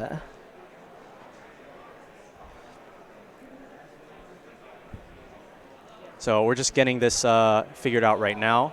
Yeah. So in any case, the 3 cards that would be getting paid out for the encore are the level 3 Nino that was just triggered and the 2 standby climaxes. Yeah, which honestly I think is probably more beneficial for Tim because he definitely wants to get that Nino back into the deck. Back into the deck is probably better. Yeah. All right. So while that gets fixed up, just a little bit more on this matchup. So I feel like, assuming nothing goes like horrendously wrong on either side, Kanata Marine's level 2 heal, just the fact that it does heal at level 2, which Nino doesn't do nearly as much, gives it a slight edge in games where both players are doing fine. So, but on the other hand, the typical Kanata Marine play is that you hold another Stoxo in your hand, so compression is a little bit weaker. So I guess you could also say that the slightly less compressed deck cancels out with the heal on Kanata, but in games like this, where the Nino player takes a lot more damage in the early game and isn't able to create a more compressed deck, I think Kanata has probably a slightly bigger edge in this moment.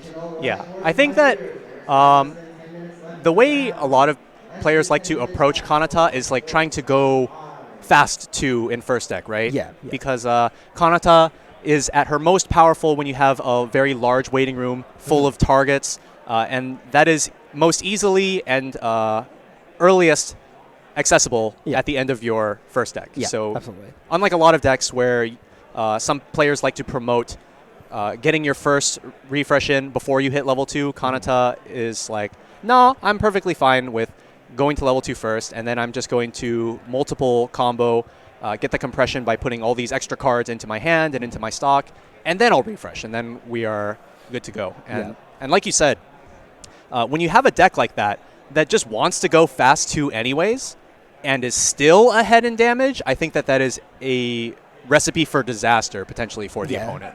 I believe so. And that's typically how games concerning Kanata Marine tend to get out of hand. So it seems we have identified the correct card that was in stock. Yeah.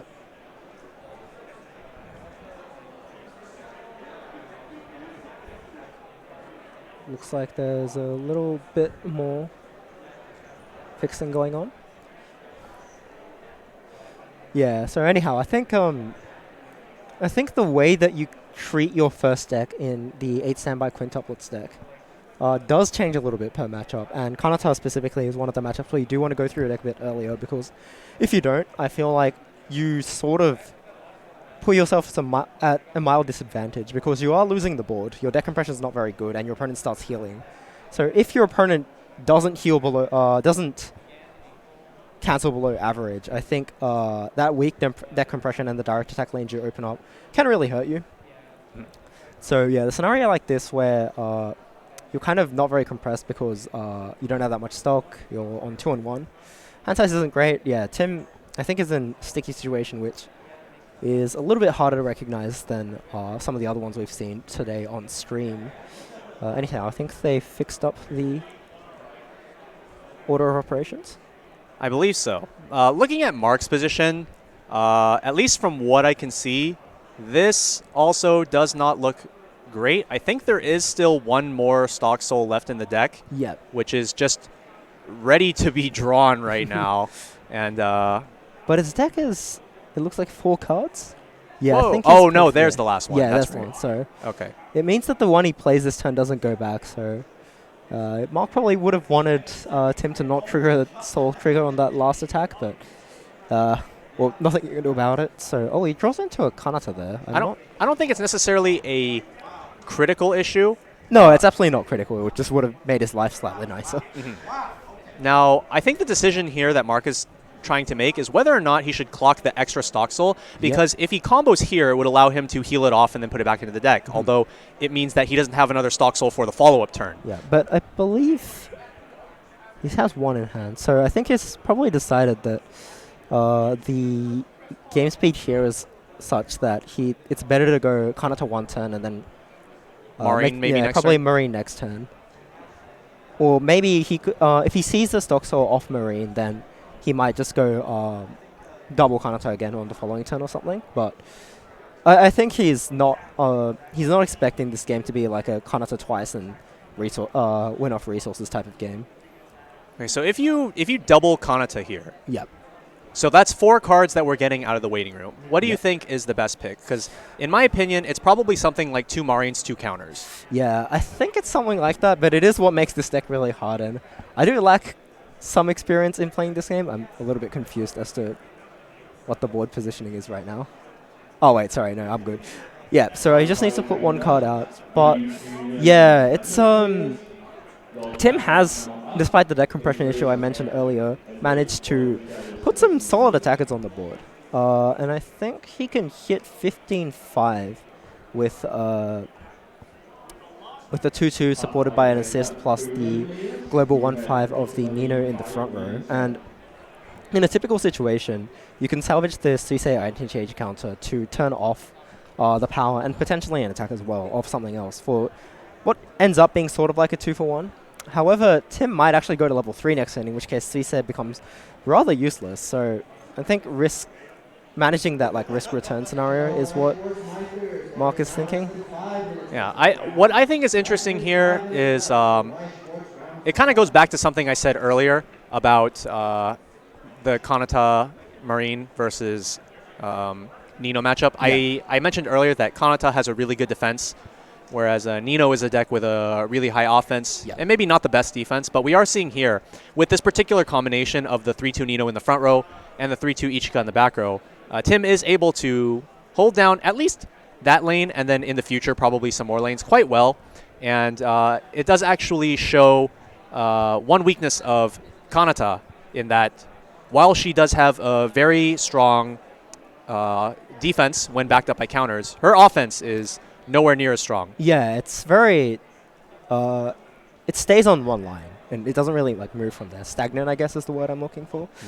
But I'm not sure if Mark knows this, but Tim did use the level 3 climax combo climax in his hand to set up this board, which means that Doesn't have it. yeah, he does. If he doesn't have another one in his hand, which Mark may or may not know, but he doesn't actually have a follow-up burn if he gets hit to level 3.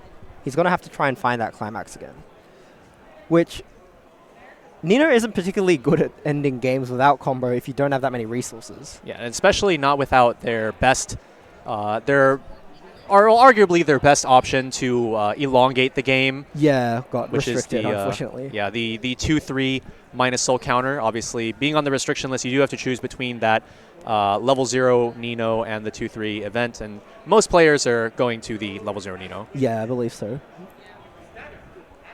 So that's a refresh.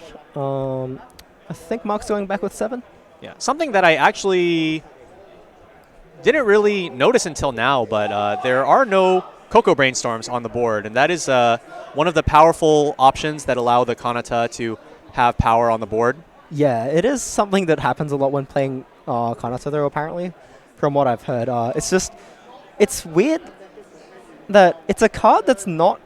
It's obviously good, but it's just quite not good enough to be an intentional grab. Yeah, yeah. All right, so sends one Kanata memory. That's mildly annoying, but at the same time, Mark isn't exactly playing for a Kanata loop type of plan, so... All right, so Tim cancelled twice, I believe, there. Yep. And whether or not this cancels probably influences the game quite a bit.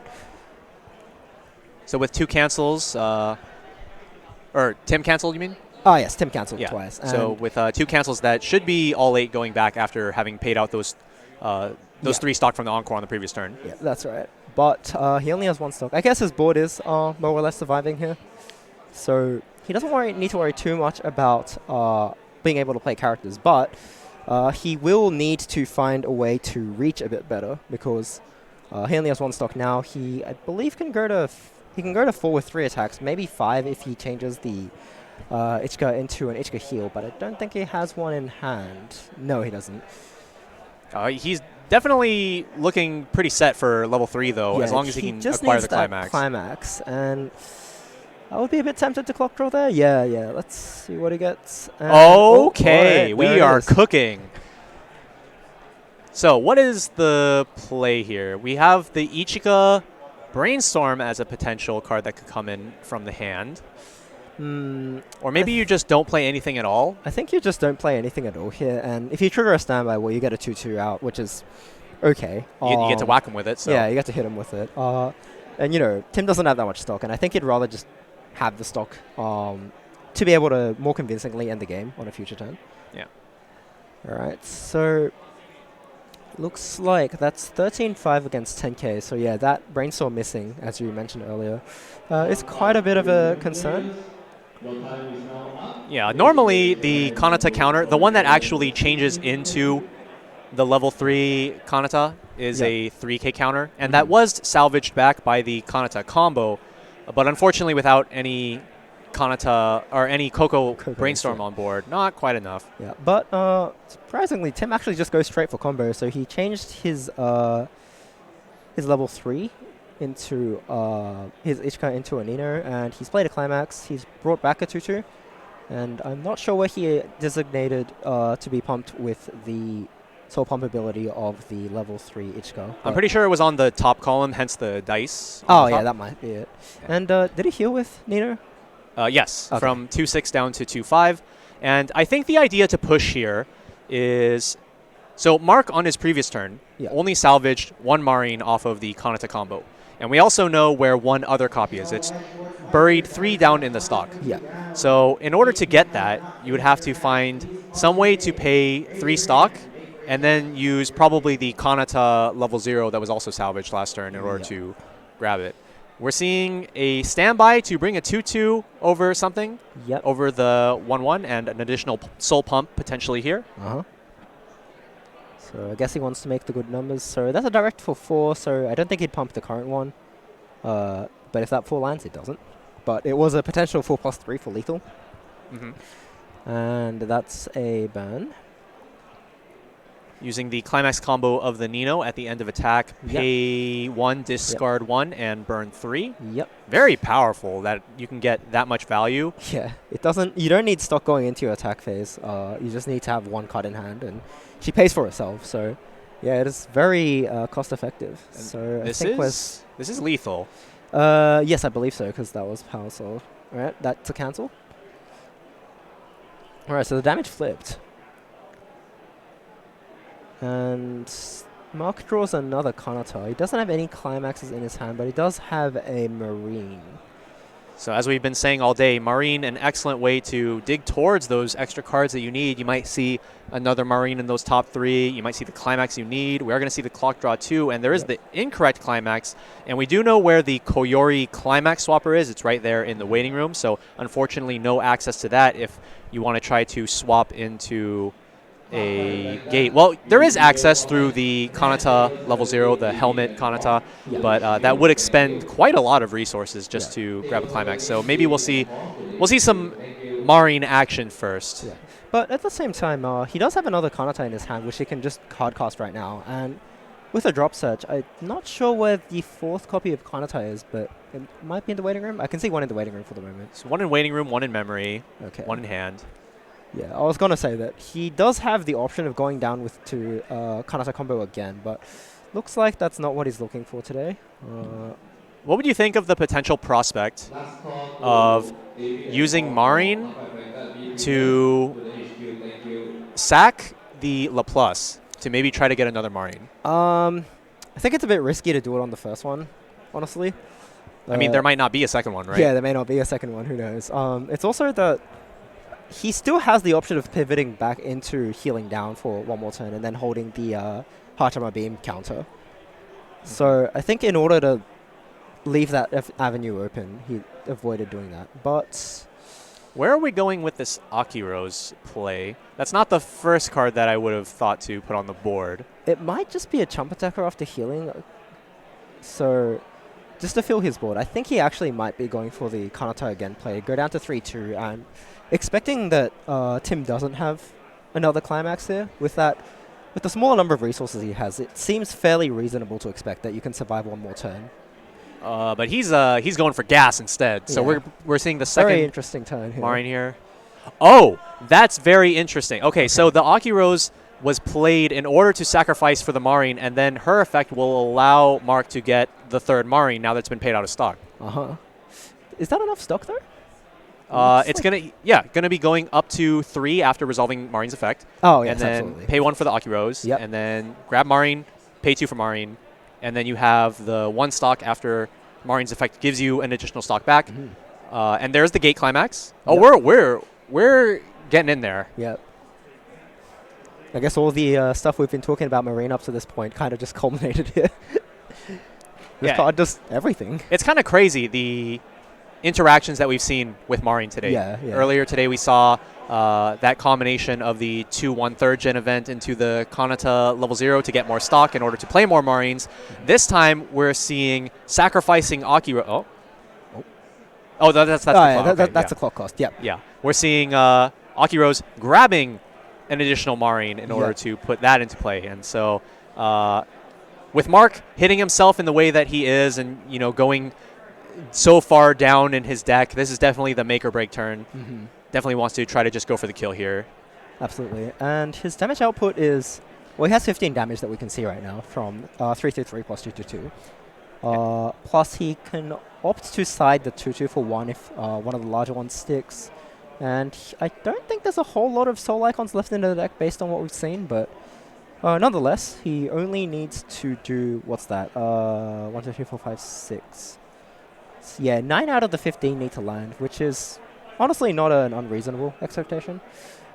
I'm sure he wouldn't really want to be in this situation, and having seconds on Kanata would be better, but knowing that this title is not able to use defensive counters anymore is definitely a big swing in the Kanata Marine side for this matchup. So in going for this line, we are going to be getting rid of most of Mark's hand in exchange for just getting all the offensive pressure out. We just want to go for the kill at this point. Yep. So there's our first 2 landing. All right, so Tim is 7 life left. Does Tim's deck look a bit too thick to refresh this turn? I think so. Yeah, I believe so as well. We're seeing the second copy. All right, and that's 2. This is a lot of damage in a row sticking. Yeah, Suddenly, so if any of these, any of the remaining attacks sticking will decide the game.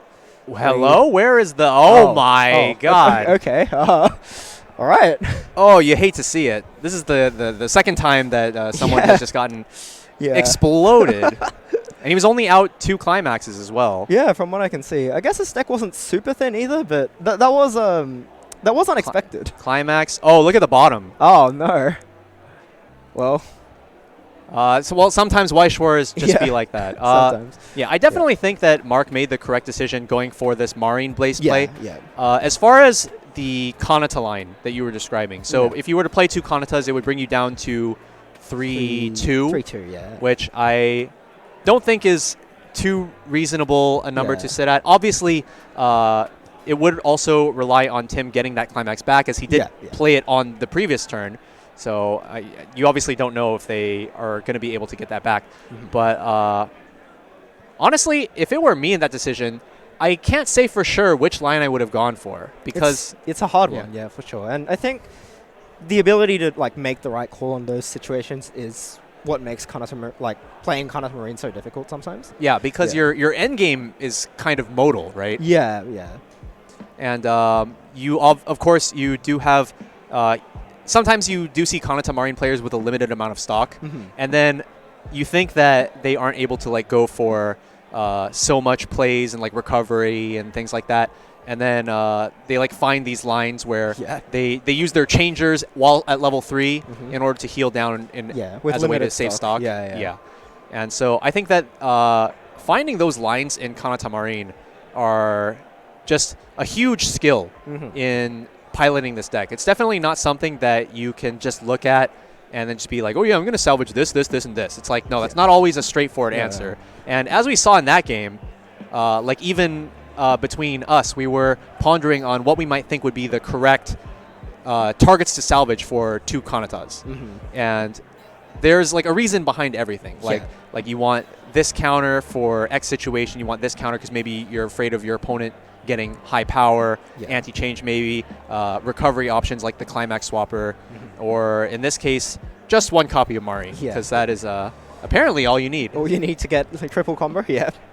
It's pretty nuts. Yeah, I definitely don't think that the Kanata or the Marine sacking Akiro's play is something that you see every day. I think that was very good heads-up play. Yeah, it definitely comes up only every now and then, but yeah, that was a good game to watch. And all right, I think the next round will be the last round of Swiss before we get to top 8. All right, so yeah, I'm pretty excited for that, but unfortunately we have to go into a break before that. So, stay on the channel, stay tuned, and we'll see you then. All right, hopefully we see some amazing, cool decks in not only our final round of Swiss, but also top 8. So we'll see you guys then. All right, see ya.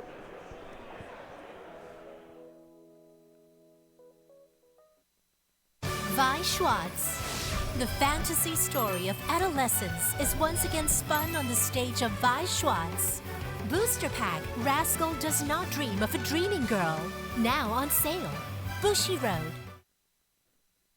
Weiß Schwarz. A romantic battle of the brains unfolds again on the stage of Weiß Schwarz. Booster Pack Kaguya-sama Love is War. Coming soon. Bushiroad. Weiß Schwarz. Rampage along with the dragons as Miss Kobayashi's Dragon Maid appears on the stage of Weiß Schwarz. Ms. Kobayashi's Dragon Maid Trial Deck Plus and Booster Pack, now on sale. Bushiroad. Weiß Schwarz. One spring day, come face to face with Weiß Schwarz on how to raise a boring girlfriend. Saikano, how to raise a boring girlfriend. Now on sale. Bushiroad. Weiß Schwarz. Battles against new sinister threats loom on the stage of Weiß Schwarz. The 7 Deadly Sins, Revival of the Commandments, joins the English Edition original lineup. Booster Pack, now on sale. Bushiroad.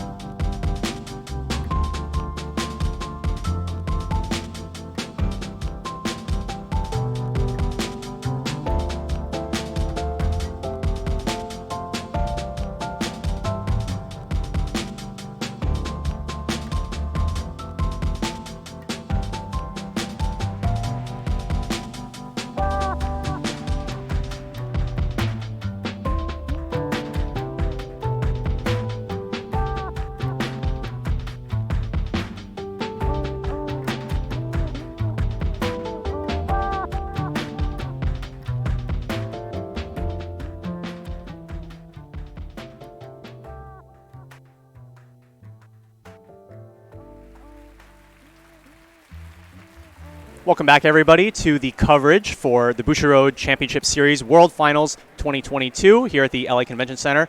Of course, we got to throw out that quick reminder for you guys to get on that Cardfight Vanguard Dear Days original sleeves contest, where you can design your own sleeves to potentially be in the game and distributed to all players. And that is ongoing, so you have until February 26th to get a handle on that. So go ahead and submit your designs, and hopefully your sleeves could be in Cardfight Vanguard Dear Days.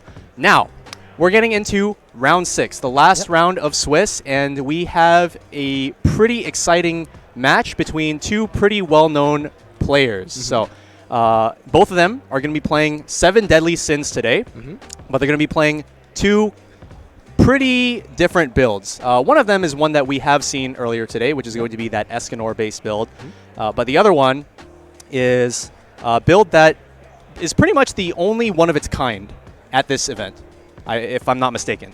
And so for those 2 players, we have, of course, Christian Yarbacher from Austria, and he is going to be rocking the 6-2 build with Escanor that we have been seeing throughout the day.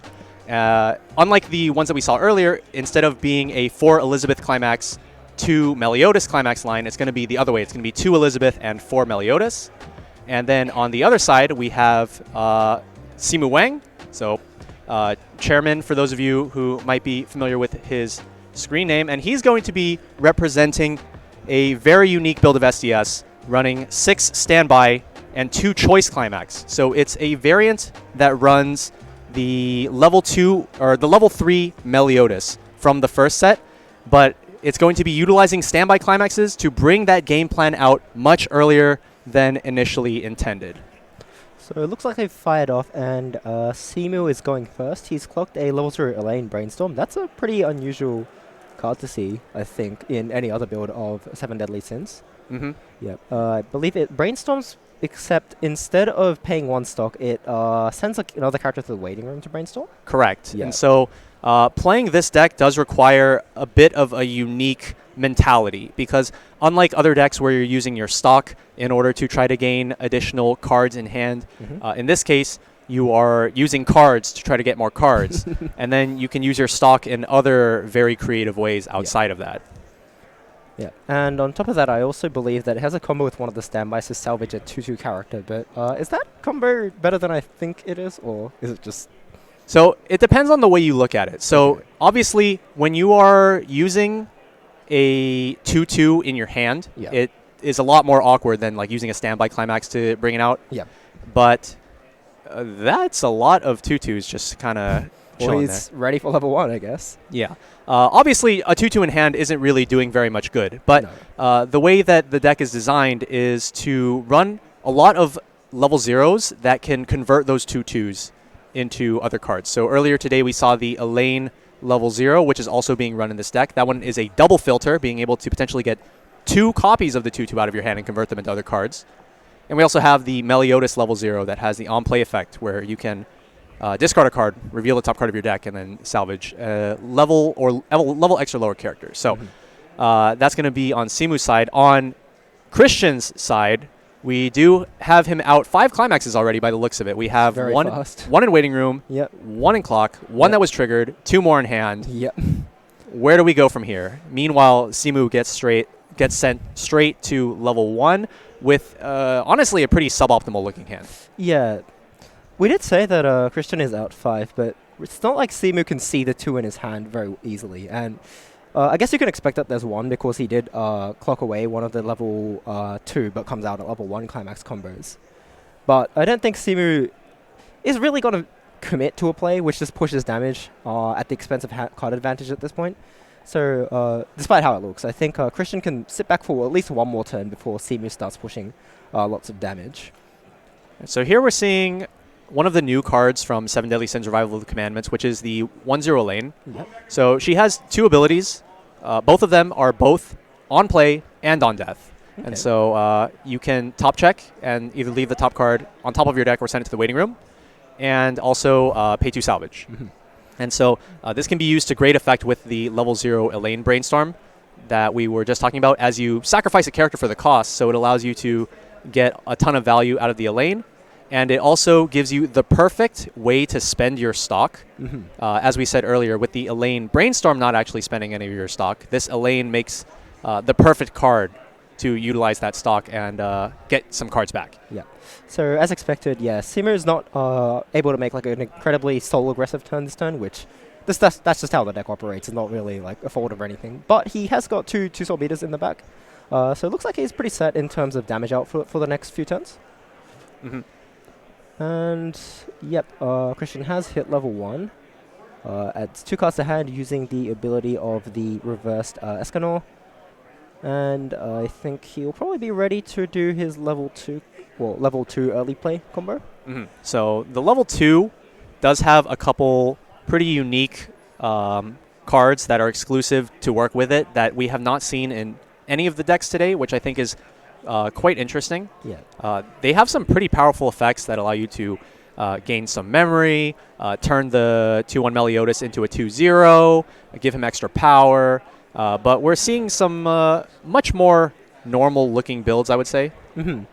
But looks like he does have double Brainstorm, so he could actually play either Climax here and it'll make a lot of sense. But I'd say it looks like he's playing the level 2 combo right here. Yep, there it goes. Yeah.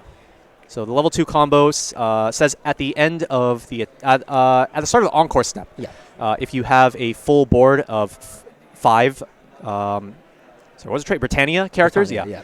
Then you can sack the Climax to salvage 2, and here we are seeing another first attack Climax from Christian, and he shakes his head, and then Simu takes it, and then he shakes his head. The nature of +2 soul triggers. Yep. And Simu going straight to 2.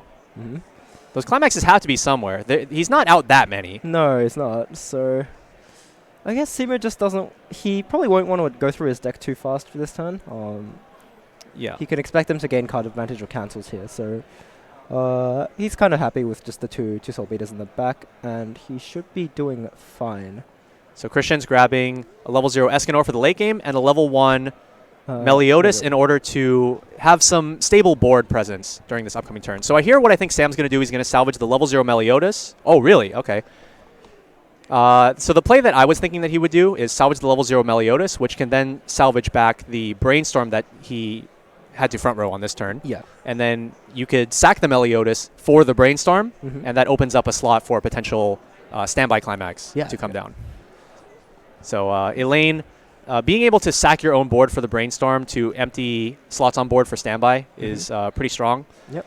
But given the cards in his hand, he has a couple more 2-2s, a 1-0. Doesn't look like he has very good options for converting the 2-2s in his hand into other cards. All right, so he has clocked the 2-2 away, so I guess that's one form of conversion. It's a Climax swap. Oh, all right. Straight we're just away. going to see grabbing a standby here, I suppose. Going to start Yep. using those standbys to bring out the late game, which in this case is the 3-2 Meliodas. So it's a pretty unique package that utilizes multiple cards. So the first one that we're probably going to be seeing here is the 3-2 Meliodas. Let's go ahead and see if we can get a look at that. All right. Setting it up, so it's definitely coming down. So 3-2 Meliodas being an 11k healer, and then Climax combo with Choice to gain 1k power cross turn, and also an ability that activates when the opponent attacks, allowing you to burn them for 2. Yeah. So this card does a bit more than what it actually says on the card, because I believe there's a 2-1 counter which gives this particular Meliodas -2 soul to the cards in front. Card in front, rather. Yeah, so there are a couple cards that reference this that are very powerful. One of them is from the first set, which is the 2-1 Elizabeth, which gives all copies of that 3-2 Meliodas plus 1,000 power and hexproof and anti-burn during their battle, which can be very strong into certain matchups that rely on like on-attack burn, on-reverse burn, things like that. The other one is a new card from Revival of the Commandments, which is the Elizabeth counter. You can discard an additional Britannia character when you use the backup to choose one of your 3-2 Meliodas and give it -2 soul across, making it a very strong defensive option. And it's this particular suite of cards that is a big reason as to why Simu has chosen to bring this particular build of 7 Deadly Sins, as he felt it was a good counter pick. Interestingly, into the Escanor matchup, Escanor's text specifically says that when he splits his damage up into like 1-1-1-1-1, it does not count as damage inflicted by an auto ability. So it does not get stopped by the back row Elizabeth. However, you can still use the minus soul to reduce the damage output. So would you say that puts Simu in an advantage of the matchup? In my opinion, the main advantage for Simu in this matchup would come from the ability to maintain the board presence and also the fact that he has to force Christian to lose a lot of board presence. As we can see, Christian's hand is not very full, right? No, it's not. And it's also not very sculpted. He has one Escanor level 3 and no Escanor level 0. Yeah. Is that a choice that I see in his hand, or is that a stock soul? It is a stock soul for the Elizabeth. All right. So he has to also find the choice somehow. Yeah. So in addition to needing to sculpt relatively hard to try to find his endgame pieces, you do also have to deal with the fact that you are basically sacking your entire board every single turn. Yeah, pretty and much. As we mentioned earlier, that does potentially become a problem if you are trying to fulfill the full board requirement for, I believe this one is a level 0 or lower stock soul, and the level 2 Meliodas climax is a yellow stock soul. Oh, is it? Yeah, so I wasn't aware of that difference. Yeah, you have to deal with multiple different stock soul conditions in this particular deck. All right. So that's one of the choices, which means that if he leaves it in there, he can relatively easily climax swap into it. Should he have a climax? I don't think he wants that to be there. Yeah, probably not. But and we are finally seeing those cancels come out for Simu. Yeah.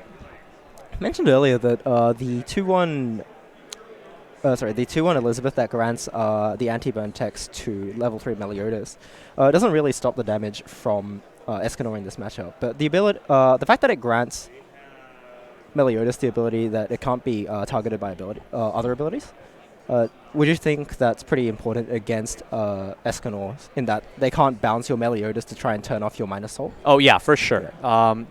Being able to bounce those Meliodas is definitely a very strong option. For similar reasons that we saw in another matchup today where bouncing in the Mushoku matchup potentially prevented some rest counter use. It's kind of the same deal here. And so in that respect, as you said, the level 2 back row being able to give hexproof to those 3/2s is very powerful as well. And now we see Simu here with 2 cancels and maintaining an entire board. Doesn't have to clock. Potentially doesn't even have to use stock. Potentially. If he wants to he might maybe use a brainstorm or something like that, or maybe he just wants to sit on this deck and just attack 3 times. Either of these is a perfectly good option. And even if he does want to brainstorm, he might not have to use stock if he has access to the Elaine brainstorm. Yeah, which is the only brainstorm that he runs in this deck. Okay. So brilliant. So if he can get that, he actually doesn't need to pay stock for the rest of the game, just for deck compression at least. Yeah.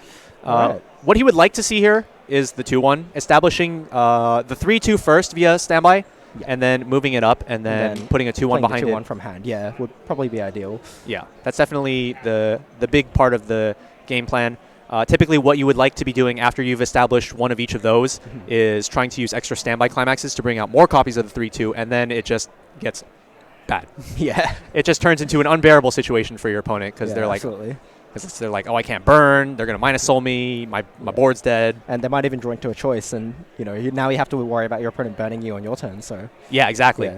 And judging by Simu's position, considering that he not only canceled 2 but also isn't clocking, he looks to potentially make quite a damage lead here. So looks like the 3 going straight in. So due to the new refresh rule, I think the refresh penalty should go in just under those 3. Yes. That may or may not matter. I'm not sure. I believe if Christian's playing the Merlin early play, he might early play here, in which case it does matter. So we'll just watch him do that. So we have a refresh with 6 here, and I believe the missing 2 were 1 stock soul from the previous turn and 1 choice from this turn. Yep, that sounds right. And it looks like Simu's just making sure that everything is proceeded correctly. All right, so Simu looked like he was in a bit of a tight spot at the beginning, but seems to have flipped a bit. Indeed, especially with these open lanes and being able to really assert high amounts of damage. Looks like because of how the anti-burn doesn't really come in super useful in this particular matchup, looks like he's just elected to go straight for more copies of the Meliodas, and oh my god. Well, that's a big one. Yeah, so in this scenario, if Christian wants to go for the game, but I think it's a bit difficult based on his hand quality.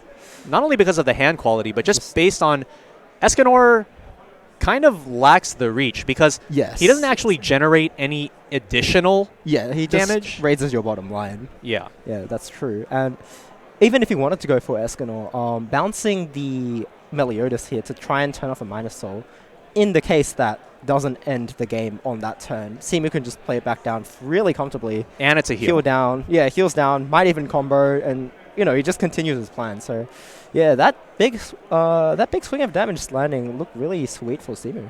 Okay, so Simu refreshing with what looks like 7, because he just triggered 1 standby to bring up the 3-2. So, yeah.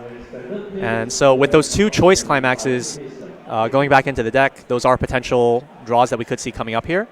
And the Elaine Brainstorm gives you additional ways to try to get into that climax, as the Brainstorm effect is for each climax you hit, you get to look at up to 3 cards from the top of your deck and add one of them to your hand. It can be any type of card, and you don't have to show it to your opponent, so that's a perfect way to get the climaxes that you need. Yeah. Just on that Elaine, I believe that effect is actually unique to English Weiß Schwarz. I think that Brainstorm ability is unique to Weiß Schwarz. Yeah. I took a look when the card first got revealed, and I don't believe there was any other card with that particular Brainstorm cost. I don't think that's the only Brainstorm that has that cost, I believe, as well. So it's very interesting, and I do appreciate Bushiroad being a bit more experimental with these English original titles and their card pools. Yeah. Some of the players that I've talked to have been pretty outspoken with saying that this might be like one of the best Brainstorms of all time, just based on the flexibility that it gives you versus normal game mechanics, and it really changes that dynamic. And as long as you have ways to circumvent the fact that you're sacrificing characters and not utilizing stock, you really have to change the way you think about the flow of the game and the way you value your resources. But if you're able to get into the right state of thinking, then and build your deck correctly, then it's very, very powerful. And we do see, even in Christian's deck, he himself is also running this Brainstorm. 3 copies. 3 copies of this Brainstorm are in his deck, which just is kind of a testament to how strong both of these players feel that this combo is. And, Christian hitting 2 off his Brainstorm. So considering that he clocked into 2, hit 2 off the Brainstorm, and looks like his next turn may be non-existent. Yeah, I believe he still has 1 climax at the top of his stock right now, which is that other stock soul. 5 in waiting room, a choice in hand. That means there's only 1 in deck. We might see him having to... Okay, so this puts him in a dilemma because... that's the Brainstorm you were talking about. Okay, actually, yeah. So he has 4 stock left. Under normal circumstances, I would say, okay, if you want to play 2 Escanors and Brainstorm, you can't because you would need 5 stock. But Elaine Brainstorm doesn't use stock, but chooses not to go for it. Maybe going to be using... Oh, he already has an Elaine. That makes sense. All right, perfect. Sacrifice the Elizabeth Brainstorm, as you don't want to have 3 rested characters on your board and have to play over one of them, so it makes perfect sense. So looks at top 3, and looks like he can go through this deck, so he doesn't have to end the turn on a really uncompressed deck. Bit unfortunate, it's on 3-2, and he can heal up to twice. But it looks like it's going to be once. Looks like it once. So with 1 heal and 1 refresh penalty, he's going to be passing on 3-2, which is a bit of a danger zone, but at the same time, I don't think Simu's deck has particularly strong finishing quantities. Yeah. Especially considering that there's no actual finisher damage being dealt until the opponent's turn. During which, they have the opportunity to heal down or prepare for the incoming burn 2s. So a bit weaker in that aspect compared to your more conventional finishers. But, if you're on 3-5 and the opponent attacks with 3 times, it's still pretty scary, so it might just be enough. So I think the idea of going all the way through the deck here for Christian is that he wants to go into the fresh deck. I'm going to use the Meliodas to grab the level 0 Elaine, probably use the Elaine to get rid of that last card of the deck, go into the new deck, and then play Gil Thunder to try to find 2 soul triggers for these Escanors. And this definitely looks like a it's time to go kind of situation, make it or break it right now. I don't feel like there was very much else of a choice there. If you don't go for game here, well, we don't have to necessarily go for game, but you have to put you'd have to put Simu in a position where you can push with whatever is left of you on the following turn if you're going to heal with Escanor, because you don't want to just push up your back row and chump 3 times and just cross your fingers either. Especially considering that the back row is already rested, considering that 3 brainstorms have been used this turn. Yeah. Alright, so that's a refresh again. So I like the order that was used here. Instead of going for the top check add discard, Christian chose to go for the discard draw. And so doing this means that if a climax is revealed off the top, it is not forced to go into your hand because it will just remain on top. And then the Gil Thunder can be played, rearrange it so that it's further down in the deck so that the Escanor can trigger it later. Alright. Whereas, do we have information on whether or not Simu has the minus soul counter in his hand at the moment? Haven't taken close enough look at his hand to see if he had it, but next time he shows his hand just a little bit, we might be able to see. Thankfully, because he is running the foil version, it is quite a bit easier to tell which card it is compared to if he was running the non-foil. That's very nice. All right, so Christian unfortunately refreshed with the climax there, so his odds of surviving, should he not win this turn, I think went down just a little bit more. Yeah, would have definitely liked that card to be just 1 card lower. Yeah, it would have been nice. All right, top 3, and I think I saw 1 climax. Is that a climax? It's slightly hard to see. Yeah, this one right here, I think I see the little bit of yellow right here. Oh, yep. Now the real question is it choice or is it stock soul? I think based on the positioning, I think it is a stock soul. Yeah, if it was a choice, you'd rather trigger it on the first one and just pay it out, hey? I also see a soul trigger somewhere on the 3rd card, I think. From the there was a 3/2 DN in there as well, the early play. Pretty ideal top 3 check here. And yeah, Simu would probably have liked to get the 2-1 Elizabeth online a little bit earlier, but we'll see how this goes. Well, that being said, Christian did just refresh a climax, and then he's seen 1 in the top 3, which means that he's going to trigger it. Means that his odds of survival on the next turn are pretty low. Well, they are a bit low, but also at this time, Simu's representing Vanilla Swings. Yeah, that is also true. So it's not completely out of the question to live next Not turn. abysmal. Unless Simu gets a choice. If Simu gets a choice, that changes the question. It's kind of yikes. Because just the global 1K1 would make a big difference to start, wouldn't it? It's not even just the global 1K1. You also have to consider this. If Simu lands a single 3, okay, first of all, Simu has 2 copies of the Meliodas in his hand. Yeah. 1 from before, 1 that just got bounced. Yeah. So he plays 2, and then plays the climax if he gets it. All of those Meliodases are swinging for 3s. If any one of them sticks, that means that there are burn 2s incoming on Christian's next turn, and his healers are on the board. And there's also 1 in the waiting room there, so it looks like healing is not going to be something that's happening in 2 turns. Anyhow, that's a front for 3, was it? Yeah, it was a 3. The King Climax Swapper was the one that was put on top. Yes. And judging by the damage not happening yet, I can only assume that Simu is pondering on whether or not he wants to use that minus soul counter. So he must have it. Well, maybe it's a bluff, who knows? Must have at least 1. Yeah. There are 3 copies in this deck. So it is quite likely he has 1 then. Yeah. We've been thinking that 3 copies is probably the correct number. Yeah, 4 does seem excessive. 2 maybe, but I think at 3 you probably see it better. It's very reasonable to try to go for 2 copies within a single game. Yeah. But I think that if you were to run 4, you might be seeing it more than you want. And this deck is already filling up its hand full of not unplayable cards, but cards you don't want to be hard playing in the 2/2s. The 2/2s, yeah. That you're getting off the lane. So I don't think you want to have a handful of 2/2s and 2/1 counters. That's completely understandable, yeah. That's a little bit dodgy. Yeah. So, thinking Sam's still going.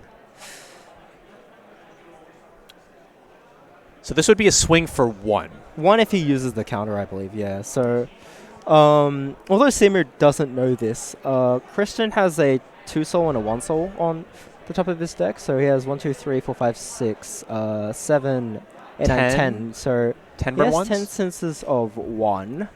And Seymour is currently on 2 and 4 with a refresh incoming. I think the 2 on the bottom being left there is, I believe those 2 aren't climaxes, are they?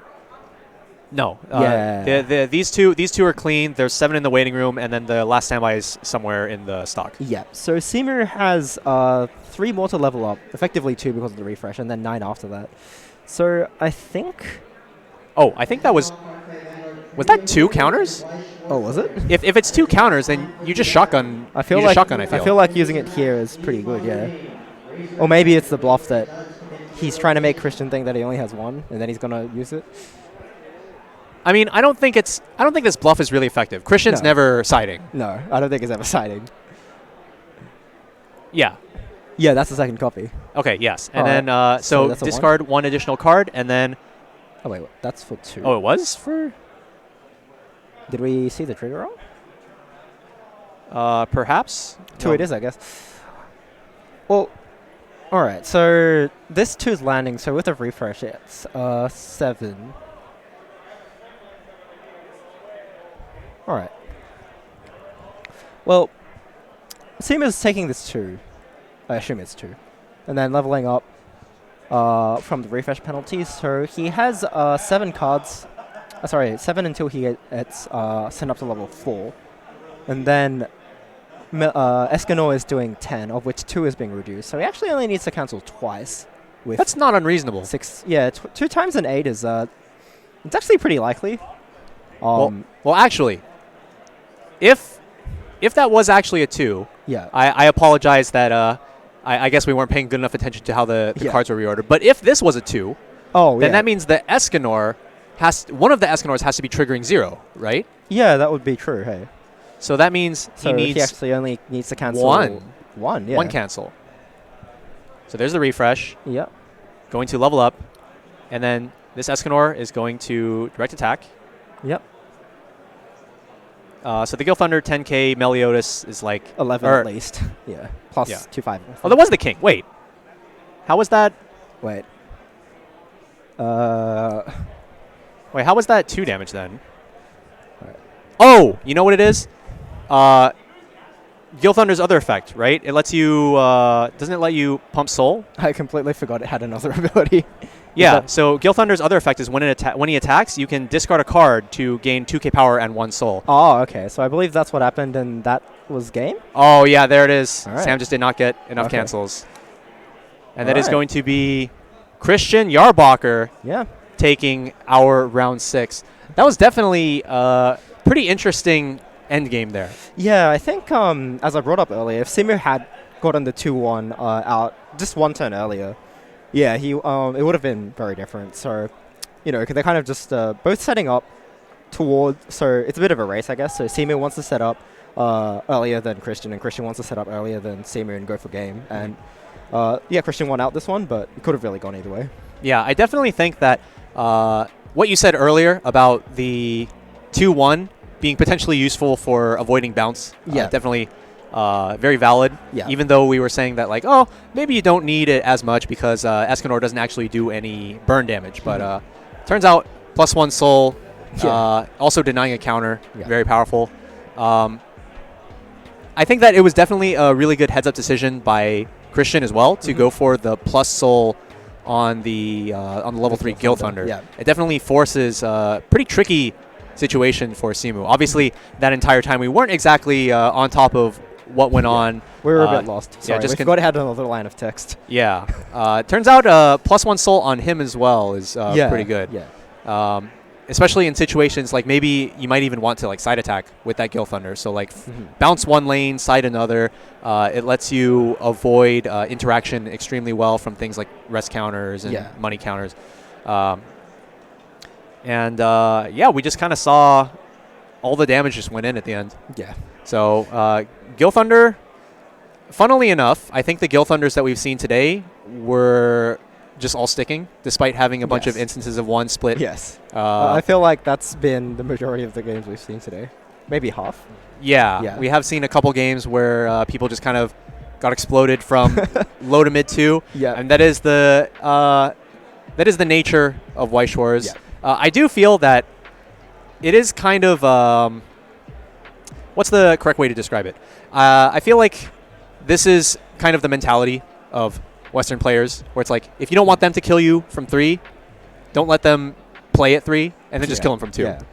Well, we do say that you know, sometimes that happens in Weiß Schwarz, where you take just a lot of damage from the top and you can't do anything about it. But it is, if you think about it, a result of the player playing aggressively to like make that decision and get there.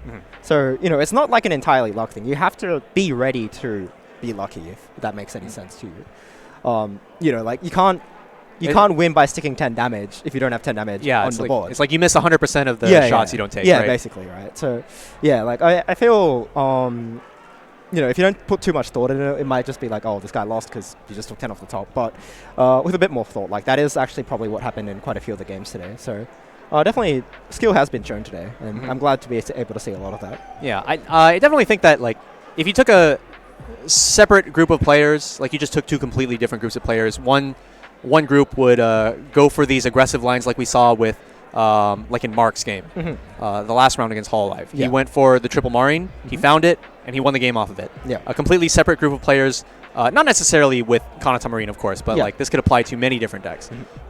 They would choose to heal, just heal, prioritize healing down, try to play for next turn, and then just like go from there. Yeah. And then sometimes that results in them just not having enough of an offensive push between the 2 turns to even get there, based on just like maybe the extra turn change the opponent's deck state in such a way that like they are now ready to cancel or something like that.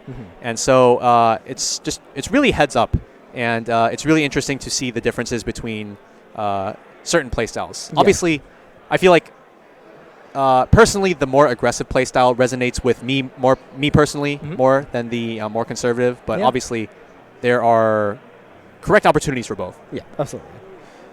All right, so I think that wraps up our Swiss rounds. So that was round 6. We've got top 8 coming in after a bit, but for now, we'll cut to a break, and we'll see you guys later. Well, actually, I believe we do have a special announcement coming up soon. So that'll be in just a bit. Yep, sir. So we're going to be coming back to you guys real soon with that. Yep. And we're just going to be kind of chilling in the meantime. We'll probably come back to you guys right before the announcement starts, and, you know, kind of bring you guys back in before we get into these very interesting announcements. We don't actually know anything about them. We don't have any information either. So this is going to be a surprise to us as well. We're not entirely sure of the nature of the announcements or announcement. We don't actually know how many announcements. We don't know the length or the nature or whatnot. So, they just told us that we should come in when they're about ready to start it and sit tight. So hopefully you guys will be there with us for some exciting news, and we'll see you guys in just a bit. All right, bye-bye.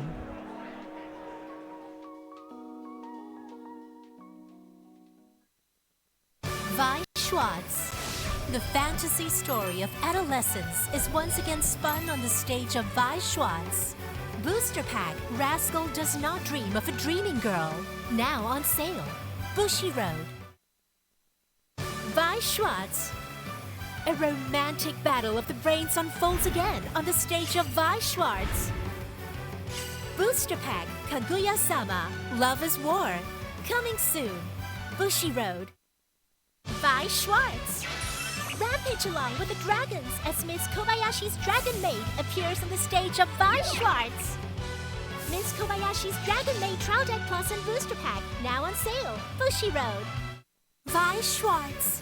One spring day, come face to face with Weiß Schwarz on how to raise a boring girlfriend.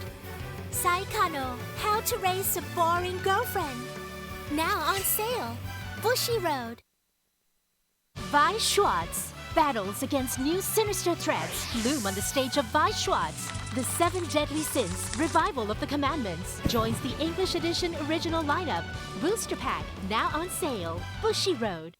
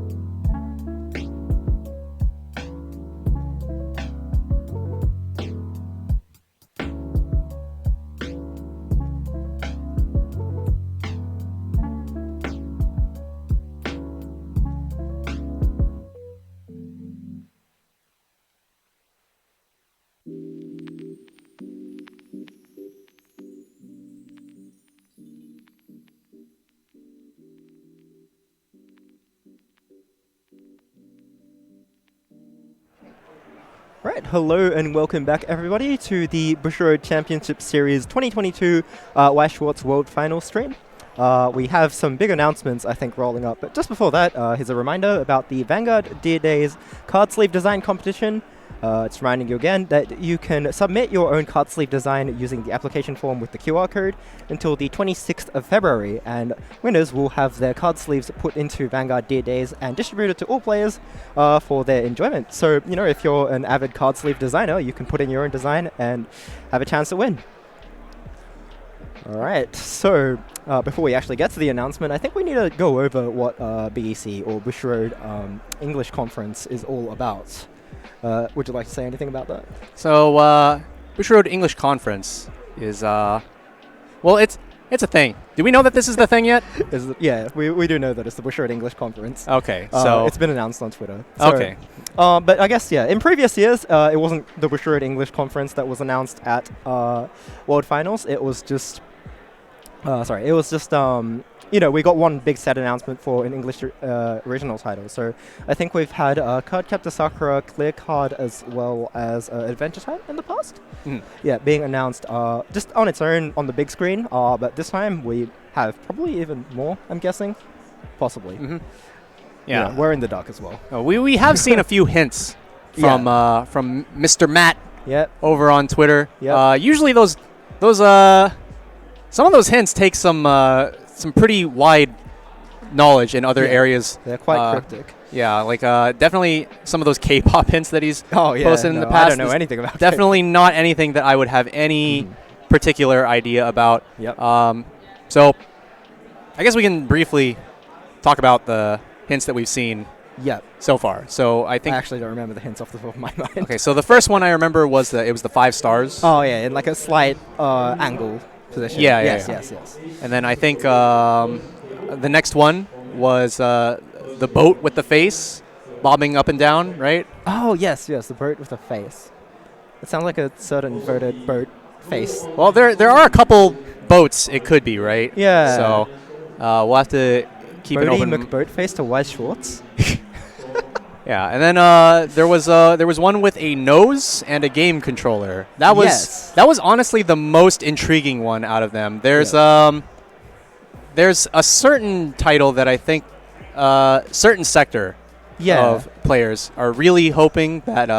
I think there's one title in exclusively Japanese Weiß Schwarz which is related to that.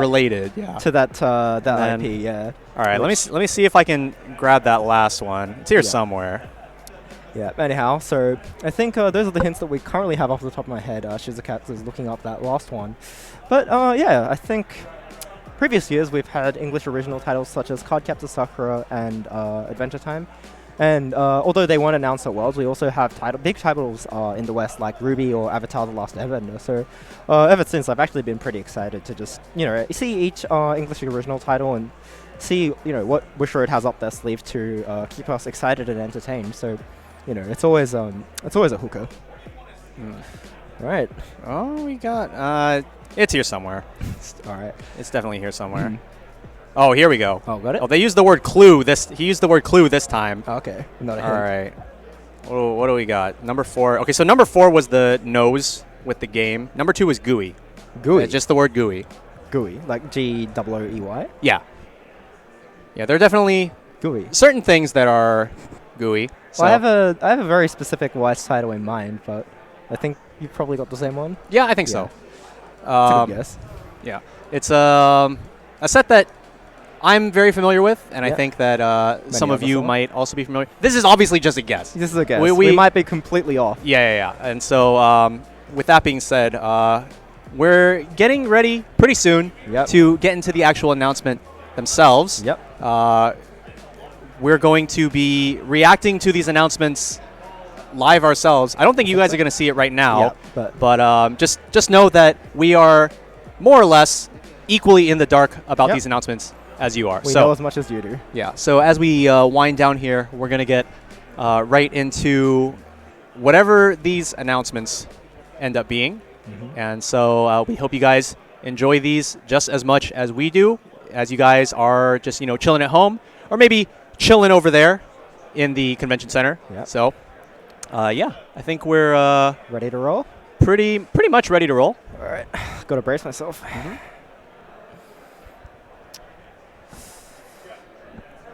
What could it be?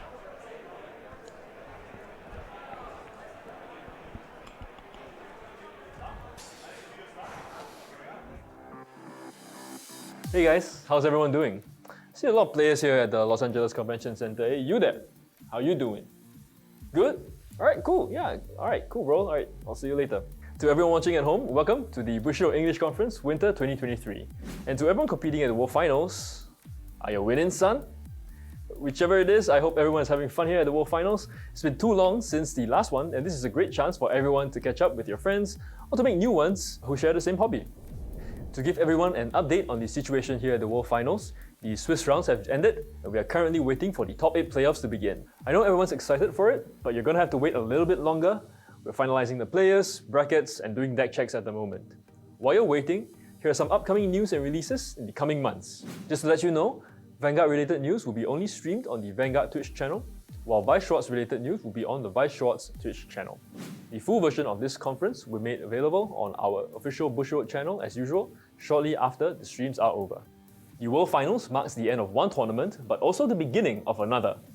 Bushiroad Springfest 2023 will commence from March to June. Assemble your 3-man A-team, as BSF will, of course, be a team tournament. Entry is absolutely free, so all you have to do is register, turn up, and you get one of these hot-stamped PR cards. Also up for grabs are these amazing Champion PR cards. World 2023 will be held throughout the year from March to November. Lots of attractive prizes await you, so don't miss out. For more information, you know what to do. Unlike previous years where we've had events happening on back-to-back weekends, we're spacing it out just a little bit more this year so that you guys have more events to look forward to throughout the year. Bushiroad Fighters Navigator, or Bushinavi for short, is a system created as a means for our TCG community to manage Bushiroad official events or Bushiroad sanctioned tournaments. What this means for you as a player is that you will be able to join tournaments, report your round scores, and check your standings during a tournament all via the Bushinavi app. Bushinavi is also linked with Decklog, so soon you will be able to create and store deck recipes and browse public deck recipes. For Bushiroad official stores, Bushinavi will give you more functionality to better manage the tournaments you host. For example, Bushinavi comes with an inbuilt pairing system that can help you run tournaments smoothly. Bushinavi will be made available this year, so you can look forward to a smoother tournament experience real soon. There's a lot more details than we can cover in this video, so please check our SNS for the updates.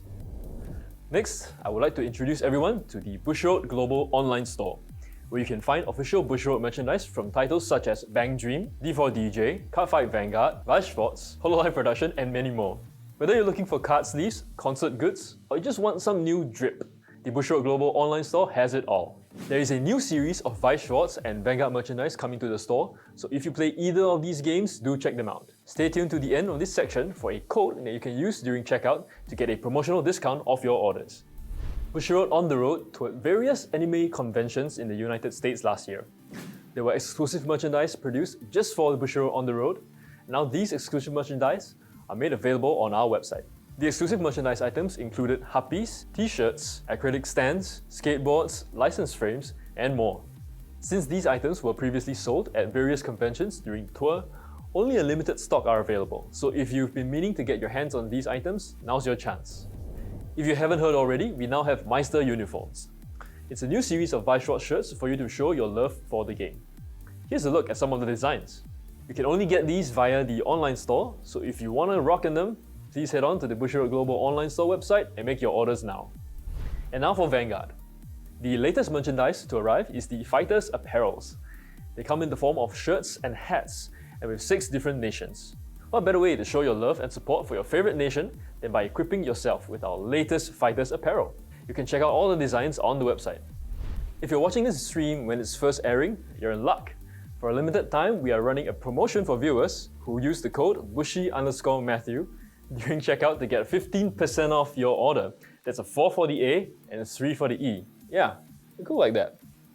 So grab what you want from the Bushiroad Global online store and check out before it's too late. This promotion lasts from now to February 4th. There's no restriction on the promotion code, and that means you can use this code for any item you find on the store. This is the first time we're giving such a huge discount, so add that item you've been eyeing to the cart now. Moving on to Weiß Schwarz.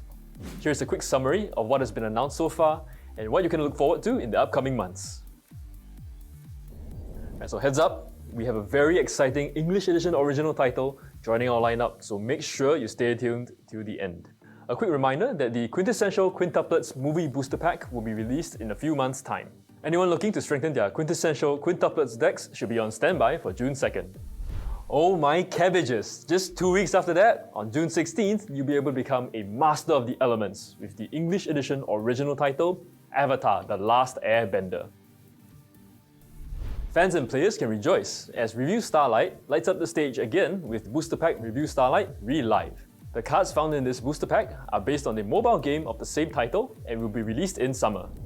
That time I got reincarnated as a slime is also getting a new booster based on the 2nd season of the anime series. Stay tuned for more information. In December last year, popular mobile game title Azur Lane joined the Japanese edition of Weiß Schwarz. We're happy to announce that it will be setting sail in the English edition as well. Please stay tuned for more updates. Head towards a shining future with your favorite talents once again in Booster Pack Hololive Production Volume 2. More information will be released very soon, so stay tuned for an update. The popular comedy series Spy Family will also be coming to the English edition of Weiß Schwarz. You can build a deck filled with your favorite characters including the elusive Twilight, the cool beauty Thorn Princess, and Starlight Anya. Or maybe all of them under one deck as the Forger family. Release date to be announced. This last title that we're announcing today is an English edition original title. Our gears are always turning as we strive to bring you exciting titles for English originals, and we hope that this is no exception. Here's a promotional video for all you lucky attendees. That is bullshit blazing, still my heart is blazing. If the word kill me, I don't need a new one under you. Soon you will know, we already know the smell of the game. Here comes Daredevil indeed. I'm a longtime fan of the Guilty Gear franchise myself, so I'm more than thrilled to be able to announce that Guilty Gear Strive will be taking to the stage of Weiß Schwarz. A shout out to our licensing and development team as they really put in a lot of work to make English original titles happen. So if you could comment something to let them know, I'm sure they'd appreciate it a lot. This is a title I'll be looking forward to as Soul Bad Guy is one of my all-time favorite characters in any game. While I won't be able to do a dust loop in real life, I'm sure I'll have just as much fun battling alongside him in a Weiß Schwarz match. If you're a fan of Guilty Gear as well, let us know which character is your favorite, and whose deck you're most looking forward to building when this title releases. We don't have a release date just yet, so do keep an eye out on our social media for the latest information. So right before we conclude this segment, we would like to announce a nomenclature change to our products. What's nomenclature, you ask? Well, it's a big word to say that we're changing how we're naming something. Namely, see what I did there? Trial Deck Plus will now be shortened to Trial Deck. And here's a summary including the new ones we just announced today. Many new titles for you to look forward to in the new year. I know I am. Let us know in the comments which title you're looking forward to playing the most in the English edition. That's all we have for Weiß Schwarz. This is normally where we end the video, but we have a new title under our belt, so let's move on to Shadowverse Evolve. The social media channels for Shadowverse Evolve English are all set up now, so do follow us for the latest updates. We will be posting regular video content on our YouTube channel, such as gameplay and mechanic tutorials designed to help beginners learn the game. So, if you've always wanted to pick up Shadowverse Evolve, here's your chance. Shadowverse Evolve is a trading card game based on the digital collectible card game Shadowverse. While gameplay resembles its digital counterpart, it's an entirely different experience thanks to some brand new mechanics. Choose from one of 6 classes and build a deck of 40 to 50 cards to do battle. Over the course of a match, you will call upon mighty followers, cast dazzling spells, and make use of potent amulets to overcome your opponent. Once their leader's defense reaches 0, you win the game. So Shadowverse Evolve is the result of a collaboration between Cygames Inc. and Bushiroad Inc. Cygames Inc. handles the development and design of the game, while Bushiroad Inc. acts as the publisher for the game. The Japanese edition of Shadowverse Evolve was released on April 28, 2022 for the Japanese market to critical acclaim. Now, the game is finally making its way to the West with a global English release. While cards from the Japanese and English editions cannot be used together for official tournament play, players can mix and match in casual settings with the permission of their opponents, of course. I'm sure some of you are keen to get into the game already, but fret not, I'm here to share how. The easiest way is with a starter deck. We'll be releasing 6 of them, 1 for each class, and these will go on sale June 30th, 2023. Pre-orders are currently open, so contact an official Bushiroad retailer for more information. As I mentioned earlier, each starter deck features one of the classes available in Shadowverse Evolve. Each of these decks provides a glimpse of each class's playstyle and unique strengths. All starter decks are ready to play out of the box and contain exactly the same types of cards per product. The first of these is the Forestcraft starter deck, Regal Fairy Princess, featuring Arisa as its leader. This deck focuses on amassing fairy tokens before buffing them up for a huge attack. Players will also get a peek at the class-specific keyword Combo, which enhances your cards as long as you've played a certain number that turn. Next, we have the Swordcraft starter deck, Blade of Resentment, featuring Erika as its leader. This deck offers strong, early aggressive cards to start chipping away at the opponent leader's defense before closing out the game with Tsubaki. This card can gain the Storm keyword, which allows it to attack the opposing leader immediately. The Runecraft starter deck, Mysteries of Conjuration, features Isabel as its leader. Unlike the previous 2 decks, this deck aims to remove the opponent's followers in the early game with spells before summoning its own followers that threaten to end the game in one fell swoop. The keyword Spellchain appears in this starter deck, powering up your cards if you have a certain number of spell cards in your cemetery. Take to the skies with the Dragoncraft starter deck, Wrath of the Great Worm. This deck features Rowan as its leader. Fans of dragons rejoice, because this deck is packed to the brim with awesome fire breathers. Some cards in the deck have the Overflow keyword, which denotes abilities which activate when your maximum play points is 7 or more. This may seem like a lot considering you start off at 1 play point, but the deck does have ways to ramp up to 7 fairly quickly. Traverse the Darkness with the Abysscraft starter deck, Waltz of the Undying Night, featuring Luna as its leader. Based on the Bloodcraft and Shadowcraft classes from Shadowverse, call upon the Denizens of the Night to do your bidding. Summon Forest Bats and Ghost tokens to dimmer away at your opponents, all while building up these cards in your cemetery for Necro Charge. This keyword buffs your cards once you have a certain number of cards in your cemetery. Walk the Path of Light with the Havencraft starter deck, Immaculate Ablution, featuring Ares as its leader. This deck plays a defensive early game and aims to close it out with potent amulet cards that summon fearsome token followers. It also has some good support cards for amulets, serving as a strong base for a future amulet-based deck. Speaking of deck options, Shadowverse Evolve Booster Set 1 Advent of Genesis will be launching on the same day, June 30th, 2023.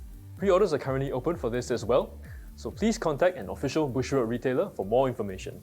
First edition prints of this product will contain an exclusive box topper promo pack, which contains 1 of 6 promo cards. These are 1 per box, and the card inside is guaranteed to be foil.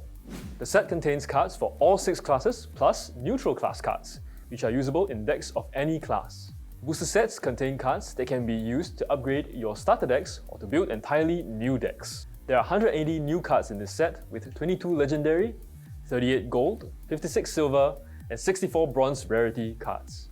There are also a total of 29 special foils in this set, with 22 of them being super legendary rarity and 7 of them being ultimate rarity.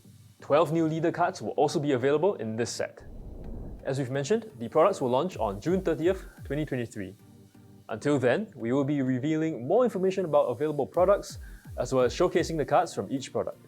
Support for monthly shop tournaments will also begin in July, so you can look forward to challenging your friends to a Shadowverse Evolve showdown at a local game store near you.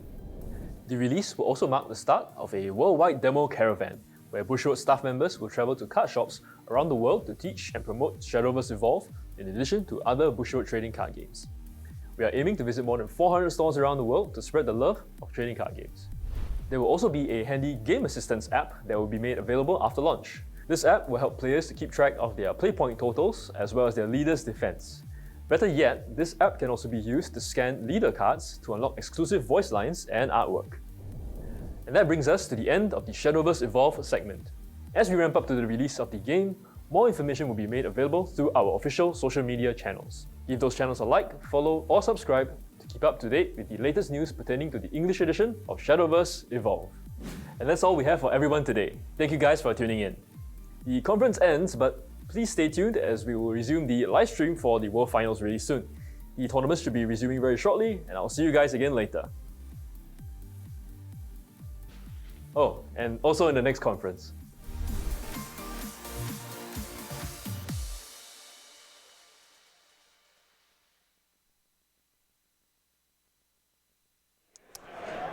Well. Okay. Those are quite a set of announcements. Yeah, I think some people had guessed Guilty Gear upon the nose and game Yeah. announcements, but hints. But yeah, no, I think now that we actually know that it's Guilty Gear Strive, it feels like really big news. Yeah. I remember the first thing that a lot of people were saying. Well, first of all, if they weren't already on the Guilty Gear train, yeah. a lot of people were saying, "Oh, it's got a game controller. It's Psychono Set 3." Yeah. And then everyone was just like, "Okay, what's the nose then?" So yeah, no, Guilty Gear. Hey, And that's. I guess we both guessed right because at the beginning we were thinking, well, it's related to King of Fighters. King of Fighters, back in yep. Japanese. Yeah, yeah. Well, yeah, I think English original titles like always seem to they have a draw to like a certain type of player that maybe hasn't found a set in Weiß Schwarz that they like yet. Mm-hmm. You know, like Avatar: The Last Airbender isn't it's not Japanese animation, which You're right. yeah, like it definitely attracts a different crowd each time, I feel like. And Mm-hmm. you know, I'm always appreciative of the fact that they get these titles somehow. I don't know how they do it really. Yeah. But yeah, no, it's great. I love it. Even though I'm not a fighting game guy myself particularly. Like it's just good to see people come in and say, "Oh, I'm trying this game out because they introduced a title that I'm interested in." Mm-hmm. Yeah. Where did our main guy go? He was popping off. our like Yeah. what's the word? Like basically the guy that's like We'll call him our running the stream show. yeah, our stream manager. Let's call him. Yeah. Yeah. Because like I'm pretty sure that they're like somewhat associated with like FGC. Like Yeah, they run the show for like FG. Mm-hmm. And so he was kind of popping off earlier too. Yeah. He seemed just as excited as we were. Yeah, that was pretty cool. But yeah, Guilty Gear Strive. Personally, I'm not too familiar with all of the characters. Occasionally, I pop into like my friends will play on Discord, and one of them will be like sharing their screen, and Yeah. so I kind of have like a rough idea on like some of the characters. Like I know about, especially the ones that they find particularly frustrating. Yeah. So like I know one of my friends plays. I don't know how familiar you are with the characters. No, not at all. But Okay, so keep they- going anyway. I'm yeah. sure the fans would like to hear you. Yeah, so they have this one character called Potemkin, Okay. and he's basically like the Iron Giant. Ah. And so, like, as I'm just watching him play, he's like pretty slow, but if he like gets you, he will literally like grab you, like seismic toss you, and deal like 40% of your bar That's a lot. in just that one hit. And I'm Yeah, just like, yeah. okay, nice. And then, of course, one thing that we brought up while the thing was playing, I don't think you guys were able to hear us while it was running, but I was saying that some of my friends are particularly interested in some of the DLC characters, Yeah. and so I think it's kind of a mystery at this point whether or not those characters will be Yeah. featured in Strive. But at the same time, we have got stuff like Seven Deadly Sins or Attack on Titan, which are expansion boosters to pre-existing stuff. So I think it's entirely possible that even if they don't come out in the first booster, they can release an expansion or maybe an extra booster or something like that. There's always, a chance that they do that. So I would actually keep my hopes up. Yeah. So there's actually one card that I'm particularly not expecting, but like I would be very enthusiastic to see Bushiroad print it. All right. So are you familiar with? I think her name's May. May. I think I've seen She's her the around. girl with like the orange hat, and she has like a really. Let me show you a picture real quick. I'm pretty sure her name's May.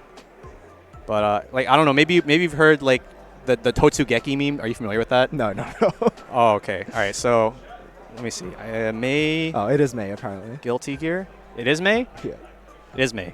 Okay. Yeah. Thank you, stream manager. Yeah. Okay. So this character Oh, May. right. I've seen. So it. you might have seen this character. Yeah. So she has this attack where like she summons a dolphin and it charges at you. Yeah. And she yells Totsugeki, and it's like very like annoyingly spammable. All right. And so it's like a meme in the Guilty Gear community that like whenever you see May, you just like spam Totsugeki, or her theme starts playing and then all of chat just like spams Totsugeki.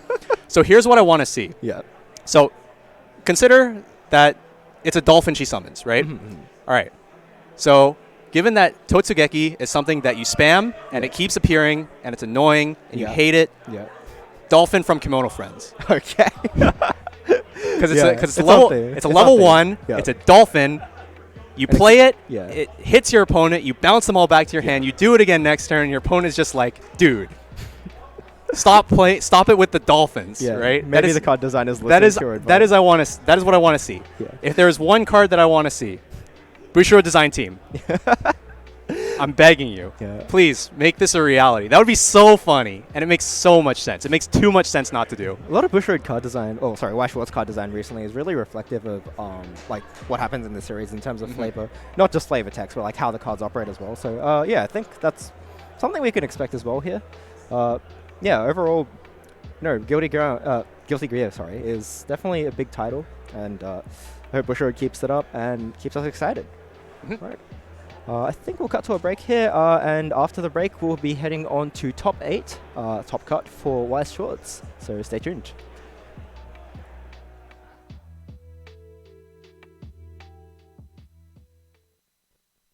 Weiß Schwarz. The fantasy story of adolescence is once again spun on the stage of Weiß Schwarz. Booster Pack Rascal Does Not Dream of a Dreaming Girl. Now on sale. Bushiroad. Weiß Schwarz. A romantic battle of the brains unfolds again on the stage of Weiß Schwarz. Booster Pack Kaguya-sama Love is War. Coming soon. Bushiroad. Weiß Schwarz. Rampage along with the dragons as Miss Kobayashi's Dragon Maid appears on the stage of Weiß Schwarz. Miss Kobayashi's Dragon Maid Trial Deck Plus and Booster Pack now on sale. Bushiroad. Weiß Schwarz. One spring day, come face to face with Weiß Schwarz on how to raise a boring girlfriend. Saikano, How to Raise a Boring Girlfriend. Now on sale. Bushiroad. Weiß Schwarz. Battles against new sinister threats loom on the stage of Weiß Schwarz. The 7 Deadly Sins, Revival of the Commandments, joins the English Edition original lineup. Booster Pack, now on sale. Bushiroad.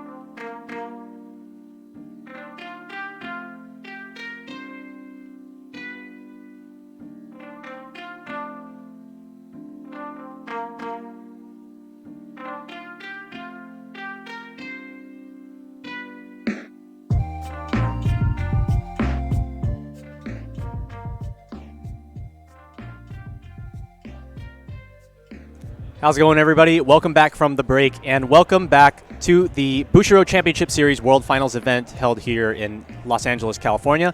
We're going to be getting into top 8 in just a sec, but before we do that, gotta give you guys a quick reminder about the Cardfight Vanguard Dear Days sleeves competition, where you can design an original sleeve design that could make its way into Cardfight Vanguard Dear Days.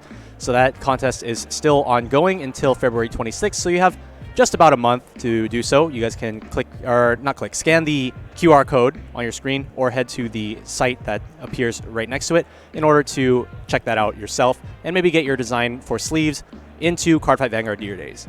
So here we are. We're about to go into top 8. We started the day with what, around 45-ish players, I believe? Yeah, I think it was 45, give or take a few. Okay, and then we have now gotten to the final 8. Have you taken a look at what we have in store for us in this top 8 today? I've taken a quick glance, but here we are on the screen. I think we can see the play names. So in the quarterfinals, we have Matthew Mead versus Tim, sorry if I get that name wrong, Suran. Second, we've got Christian Yabaha versus Michael Dolittle. Then Mark Guan versus Gordon Lai, and finally Clinton Chan versus William Tang. So we'll have a single elimination into the semi-finals, and then finals plus third and fourth place match to decide our champion for the Bushiroad Championship Series 2022 season. So many of these players we have already seen on stream games earlier in the day. Players like, I think 5 or so of them have been on stream. So yeah, I believe we've seen, we definitely saw Mark, Christian, Matthew, I believe was in our first round. Tim, I believe was in our second, and then who do we have for? And of course, Clinton. Yes, of course. So we have a lot of familiar faces that we have seen throughout the day who have been continuing to do well, and hopefully will continue to do so into our top 8. So I think we're just about ready to get in. For our quarterfinals stream match, we have for you Clinton coming right back with That Time I Got Reincarnated as a slime deck. Of course, running the quote-unquote Clinton special. Yep. So that's for the unfamiliar, that is the level 1 Shizu gate combo plus the level 3 Shizu book or draw climax combo. And against him we have William Tang playing the quintessential quintuplets. So it looks like they've started, and William is going first. He's clocked the level 3 Ichika change, and he is playing the level 0 Nino, the one on the restriction list, to discard a level 1 Nino, draw on card, and then discarded an early play Miku to access a card from the waiting room. He's at a level 0 back. So it looks like William's playing some unconventional cards. I don't think we've seen that level 3 Miku quite yet. But anyway, he keeps attacking. So that's a direct attack for 2, and he's also put direct attack for 3. It's for 3, sorry, yeah. So, and he's put a level 1 Nino in the front row with the standby that he's triggered. So I'd say it's off to a good start. I don't think Slime is typically able to fight level 1 5/5 in the front row on its first turn, so that should be a pretty nice defender right there. Alright, so that's 2 attacks from Clinton, and the damage, first one cancels, second one sticks, putting William on 0 and 4, so I'd say he's pretty comfortable right now.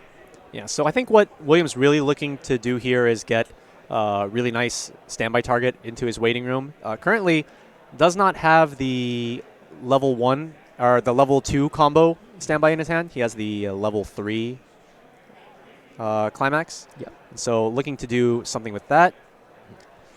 Alright, and he wasn't able to draw the level 2 climax there, although I don't think it's particularly urgent that he gets it yet. And he's moved his level 1 in front of the level 0 Milim, which is a level 0 reverser, which means that it can't reverse that level 1.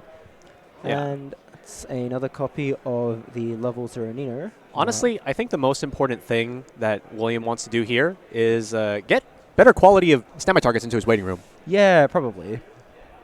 So he's discarded a level 3 to add a level 0 back to his hand, and I think he's contemplating whether he wants to take the draw or not. It's not a particularly useful card, the Brainstorm, at this point in the game. He might want it for later though, so looks like he does take the draw, discarding the level 0 Nino that he added to his hand earlier in the game.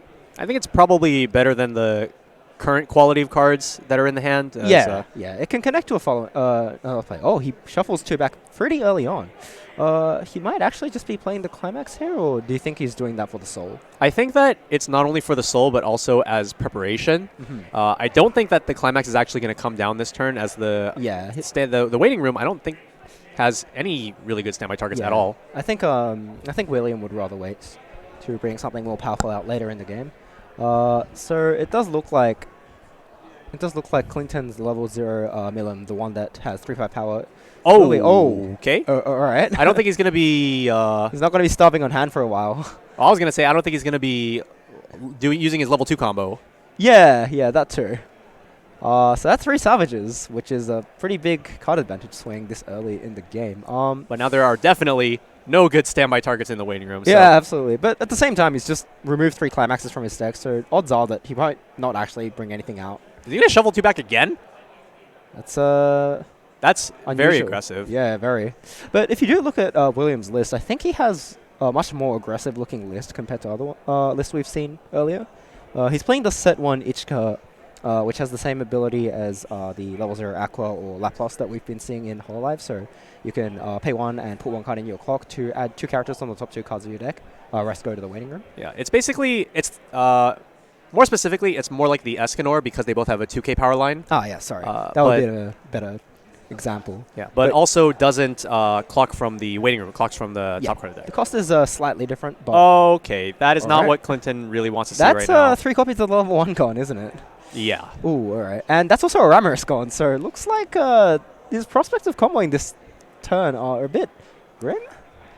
Yeah, the hand looking like 2 copies of the Shizu level 3 and then a bunch of all right cards, but not super amazing. Yeah. I guess on the other hand, though, William isn't exactly like super high rolling. It doesn't have a bunch of level 1s on the board.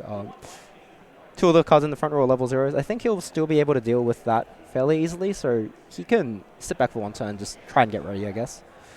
Would you go for... Actually, no, that's a book. That's not even a Pants Climax in, all right. in Clinton's hand right now. So even with that Ramrus in hand, it doesn't seem like it's time to go for a combo. Yeah, but he does need to somewhat replace his board in the sense that he wants to make attacks, or otherwise he's going to easily fall behind. So, Brainstorm hit 1, and that's also a 4th copy of Shizu, if that matters. But I think with that many Shizus out and no Climax in hand, he might actually just try and...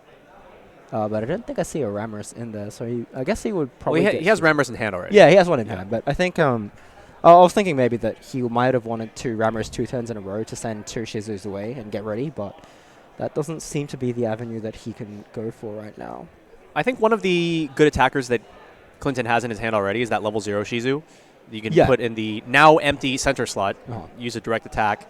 The buff, honestly, doesn't do very much, as one of Williams' cards on the front row is very small and the other one is very large. So I don't think the buff is going to matter very much, but the Shizu does have the secondary effect where when she gets reversed during the opponent's turn, you can pay 1 to put her back to rest, and then if you do that at the start of the opponent's, or at the start of your next Encore step, you return her to, or you send her to memory. So it's a way to build additional memory while simultaneously retaining attackers on the board. And looks like we are going to see the Ramrus after all. Yeah. And it's bringing out probably a level 1 combo. Yep, there it is.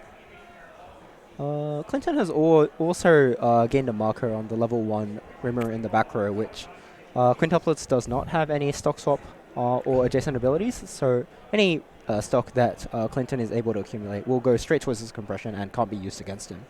So off to a decent recovery, I guess. So it seems like the plan is to put the Shizu in front of the 1/1.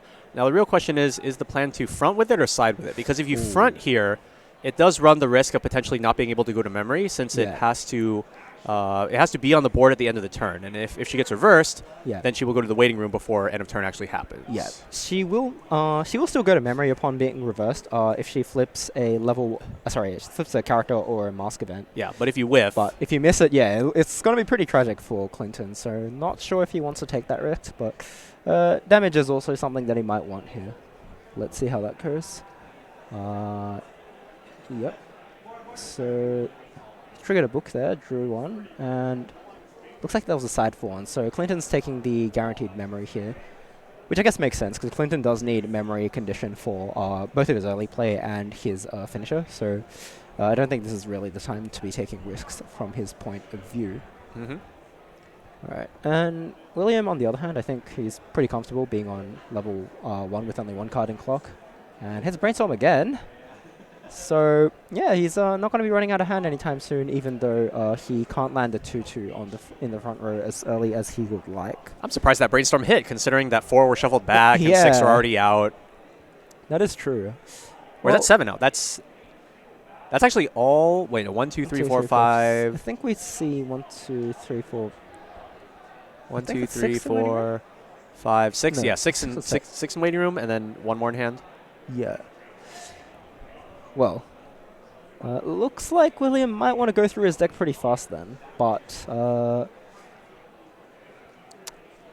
if I remember correctly about his deck, he's not playing the level 0 Itsuki with the top 4 effect when it goes to the waiting room. That is correct. Yeah, so in order to go through his deck, he's probably going to have to use his Ichika Brainstorm, which he can access if he wanted to. He could just salvage it, or he can use the level 0 Nino in his hand to add it back to his hand as well. But he's getting the level 0 Ichika, which, because the way it pays cost is from the top of the deck, it does send 3 cards from the top of the deck, either to hand or to waiting room or to clock, so it does shave a bit off. So that does work if his deck size is maybe a little bit thicker than what he can get through with 3 attacks, so maybe 7 will be 3 attacks plus 3 cards shaved would be 6 cards and can leave 1 on the bottom, but still contemplating, and he gets a level 1 that he plays straight out onto the board. I think that's a pretty interesting choice. It actually does occur a lot that by playing out the 1-1 at this point, it either strains your opponent's resources enough in the long run that it's to your advantage, or your opponent just ignores it. And ultimately, it just benefits you in card advantage. So I think it makes sense to do that. But we're seeing another shuffle back too. That's the 3rd time he's done that this game, I think. Is that his 3rd turn? That is the 3rd time. Yeah. So once per turn on average. Every single turn, I think one of these has been played, and then just 2 shuffle back. Yep. All right. So that's another Soul Pump, and he is playing aggressively here. Plays that Climax, returns to hand to give the top check 2 ability. I'm assuming he's going to bring out a 2-2. Yep.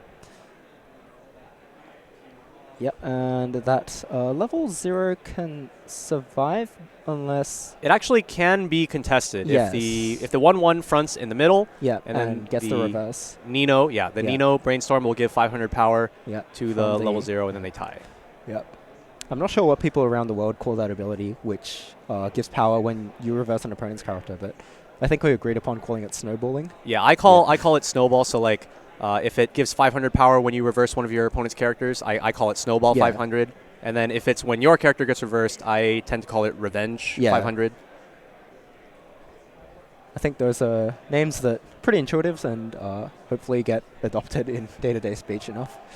Anyhow, so that first reverse went in. So he pumped to the middle. Sorry. Yeah.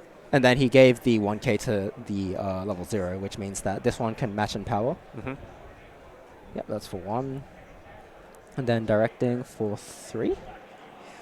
Alright, and that 3 lands, which means that Clinton is on, what's that, 1 and 5? 1-5, yes. Yeah, that's a pretty comfortable place to be in. Oh, that's a card that's nice to see. Yeah, I think so. Alright.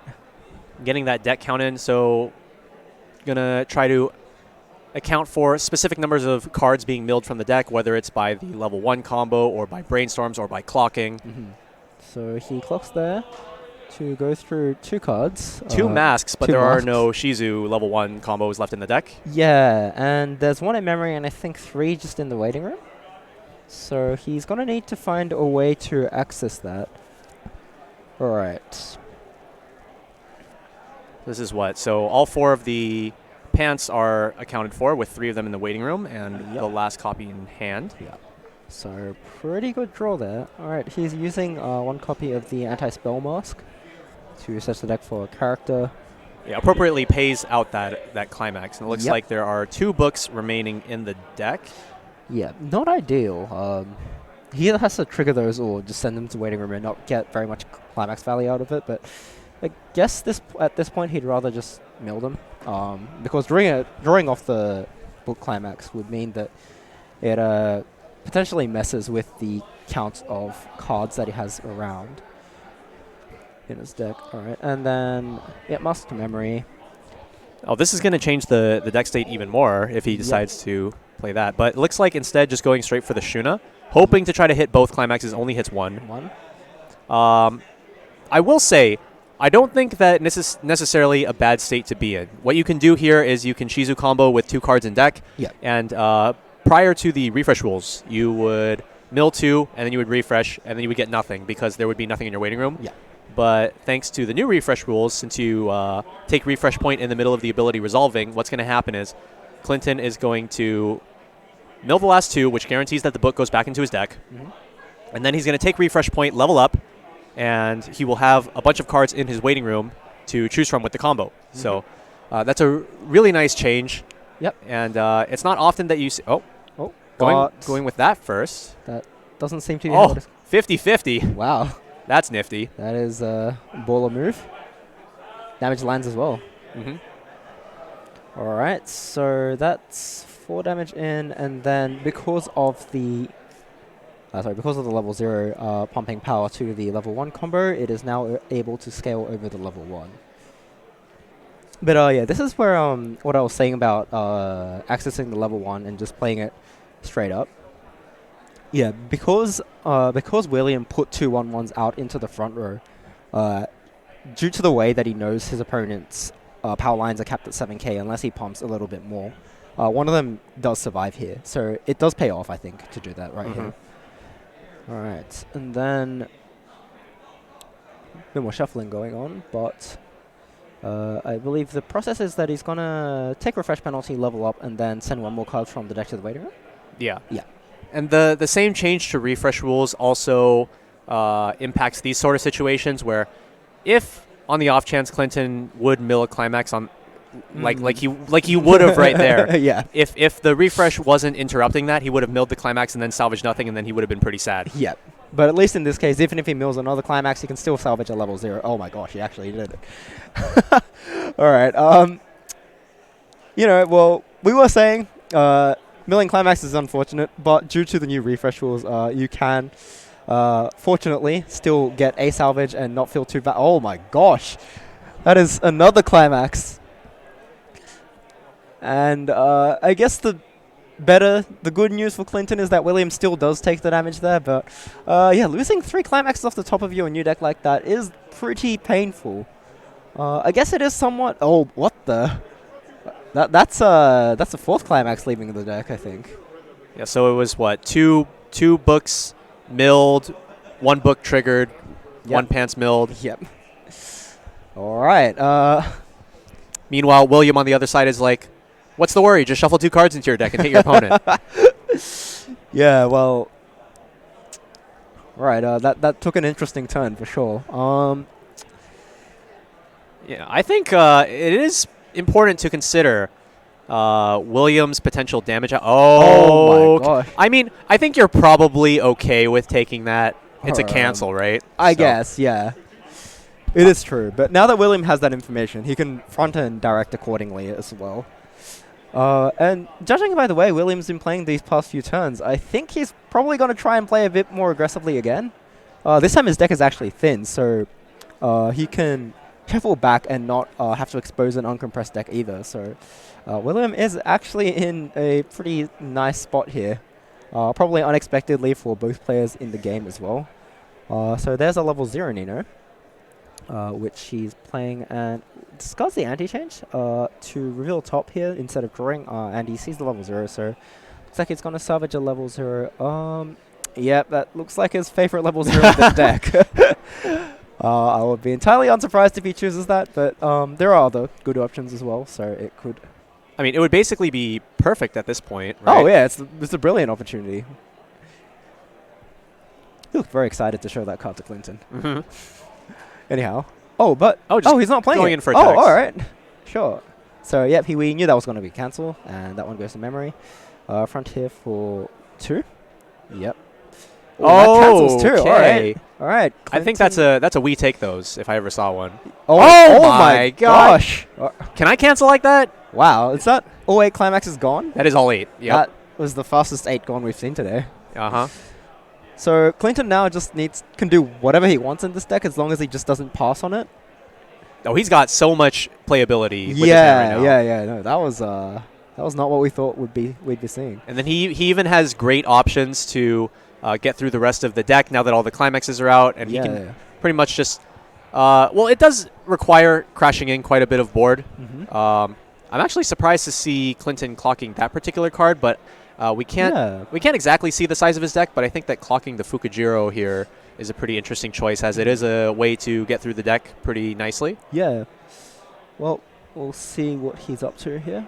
So I think, yep, he's going to go with the anti-spell mask to search for a character while compressing his deck. Oh, that deck is quite large. Yeah, it looks to be about maybe Oh, 10 cards. we see the return of the here we are, yeah. the not so free refresh Yes, Rimuru. but it's, I guess, better than it's better than eating like whatever you leave at the end of the turn. And as anticipated, as this card is not very popular, we will have William reading this card. Yep. All right. And then, is he going to do anything before he plays down that Rimmer he just searched, or? That is the question. Just all 8 chilling there. Just straight into the Rimuru. All right. Using the on-play ability, pay 1, clock a Demon Continent character from your waiting room. Yep. And then put all the cards from your waiting room back into your deck. Just going to situate that Rimuru. Personally, I think I would have gone for another blue card if it were me, as the 2 colors that are currently in the level zone are a yellow and red. Yeah. And if Clinton hypothetically were to play the 3/2 Shizu healer that is in hand right now, it would heal off the blue, and then you potentially might be missing blue on future turns, which could be quite important. Yeah. And he plays another Chloe, and I think he's going to search for a mask. I think it's very interesting considering that he already has a mask in his hand. Yeah. But I mean, he saw his deck in waiting room, so I'm sure he knows the last mask is currently in his deck, just so he can get that 1 card compression. Are we going to see one of those look at how much memory I have games? Possibly. Yeah, so I didn't expect it at the beginning, but it might be looking to be that way. Yeah, because we already have the 2 copies of Shizu. We have 2 copies of Mask. We might see 2 more entering very soon. We have the level 0 Shizu on stage that was saved by paying 1 stock and is going to be going to memory as well very soon. This is just kind of what the Shizu decks aim to do, is just naturally get a whole bunch of cards into memory. Normally use a lot of early play healers in order to maintain your state in the game and then just outlast your opponent. But of course, with the Clinton version of the deck, adding in that extra offensive push at the end with the level 3 Shizu combo, I think is a very nice touch. All right, so looks like he's not... wait, no, he can use the level 2 Rimmer to contest the 2/2 Nino, can't he? They would be tying. Oh, until this level 0 Shizu uses her ability. So there's a cancel from William. It's a cancel for 1, so not particularly exciting, but cancel nonetheless. Cancel. Another cancel. Are we just going to be triple canceling back and forth today? Yeah, I'm not sure how comfortable I'd feel as William in that scenario, though, because we do know that Clinton's finisher does burn for straight 4, and if you cancel shallow like that, you might just take a big instance of 4 and then 3 later on in the game and go straight to level 4 from that. Yeah. So, and that has been a recurring theme of today. Yeah, it's just like, hey, has been. I'm level 2. I'm okay. No, I'm not. Yeah, oh so my god. I think it's about time that William starts considering how he's going to go through his deck. Oh no, he's going to shuffle 2 cards back. I don't know what you're talking about. It could be, but yeah, with a triple cancel off the top like that, which incidentally Clinton also had 3 on the top last turn.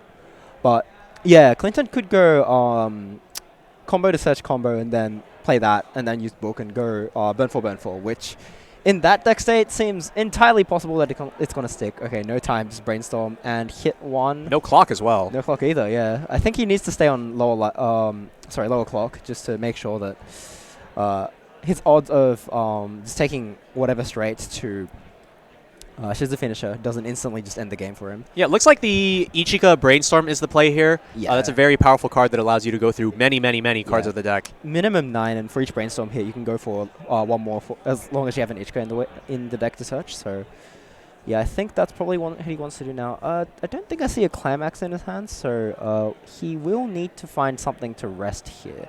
It could just be something else in the back row, perhaps. Or maybe just not even going for the Brainstorm and just going to be utilizing the pay 1, sack, top 4. Yeah. Or actually just going straight into attacks. Interesting. I didn't expect him to just play the Brainstorm and leave it in the back row, but I guess that is what... Is his hand size quite big, maybe?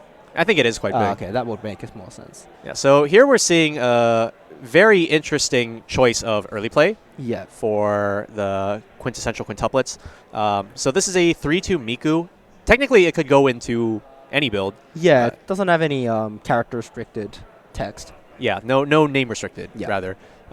So this can be early played while you have 4 more quintuplets characters on stage, and it heals and then gains 2k during your turn. So it's somewhat similar to like Aqua from Konosuba type of profiles, except instead of being a heal to stock, it is a heal to waiting room. And I think it's a very interesting choice compared to what you would maybe more commonly see in these 8 standby decks, which is the yellow Ichika early play. Yeah. I said in one of the earlier stream games that quintuplets likes leaving open space in the back row, just so it has space to take advantage of standby and just put new characters there so it can move forward. But because of the early play condition of Miku, if you do play this card and then don't do anything else, you don't have any space to reanimate new characters into without playing over. So that is kind of maybe one reason that this card doesn't see as much play, but you can bypass this by, in the current scenario, for example, William could use the non-brainstorm ability of his Ichika, so he can move it out of the way and then catch another character that comes out of a standby. But fortunately, he did not trigger standby last turn, so he didn't need to worry about that. Yeah, I actually think more likely the main reason behind the Miku might be color. Color is also probably an issue, yeah. The only yellow that's in this particular Quince deck are the 4 copies of the Ichika level 0, and then only 1 copy of the Ichika 3-2 assists. Yeah. That's usually a card that probably sees play at like 2 copies. I believe, right? in fact, every quintuplets list that somebody played and qualified for Worlds with played 2 copies of that card. So this is a different ratio to all the lists that people qualified with. Yeah, I mean, we've seen a lot of very unique choices in this list in general. Yeah, just the inclusion of the 3-2 Miku, I think, is a very unique choice. In addition, that card that we earlier labeled as William's favorite card, as we look at the deck list, is actually a 4 of in the list, which I would also not think is normal. I think probably not even 3 is normal, right? I think almost every list I've seen is on 2 copies. Mostly just so you can set up for your later game turns especially, and it lets you sometimes high roll, and the +1k is also important. It just has a lot of rolls, but you can only realistically use 2 in a single turn. So if you plan to use the effect very often like William does, I think it makes sense to play 4, but otherwise I think people just stick to 2 because of space reasons. So looking at Clinton's hand right now, he does look pretty set up for the late game with already 2 copies of the Shizu level 3 and the book Climax all ready to go.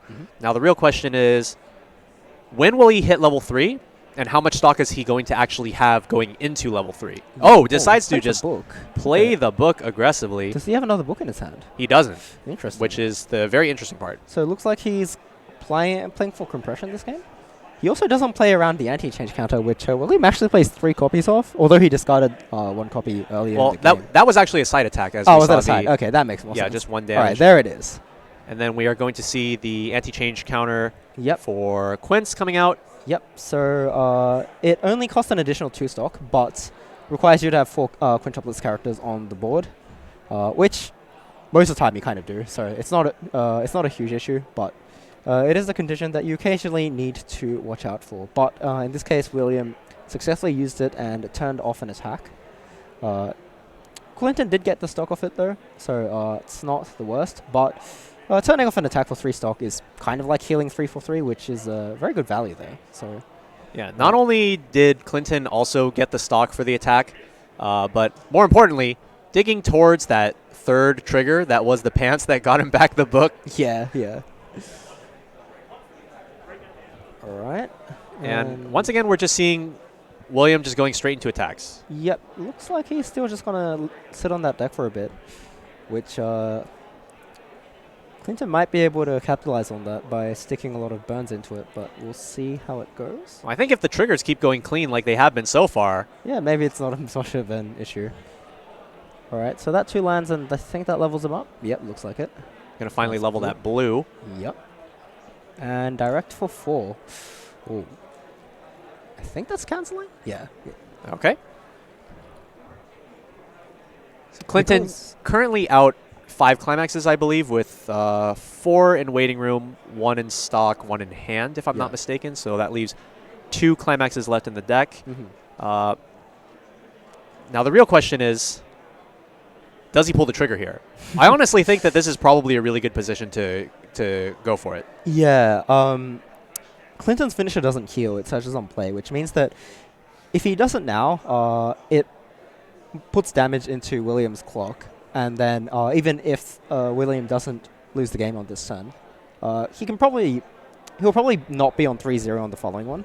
So, Clinton can survive 1 more turn and then go for it. Whereas if Clinton waits 1 more turn, he can't heal down. So his finisher play kind of ends up being a bit more of a Hail Mary, and I think the sort of plan flexibility that doing it this turn offers is what he'd be after. Does it? Oh, sorry. There's 3 in deck still. There's 2 Oh, books okay. and 1 pants. Yeah. Okay. All right. But it looks like there's only 1 copy of the finisher in Clinton's hand, as he didn't have another copy left in the deck. Yeah, so there's the one that was played, and then there's the other one that's in hand. Yeah. So if he's shuffling this much right now, I'm not sure if he intends to play the second copy. I feel like he would have just gone right back in, you know? Yeah. You can.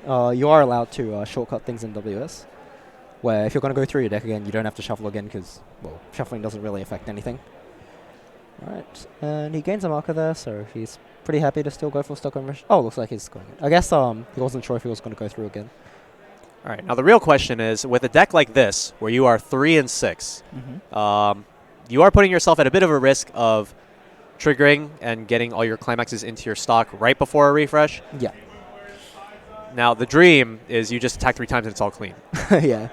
Bit of a bit ask, but I think it's probably slightly annoying for Clinton that he's playing book triggers. So if he plays a book, if he does want to get the card advantage off it, he risks losing more climaxes from his deck before he passes to his opponent's turn. So he might have to be a bit careful about that. Anyhow. We're going to go in with the attack into the level 3 first, Right. which I definitely think is correct, as it leaves the siding options for later. Yep. So the 4 cancel shallow, which is a bit uncomfortable. Oh, all right. So that cancels as well. And I don't think Clinton took the draw. Yeah, Clinton didn't take the draw there. Yeah, I don't think you need to take the draw No, I don't necessarily. think so that's a 3. Wow. Whoa, okay. That cancels as well. This is truly the top 8 player diff. Yep. These guys are canceling like mad right now. Yep. And there's the last oh my one. Gosh. Well, all right. Guess William is not going to be in an uncomfortable damage position. William's just been showing us all day. Just shuffle 2 back, just attack 3 times, and Yep. just don't trigger climaxes, and you're chilling. He knows what he wants, and he knows how to get it. All right. Okay. That cancels. Wow. All right. And I think Shizu combo means that she has to go to the waiting room regardless of power comparison at the end of the turn. Correct. Yeah. So because he couldn't take the draw off his book, it looks like Clinton's in a bit of a tight spot in terms of resources. His front row's open up, which he does have a cancel or 2 in the deck, but yeah, he's not gonna be able to make a very easy comeback turn next turn. He can heal or generate stock with the back row, but it's interesting to see how this will turn out. All right, so Well, there are two guaranteed cancels in the deck, right? yeah, I believe it's 2. So yeah, he's not. He shouldn't immediately get hit the level 4 right here, but Let's see what's happening. Oh, alright. So, looks like William is playing around. Oh, yeah, sorry. Okay. Playing that to the back row to heal down, Heal and then maybe down. he's just going to attack 3 times Yeah. again. Yeah. And then maybe if a standby gets triggered, the 3-2 Ichigo will come out over the Nino Brainstorm. Yeah. It's interesting that he played over the level 1 as opposed to the level 0. And, even if it's going to move it to the back row, because there's a small trick you can do where if you have the Ichigo assist, which pumps soul every time you reanimate a character, you can reanimate over a card with Encore. And then you can Encore the card that was just sent to the waiting room, and you can proc it twice on the same standby trigger. So if you really need the reach or damage modulation, that is a trick that sometimes comes up. But I guess it doesn't really matter, seeing as he's not bringing out the assist. If anything, I think that the reason to keep the level 0 of the 1-1 is just to remove siding options for Yeah. Clinton. In the Oh, it's going to go to turn. the back row, but yeah. I think in 2 turns it was possible that might have been a problem. Anyhow. So cancel there, and then direct there. For 2, Yeah. and that is going to stick. If he had attacked with the level 2 last as opposed to the Brainstorm, he might have done one more. Oh, it would actually have cancelled. Okay. Paid off, I suppose. Well, it's some hindsight stuff. Yeah, so. it's some hindsight. Are we going to see the mythical level 1 combos at level 3? It happens. We have. All right. Well, Oh, so he can now search for the level 3 Shizu, and then search for Gain the a climax swapper, maybe. yeah, or maybe that. But yeah, he can play that to search again, and then he can generate stock with the back row to pay for something else. Yep. So there it is. And then Shizu gets played down. And then climax swapper. There we Yep, go. There it is. All right, that suddenly looks a lot more threatening. Yeah, he literally just went from a whole lot of nothing to a whole lot of everything. Mm-hmm. And then suddenly this board is looking real scary. We Yep. have 2 burn 4s, 2 attacks for 3, an attack for 2. That allows you to choose your trigger from the top 2. I think this is definitely a pretty scary scenario for William. Yeah, and that last 2-2 staying on the board, which is a side attack target, might be a little bit painful, but we'll see how it goes. So that's a burn for 4, cancels. For 3, cancels. Oh my god. This man is too powerful. Holy. That's the first time I've seen damage stick in like 2 turns, was it? Something like that. Did not choose to choose trigger. I would have at least like picked up the top card and like contemplated. Yeah, I mean, you can look at one and just keep it, and you don't lose anything for doing that. Well, Yeah. Because the way the ability works is you look at up to 2 cards from the top of your deck, but Yeah. because it says up to 2, you can look at the first one Yep. and then decide if you want to go on to the second one. And shook hands. I think Clinton probably just... perhaps it was a timeout. No, I don't believe we're that heavily into time. Wait. Oh, let's just follow what's going on. Okay, sure. Looks like the game's continuing. Yeah. Yeah. Okay.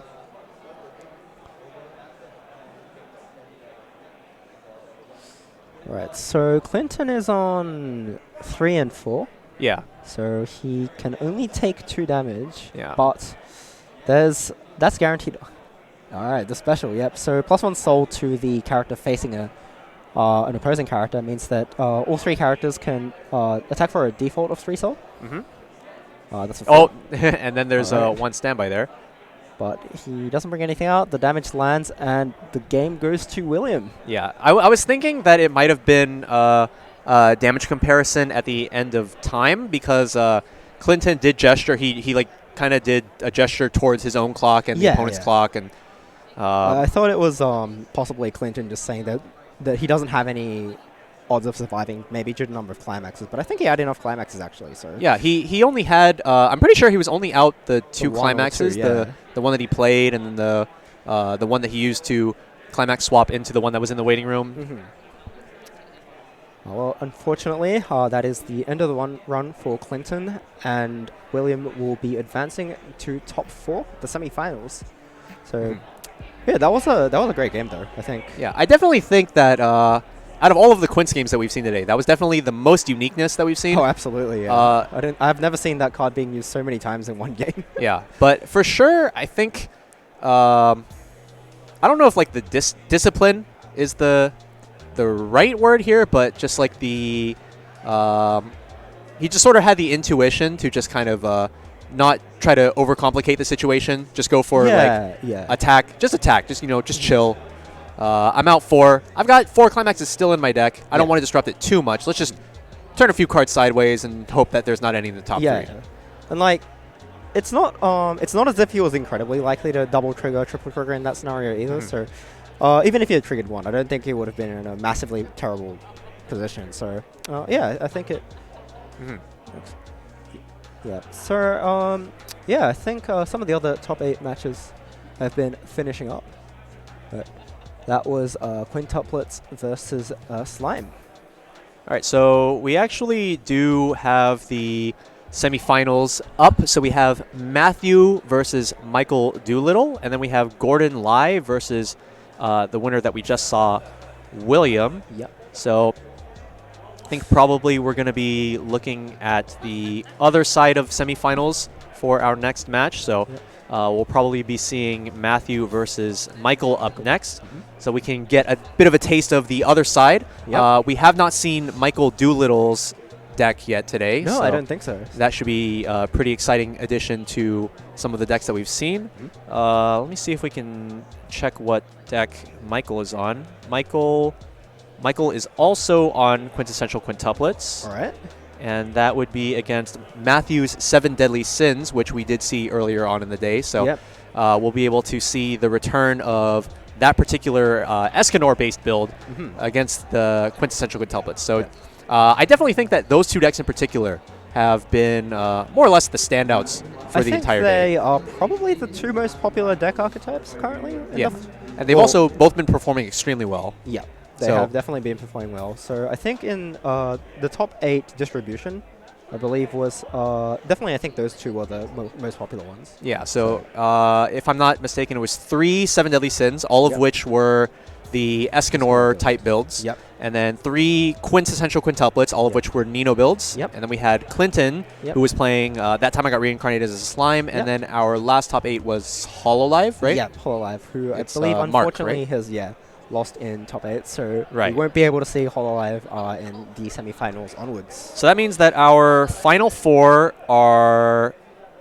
7 Deadly Sins, Quince, Quince, and who's the last one? It was Gordon, right? Gordon, yes. And 7 Deadly Sins. All right, so we've got 2 each.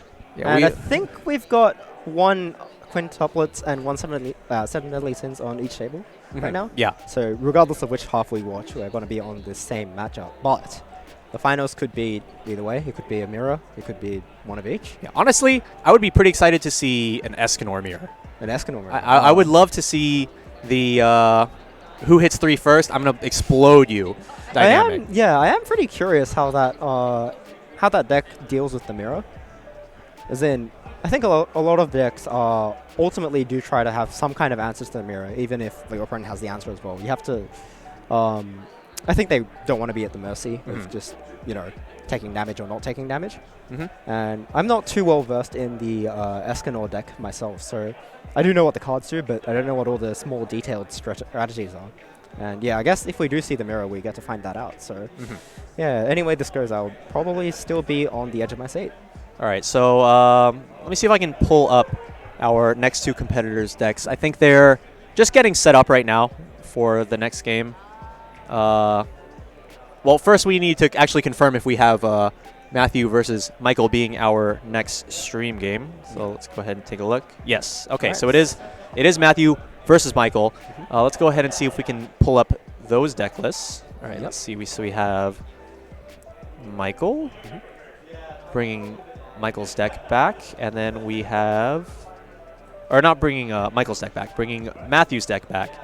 And we have Michael as well on Quince. This is, I see 1 counter, which I don't think we've seen in a previous list. a couple actually. So we do have the Well, actually, okay. So this is a memory counter, but it's just a yellow one instead of the Miku blue one. It has a different name and a different color, but I think in this deck, aside from when you put it in clock, it has no functional difference. So Right. And then the other one is a 1/1 counter that refunds a stock when you use it. oh, okay. So essentially equates to a 1/0 counter. Yeah. But they specifically gave Ichika the 1/1 refund counter because with a choice-based deck, you want to have those soul triggers so that you can access those off of choice. So Yeah. pretty So I nice guess design. in this deck, it doesn't play choice, but just having the extra soul trigger on it and maybe the fact that it's yellow is why it's being played. Perhaps. Yeah, we do have the return of the Ichika early play in this particular build, so we are going to be actually needing yellow in our clock at some point in order to try to put that on the board. Another interesting card that I don't think we've actually seen throughout the day, but is a very potent card that's being run here, is the 1/1 Itsuki that is a memory bomb. So unlike other red bombs that usually just reverse the character, this Itsuki has the ability to send the opponent's character to memory. So if they have a pretty important profile that they would really want to keep around, this can really put a damper on their day.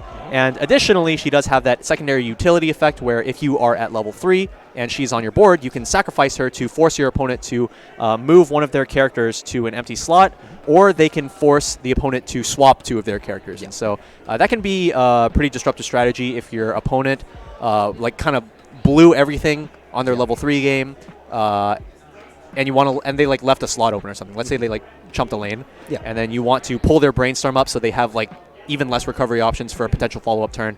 You have plays such as that. So I think it is a very interesting. It also has the side effect of giving you a way of modulating a soul, so it can turn a direct attack into a front/side attack. Oh, So yeah. on your final turn, it's pretty good at fixing soul around to make sure that you want to hit that right number. So that's probably something that could come up in this game, and I'm keen to see if that will happen. On the other side, So looking back at Matthew's build of 7 Deadly Sins, we are seeing the return of that level 0 Escanor stock bomb that can stock bomb cards of level equal or lower than the number of copies in your waiting room. So this is proven to be a pretty disruptive card, especially against higher level characters, and if the opponent isn't quite paying total attention to the board state, sometimes that can result in some mishaps as well. But in particular in Quince, because one of Quince's biggest players at level 1 is that blue Nino. Right? So this could be a pretty great card against that. Normally, the Nino can't be dealt with by anything that's a cost 0, but this is a very good card in that respect. Do you have anything that pops out to you? No, I think we've already visited Matthew's list, and he might surprise us with something that we can't tell just by reading the cards. But at the moment, I think we've seen quite a lot. It's been proven to work, and hopefully it will work for him. Yeah, I think there is one last card that I don't think we've covered, which is the 1/1 Galther.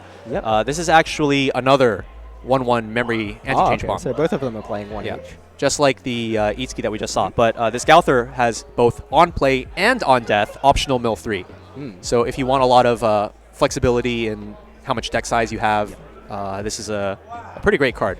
I think it's very interesting, actually, that in 7 Deadly Sins, Revival of the Commandments, we did see quite a few cards that have both on play and on death effects. So like we saw the Elaine earlier in the Seamers match. All right.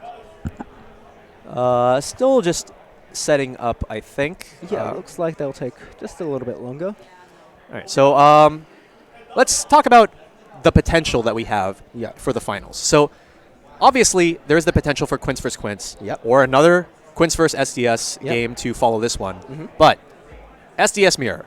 So we would have 2 of these Escanor builds. Is there any particular dynamic that you would be looking for if, hypothetically, we were to have an SDS Mirror match? I think we've been talking about this earlier, but Escanor doesn't provide reach to the player. It just raises the bottom line of how much damage you can stick. So I believe in this mirror, you probably want to hit level 3 after your opponent. So you just want to push your opponent, which is what the deck basically does already. So you'd have to find a balance between doing damage yourself as well as maintaining your own deck oppression. And I think just any small mistake can really cost you the game. So in the mirror, that's probably what you'd be looking out for. Do you think there's anything else? The one thing that I had in particular was it's a very simple thing, I guess, but utilizing the Escanor during the early game and or the Gil Thunder potentially gets answered by that level 0 Stock Bomb Escanor. Yeah. And while I don't feel like the Escanor has a gigantic impact later on in the game, there are still uses for it. Like, for example, the Lost Vein, level 1 Meliodas. That requires another copy of itself to be on stage. If you were to Stock Bomb one of them using the Escanor, suddenly the other one is just a sitting duck. Yeah. And it's just free to get run over, just does nothing. There are a lot of small interactions for sure, but looks like we're cutting to our players. They're ready to roll. So I believe that's Matthew on the left. We do have Matthew returning from the first round. Yep. And Matthew will be playing against Michael Doolittle. I think that's pretty interesting. Using a die to decide which of the going first and going second cards you will choose. Truly random. Really upping the randomness here. Yep. All right. And players are getting ready. All right, so I'm particularly excited to see Escanor in an environment where the opponent is not just eating 12. I would really like to see. I would really like to see Escanor getting some really good value out of some precise hits in the late game. But we'll just have to wait and see, I suppose. For all we know, the 7 Deadly Sins player could just die from 2, as is a fairly common trend today. Yep. Seems like it, but you know, who knows? Maybe these guys do have the top cut power of cancelling more often than the previous players. Oh, in that last game. No, that was that was some crazy stuff going on. I wish I could cancel like that. Yeah, I wish I could cancel like that every day. All right. Feel like I can see the nervousness in the movements of their masks. You can see in the shuffling as well. Yeah, it's it's a bit fidgety.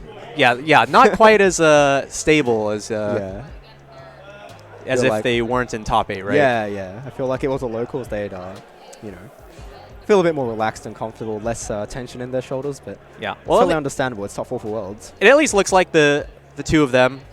Obviously, I don't know if they know each other. They might, for all I know. But they look like they're kind of just chatting it up. Just trying to chill the nerves before they get into this game. Definitely a big game for sure. Yep. Right. Yeah, I definitely think that that Escanor level 0 is probably going to be the star card of the matchup. Yeah. Let's see. Earlier in the day, we saw. What did we see Matthew playing against earlier in the day? It escapes my mind. Let's see. I think it was a standby deck. It was against another quintessential quintuplets deck. Right. So he has all the experience he needs then.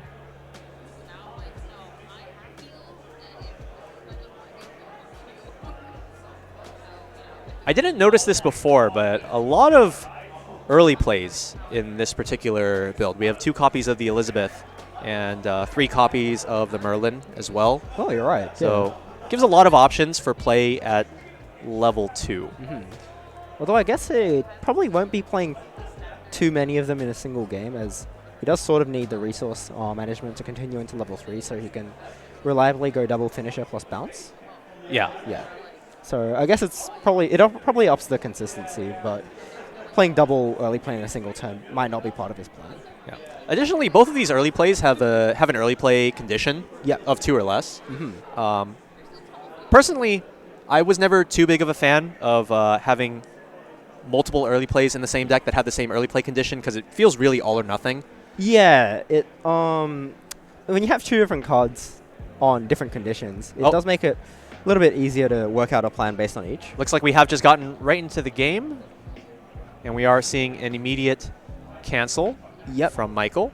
So Matthew has started by playing the Gil Thunder Chaser right in the middle, and Michael has cancelled.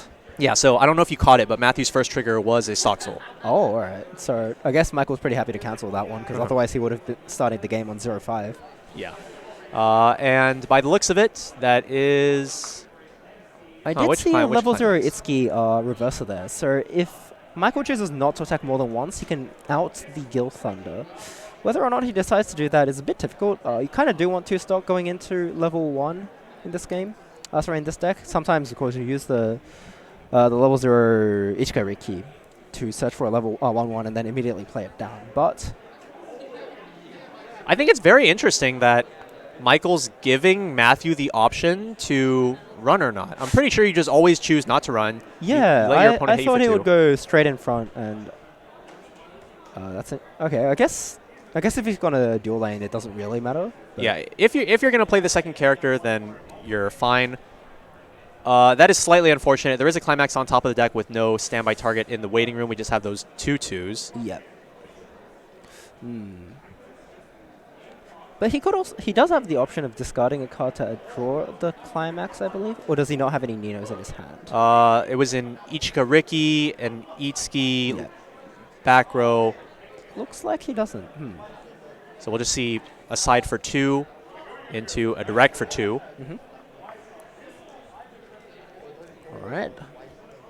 So Matthew can stand his Gil Thunder and has a bit of a resource lead over here. So another interesting thing that I've thought about throughout the day, regarding the level 0 Gil Thunder. We are seeing the Yeah. 3500 power climax swap here Yep, for so SES. he's gotten the stock soul by tossing a choice. And that's the aforementioned level 0 Escanor. So it looks like he's going to be sending that Iski to stock, not letting it use the ability to look at the top 4 cards of the deck and dig a little bit further. Deck compression is pretty important when you're playing quintuplets, especially against a finisher type deck like this. So that is pretty annoying, I think, for Michael. I think, honestly, Michael just wants more standby targets in his waiting room. Yeah. And Well, getting I rid of guess- the Itsuki removes one of the means Yes, absolutely. of getting them there. And well, those are 2 standby targets that he wants at level 1, which... But he already has them there, Yeah, actually. he already has them, so... Yeah. Unless he gets 3 standbys off in a single turn or something, I don't think it's going to matter a huge amount. Yeah. Okay, so what I was saying earlier about the Gil Thunder, level 0, what I find very interesting about the Gil Thunder, so obviously we have seen it performing quite well throughout the day. There were those couple times where it's just like, this Gil Thunder will not die. Yeah. But at the same time, I do think that another very powerful option that we haven't really seen too much of today, I think we did see it in someone's deck, I think it might have been Christian Yarbacher's deck, Yeah. is the Meliodas Clean Cut. Yeah. I feel like that card makes a lot of sense in the builds that run the Elizabeth Brainstorm, as it allows you to use them as attackers and then move them to the back row where they are safe. But here we are instead seeing the Gil Thunder level 0 being used. And another cancel coming out I'm for not sure if Michael wanted to cancel there. That puts him in 0-4, which means that he can't Ricky to hit level 1. Oh, but he can Ricky to hit level 1. I'm not sure if that's something he wants to do when his opponent has 2/3/5 power characters, though. It is an option, I agree. Does he have these? He does have the level 2 combo. Yeah, one at of each, least. yeah. Yeah. So I guess it can. It means that he can hit over one of his opponent's characters at least, which isn't too bad. But yeah, I'm not entirely sure how Michael wants to play this turn out. He does have 2 stocks, so let's suppose he does go for the Ricky into Ricky line. What would the second Ricky search for? With the second Ricky, I would probably search the level 0 Nino Ironwood to try to get some hand fix in the future. Obviously, if you Ricky into Ricky, your play is pretty much already set up as like Ricky into play climax. Yeah, so pretty you're much. already set to go. But you want a plan for later in that case. And unfortunately, we have the climax being hit off the top, and instead, Michael is just going to go straight for the level 0 James Ironwood Nino. Looks like the case. So that does mean that if he plays that card down there, he's only going to be able to answer one of the 2 cards on Matthew's stage.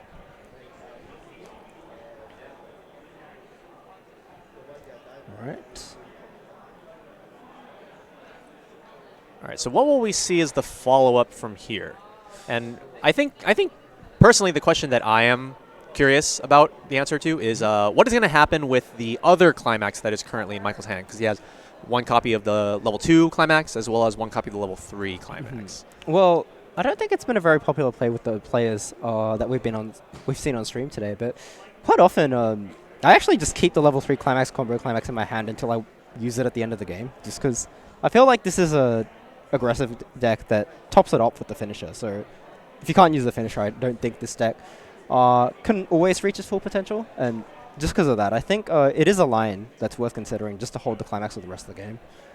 But yeah, it looks like he's getting that level 0 Itsuki instead. Oh, going for the Brainstorm, okay.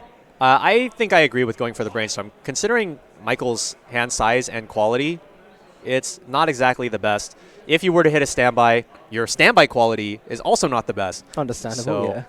it kind of just kills two birds with one stone. But on the other hand, if he does trigger a standby here on the first attack, he kind of has to lose something, which I don't think is... You just say no way, and that doesn't happen. There you go. Yep. You just need to believe hard enough. And we will see the Itsuki reversing the Meliodas here next. Yep, I believe that would be the case. Oh, yeah, Matthew's just considering what he wants to put in. Yep, and that reverses the character. Yeah, I think it's a little bit of a tough consideration to decide on leveling that particular card, just because you really want access to all 4 copies in order to keep the card live. Yeah. As well as if you have 1 copy in your deck, sometimes, even if you don't particularly want to have that card on the board, it becomes a way to discard a card without losing card advantage. So, yeah, I agree with you. I think it's sometimes a bit awkward to have to put that in, but I don't think any of the other yellow cards in his clock zone were particularly good options either. So, and he looks at 4 cards and he sees the blue level 1. He looks at the top 4 cards and finds all the standby targets that he wishes were already in the waiting room. Yeah. I don't think he has blue in his clock right now either, so that 1/1 that he added to his hand might not be able to be played. So we see a Meliodas climax being added to the hand. I don't think the Meliodas 2/1 is actually there, but we do see at least 1 Elizabeth Brainstorm and at least 1 Elizabeth climax. So, if he can, if he can answer the whole the board, which honestly seems really easy right now, Matthew will probably be pretty comfortable in using the Brainstorm and the combo alongside it to push damage, maintain card advantage, set up for next turn. Yeah, I think more than anything, he's just looking to get options for next turn. Yep, and that seems like all the options he needs. That's a double hit on a Brainstorm, so he can salvage whatever he wants. Yeah. Was that a choice and a Meliodas Stock Soul? I believe it was. Went through it a little bit too fast. Okay, and then is going to be picking up the level 1 Meliodas. This is the foil version of the Lost Vein Meliodas that requires another copy on the field. Yep, so the non-foil version, if you needed to keep up, is the card in his level zone. It's the card of which has about, I think, 5 clones of him standing in the same picture. But anyway, there we are. Yep, so that's the same card. And then in a lane, level 0, just for good measure. Potentially able to use her double filter effect later on to get some unneeded cards out of it, or immediately. And we see a Stock Soul at the top. Yep. That's not particularly a huge problem. Well, he can just decide to draw that card, and then he can combo 2 turns in a row, which I don't think he minds at all. You have a few options. So you can either draw the card and then use it on a future turn. Yep. Or you can mill it off of an Elizabeth combo. And then it just falls into the waiting room where it's not too bad. But, oh, no, we just have a second copy of the Brainstorm. I guess it's option 3. So that does turn into card advantage, which, again, is pretty solid. Yeah, I'm not going to lie. I thought that was the Elizabeth Stock Bomb, the one that's like the Yoshino. Yeah, yeah. There are many Elizabeth cards that have very similar. Yes, I think the 2/1 support Elizabeth that gives the level 3 Meliodas abilities also looks a little bit confusing. At least the foil looks less confusing. Anyhow, looks like Matthew has still quite a bit of deck left, so even if he attacks 3 times and double combos to mill 2, he's not going to go through enough to guarantee a level 1 refresh.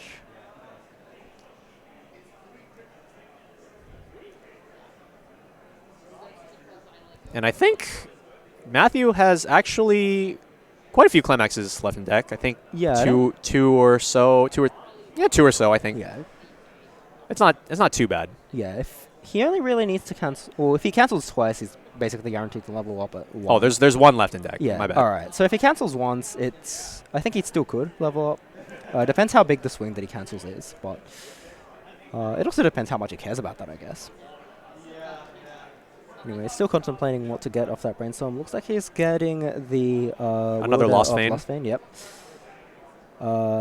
So he's playing over Elaine. I think he has enough hand to justify that, and Lost Vein gets him through a few more, 2 more cards, because each copy gets to look at 2 and keep 1. And I definitely think, as far as the attack order goes, you start with the Gil Thunder, Yeah. and then you move on to the Meliodas, because you want to keep yourself flexible. Yeah. The Meliodas, as we have explained in previous games on the stream, you don't have to look at both cards. You can look at the first card, and then after looking at that, you can decide if you want to go on to the second card. And then from there, you can more or less modulate exactly how many cards are going through your deck. All right. There's the last climax. There's the last climax. These Meliodas are looking at 2 cards. Yep. Rightio. So that's a level 0 salvage. He's getting back the Elaine and 1 more level 0, I think. Yeah, that's another brainstorm. So that's a copy of the level 0 Escanor bomb. And then I was saying earlier that I think that the Escanor is going to be a big player in this game. And it's definitely coming up quite a bit. yeah, Matthew proactively picking up the card. Did he have another one in his hand? I think he might have. But he can discard it with Elaine as well, so he can set it up quite well if he wants. Alright, so look to top 2. Bit of thinking going on here. So I guess he wants to choose whether or not he wants to swing big or not. Yeah, currently 4 out for Michael with 2 in hand. Yep. So I think Michael probably won't be hitting level 1 this turn. Assuming he's Or level 2. level 2, yeah, sorry. Yeah. Level 1, absolutely, he is taking the damage to hit. And he's gotten rid of the early play, which... the anti-change memory bomb, which I think we said earlier that Matthew's playing 5 early plays, so there's enough cards which that card would be effective against, but I also think that Michael has enough ways of getting rid of small early plays anyway, so it doesn't matter too much. And Yeah, he goes to 1/6. These early plays are not really something that you really need to prioritize using removal on. Yeah. Not only are they not very high in power, but they also get most of their value from their on-play effect, with the Elizabeth having an on-play top X, and the Merlin having an on-play choice between a heal to stock or a salvage or a bounce.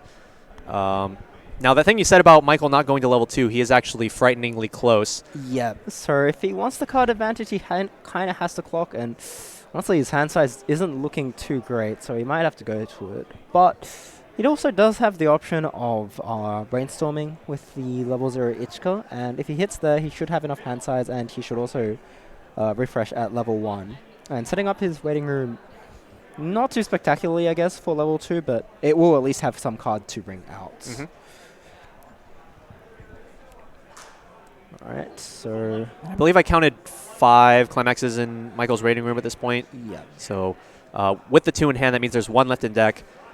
I think Michael's thinking 2 things right now. The first thing that Michael's thinking is, God, do I really have to clock? Oh, he's clocking a climax. Interesting. All right. I think that's probably a pretty good move. And then I think the second thing that Michael's thinking right now is like, God, I hope I don't draw my last climax if I clock right now. Yeah. I thought he might have wanted to play that climax just to hit with a 2-soul attacker somewhere, though, because I don't see... I think I only see 1 climax in his hand. Well, now, after clocking. Oh, yeah, but I guess it makes sense if he wanted to avoid having 3 in hand, but if he draws into 1 from the top 2. But, yeah, I think the tempo swing that bringing out a 2-2 and immediately hitting with it, it's quite big, so losing that climax there is maybe a bit of a drawback. Yeah. Honestly, without the level 0 that allows Quince to... Oh, okay, never mind. Ignore I said... Pretend I didn't say that. I didn't say that. I was going to say, without the level 0 that shuffles 2 back, there's really not much value to be gained from slamming the Nino climax, which Michael still has in his hand. Yeah, unless you're going for game, of course, but looks like he's not going to go for game using that climax, and he'll instead be using it to set up his board. Alright, so that's 2 level 3 Ninos back in the deck, which will be standbys as long as there is an associated climax in the climax zone. How many lanes does it look like Michael's going to be able to deal with? Currently it's 0? Looks like 0, yeah. Yeah. I think what the play might be is move the Ichika Brainstorm to the front row, put the 0-0 that just shuffled 2 back into the back row, play the climax, bounce back to hand, stand by something to the back row, and then if you hit any Ninos off of the attacks, then you just play stuff. Looks like that's exactly what we're seeing. And we're going to see the 1-1 Nino come out as well to fill out that third lane. Yep. So like you read his mind. going to be contesting exactly 1 lane. The Yep. Nino becomes a 6-5 if you have 2 or more other characters, which will tie with the Lost Vein Meliodas. But due to Nino's effect not being able to be reversed by cost 0 characters, she will just win against him outright. Yeah. But Michael could also bring out a 2k assist Ichika into that slot, which makes the level 0 Ichika at least match the middle. Yeah, but it Looks looked like like the effect went to the 1-1 Nino, which is actually unnecessary. Yeah, so I think he's... But, well, at least we can match here. So I think he's going to try and match that lane and then replace it. Yeah, I think it's the sort of thing, though, that, like, when you realize what could have been in retrospect, yeah. it's just kind of like I could have done a little bit better. Yeah, yeah. You don't lose anything by not giving it to the Nino, the level 1 anyway. Oh, so. just hit. Okay, that also works, I guess. Yeah, bringing out that 3-2 Nino that, while she's in the front row, gives all of your quintuplets characters plus 1,500 power, going to result in that middle Ichika being 5,000 instead of the previous 3,500.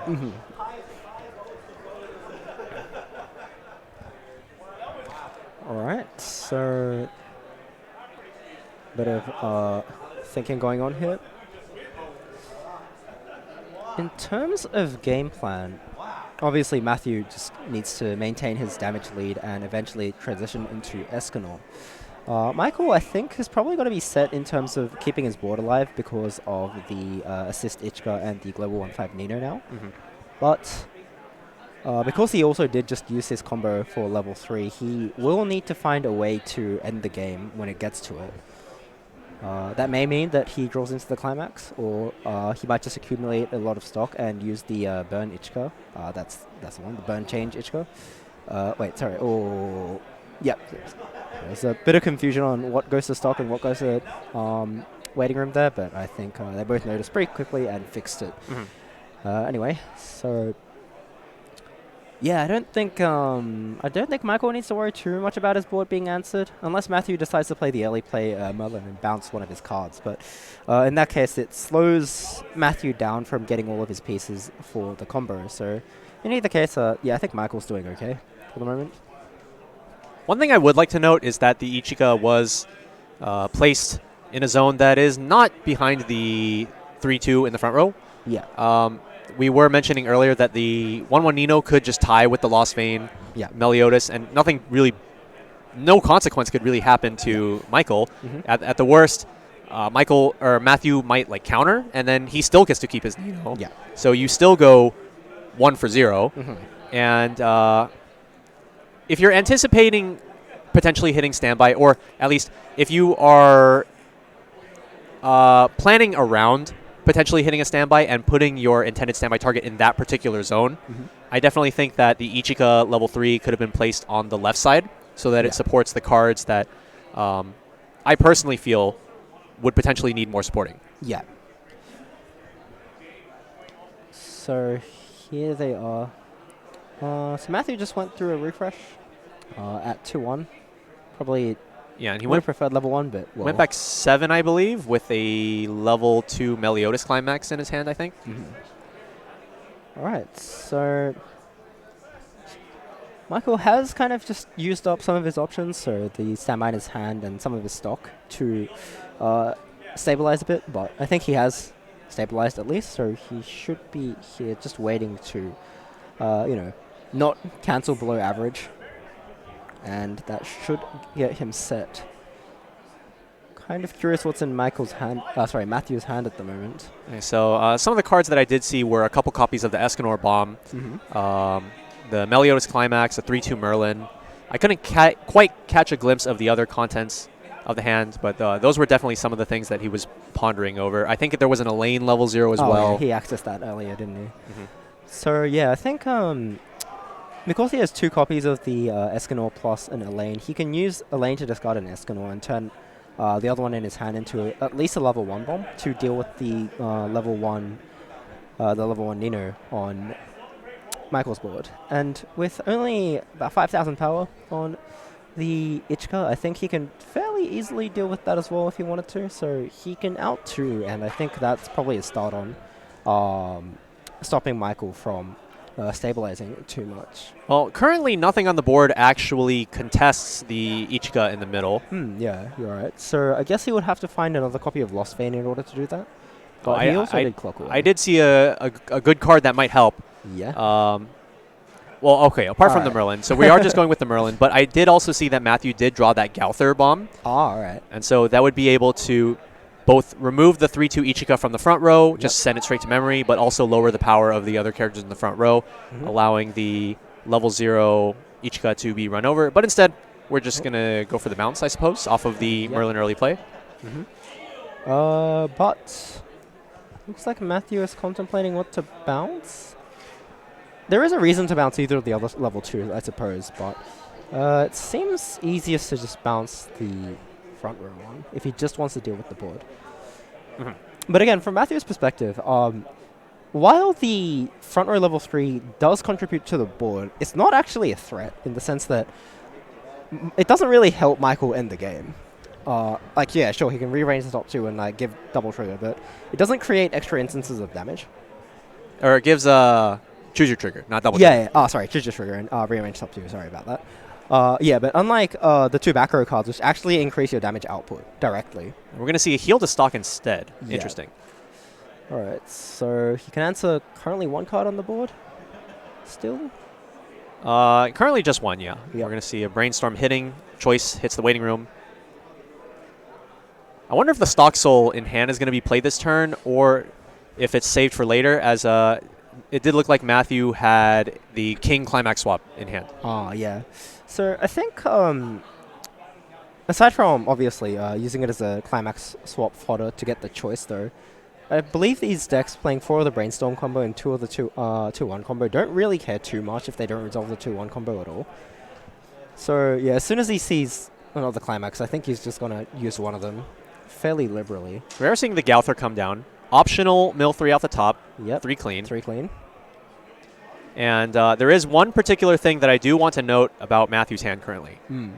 There is exactly 1 end game piece. Yeah, that's in that a hand. Bit of a concern, hey.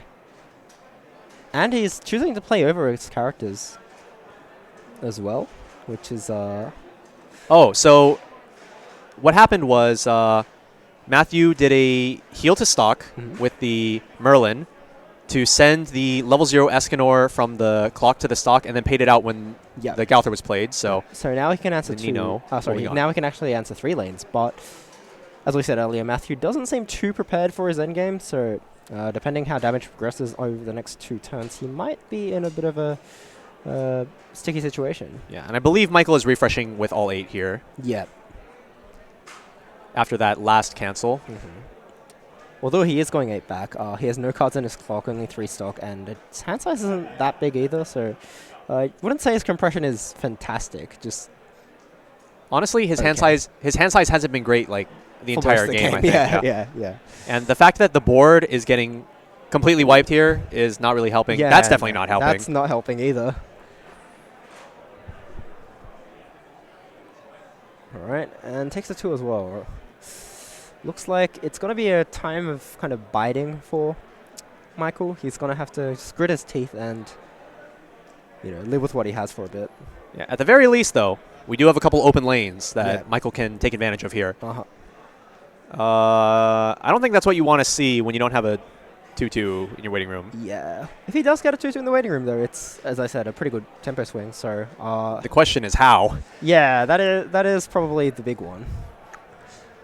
Having a bit of difficulty seeing what else is in his hand, but it looked like a 3-2 Miku Yeah. and a 3-2 Nino combo. Oh, that's a card that potentially gets a 2-2 in the waiting room. That is a Ishika Brainstorm. Mm-hmm. He also drew a copy of the level 3 Climax combo. Sorry, like the Climax. Climax, yeah. So Matthew doesn't know that Michael's drawn that, but because Michael does have that now, he can start gearing his game towards that finishing turn instead of just hoping he draws it. Now that he knows that he has it, he can start collecting pieces and setting up his board accordingly. So I'm interested interested to see how he's going to transition into that, but I'm interested to see whether or not this brainstorm will hit. yeah. Because I guess if you mill a 2-2 here, that's also like, in a sense, you could call it a hit. I mean, your hand size won't increase, but you have a 2-2 in the waiting room, you can immediately attack with it, and if you're lucky, it means that you have more compression, so you can trigger a standby and put your finisher on your board or something. from this position, I definitely want to hit. If you have to rest, if you have to rest 2 of these characters, Yeah. and ideally, probably use the Ichika's secondary ability as well. Yeah. I It's, think I'll definitely use both if I'm using the brainstorm. Oh, Oh. just changing straight into Miku. So Yeah. we're going straight into attack phase with 2 attackers, just the Ichika and the Miku, Uh-huh. with no brainstorm whatsoever. Yeah, it seems like the case. And Using the on-play search of the Miku. Earlier, we did mention that it's really nice that the 3-2 Ichika changer allows you to bring out these like healers yeah, yeah. at level 2 and still be able to use their heal abilities. But here we're seeing something completely different, using it to bring out the Miku instead, Yeah. use the search, and advance towards that late game setup. That being said, That's a very unexpected search target. yep. Typically, when you search with the Miku level 3, you kind of just go straight to what you need for your endgame, just because it doesn't come out until quite later in the game. But instead, Michael is getting, Like a bridge card, yeah. yeah, which doesn't even guarantee anything in particular. Yeah. It also is interesting that he decided to not put the Miku in front of the 3-2 Merlin. Ichika, the 3-2 Ichika in the Oh, back. yes. Yeah, that, right. that too, but he decided not to assist it with the Ichika and not to fight Merlin, which I believe only is it 9,000 or 9,500 Oh, power? yeah, it is, yeah. It is only it's 9,000. yeah, it's below 10,000 power, so just a vanilla swing there should probably deal with the board, but very unexpected. I think maybe the idea is because he's only going with 2 attackers, he might wants as well get the direct attack. Yeah, I suppose so, but I think there's also an argument to be made about just moving the Ichika assist to the front row and putting the Miku in the middle. That way you make 3 attacks. It's not like you really need to have Ichika for the end game because you can bring it out of your standby as well. But maybe what the idea behind this is that the Ichika is valued for the extra potential soul output. Yeah, So well, at least this way you can immediately proc the effect when you play the standby for the level 3 combo, and you get the first effect off, which you can't do if you bring out the Ichika herself with the standby. So I can think of a few reasons, but I am quite curious on that. Yeah. But Matthew has been hit up yeah. So to level 3. another idea that I have regarding this line. So I think that Michael doesn't really care about not killing the Merlin. Instead, cares about prioritizing the damage. Yeah. Maybe Michael has recognized that Matthew's hand just really is not sculpted very well for the late game. And so, as we did just even see here, Matthew is at 3-0, having to clock to try to get pieces. Yep. And with this play, maybe Michael is saying, I don't care, you can have that Merlin. You still don't have your late game. Whatever, dude. Yeah. Not to mention that just, as we keep saying, Escanor is not particularly good at ending games from like a longer range, and Michael is on 2-6, which questionably is maybe a longer range, but it is somewhat safe based on what we know of Matthew's hand. Oh, that's a double early play, except it's not early. This one's not early, yeah. But it looks like we are getting set for double Elizabeth combo in a sec. Yep, sounds like that's gonna happen. Yep, here we are. Yeah, so Matthew should know exactly what's on top based on the King Climax swap having Yeah. been played. So Yeah. we'll go ahead and mill 2. The first one, unfortunately, level 0. That's not what we're looking for. We're trying to get some higher level cards. Let's see what we can get. That's an Elaine, which I guess assists Matthew in getting his next pieces. And he stocked a copy of the level 0 Escanor bomb, and he's also added an Escanor level 0 to his hand. Not the bomb one, the one that adds 2 cards to your hand. Right. So he is setting up that 3 lands. But Michael, I don't like where this is going. yeah, I feel like we've experienced something similar to before. Deja I don't vu. like where this is going. I don't like where this is going. All right. Oh, no. Oh no. Don't do. Okay. All right, and Interestingly, that level 3 Miku survived, so looks like Michael's finisher setup got just a little bit stronger.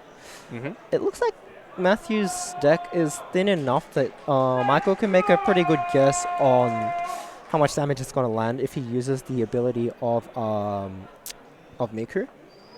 Or at least he'll probably be able to make Matthew go to a refresh point as well, which is 1 guaranteed damage in a sense. It's quite important.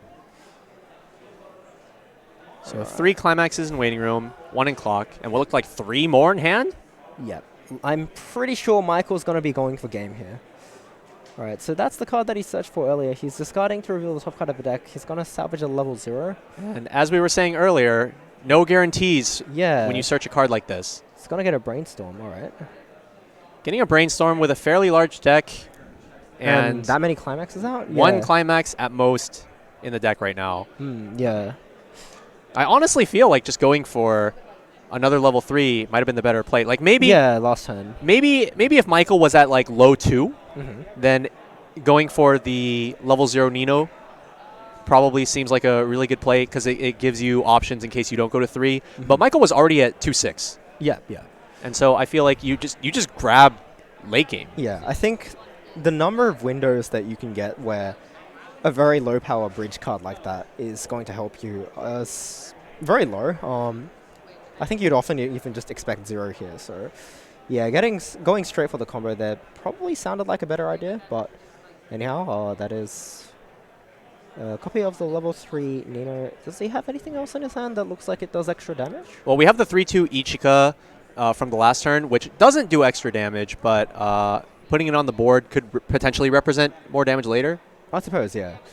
Actually, I think what potentially would have been the better play is play the Ichika, use the burn, and then change into the 3-2 Nino, right? I think that would have been 1 more damage that Michael would probably appreciate a lot. Let's just hope that we don't end the turn with Matthew at 3-6. Yeah, well, hope that's not the case. Alright, so brings out a copy of the level 3.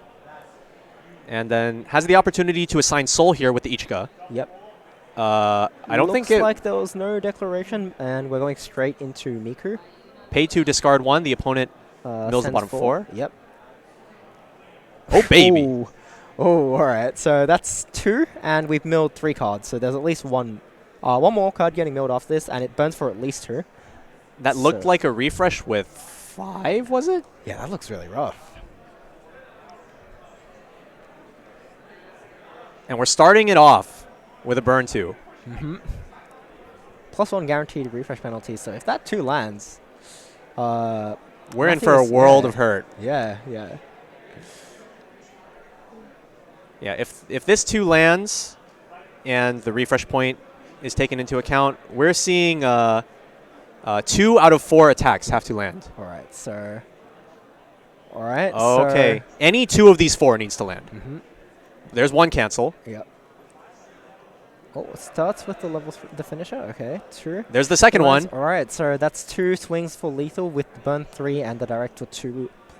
Burn for 3. And the 3 That's lands. going to be Michael taking it. Michael advances to the World Finals. Oh, he is definitely sweating it out right now. He looks exhausted. Yeah, what do you think was the most nerve-wracking part of that game? I don't know. It was quite nerve-wracking overall, but I think just watching Matthew's hand not progress too well, but at the same time his damage, this damage was progressing. I felt like it just became tougher and tougher for Matthew, and yeah, watching that was that was nerve-wracking. Yeah, that we have been saying throughout the day that with these Escanor builds, the sculpting can be a potential issue. You have to get it's hard. You have to get so many specific cards. Yeah. And then fill the board. Yes. And you have to keep pushing damage before that as well, because, I mean, in the case of Nino, for example, yeah, you have the damage output. So if your opponent's not compressed enough or you're a little bit lucky, you'll still be able to win through your opponent being on 2-5. But in the case of Escanor, that's not how it works. So you need to put your opponent on level 3. You need to have, like, all these pieces for Escanor, and, you have to cancel a decent amount as well. So there's a lot of things you have to get ready, and I think, that's probably what people struggle with when playing Escanor. But that being said, so you said that the thing that you felt was most nerve-wracking, or maybe one of the things, One of the things, yeah. was watching Matthew's hand not progress very well. Yeah. On my end, I think that what I was most concerned about was watching Michael's hand just be tiny and have his entire board just getting wiped. Yeah. And, like, if it were me in that position, I would just be like, oh, no. Like, Yeah. like I was saying throughout the game, I feel like things that were going through Michael's head were things like, dude, do I really got a clock here? And it's also like, what if I don't draw like playables, because like that hand quality honestly was just like 2 levels ahead of where Yeah, it should have been. Like he was pretty well sculpted if he was at 3-1, 3-2. He was at 1-6 Yeah. and with no front row. Yep. And so And minimal stock as well. yeah. Funnily enough, the thing that was really interesting in that game that we noted regarding the 3-2 Miku, for multiple reasons, not putting it in front of the Merlin, but more importantly, not putting the Ichigo behind it. Yeah. I think was maybe just the nerves. Maybe, yeah. It has been a long day, and yeah. this is the semi-finals that we just watched. So. Yeah, but in this particular case, Merlin being just 9K base power, 2 copies of those, was not able to get over the Miku even without the boost from the Ichiga. And then in that last play, that Miku just blew him out. Yeah. Just like, oh, you got 2 climaxes in deck? No, you don't. Yeah. Yeah. I guess you said that the amount of hand that Michael had for a lot of that game was a bit nerve-wracking, but I played quite a lot of quintuplets for the last 6 or so months, and I guess it's just something you get used to, but as you know, that deck doesn't have very many ways of gaining hands, so Right. I think I've just gotten used to playing with fewer resources, and it's something that I've trained myself to Yeah, experience. But that kind of makes up for it because of how efficient the late game is. Yeah. But it just feels terrible. Oh yeah, no, It feels it's not. awful. It's not comfortable. Yeah. Like metaphorically, I would liken it to like, well, there's a tightrope in front of you, and instead of playing carefully, you decide I'm going to run fast and like hope I don't fall or something. Yeah. Yeah. That's just how it feels, and with enough practice for the deck, I guess you learn to feel a bit better about it, but it's never comfortable though. Yeah, and this is kind of why for like that Attack on Titan build that Yeah. I had championed so much with like the blue-yellow variant that specifically targets Quince. Yeah. I played against a friend of mine around the time I built it, Yeah. and he was playing Quince. And when I saw that I was matched up against him, I was like, yes! And then he didn't understand why. Yeah. And then when we started playing the game, he was just like, dude. So like the 2-1 combo killing my 1-1, Yeah. 1-0 Connie, anti-encore for my 2-2, and like I can just imagine how awful it must have felt. Yeah, no. Because on my end, I am making this person feel so Yeah. awful right now. All the stuff that you need to like keep you in the game is slowly getting plucked out. So yeah, that would hurt. Hey.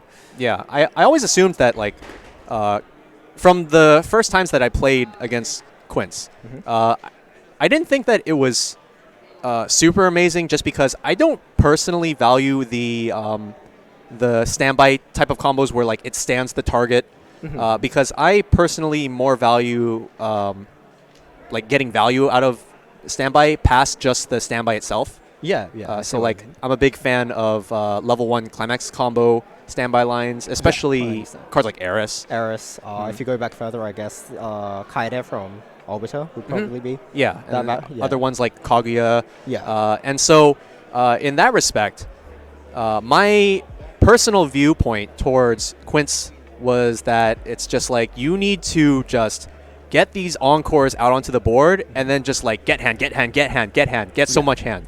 And that was just sort of my initial perspective on it. And yeah, definitely we do see a pretty wide spectrum of ways the game can go if you are running on low resources. All right. Looks like we're ready to watch the grand finals. So I'm not entirely aware. I believe that's Gordon Lai. So we have William. Sorry, This was William. Sorry, it's Yeah. William. Yes, of course. And I believe, did we have William earlier? We did, right? Yeah, I believe we did. I think he just looks different from the left than from the right. Let's see.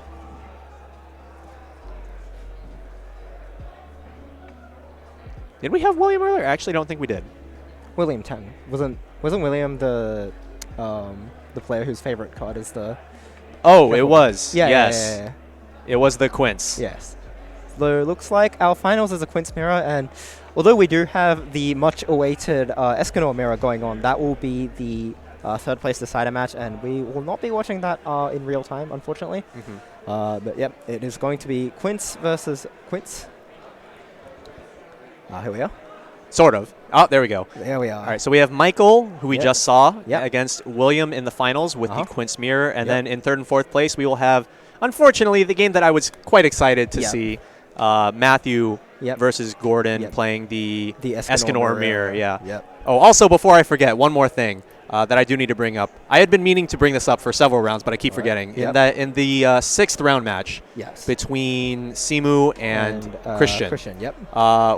we were discussing so passionately about Yep. like, oh yeah, you should just like snap play the 2-1 counter if you have two copies of Yeah. it in your hand, because you can just play the other one. Yeah. But you can only use it on the Meliodas. Oh, yes, of course. And then one of those got bounced. Yeah, So sorry. okay, getting right into the game, we been- have a mulligan 0. No, we have a mulligan 1 from Michael and a mulligan 3 from William.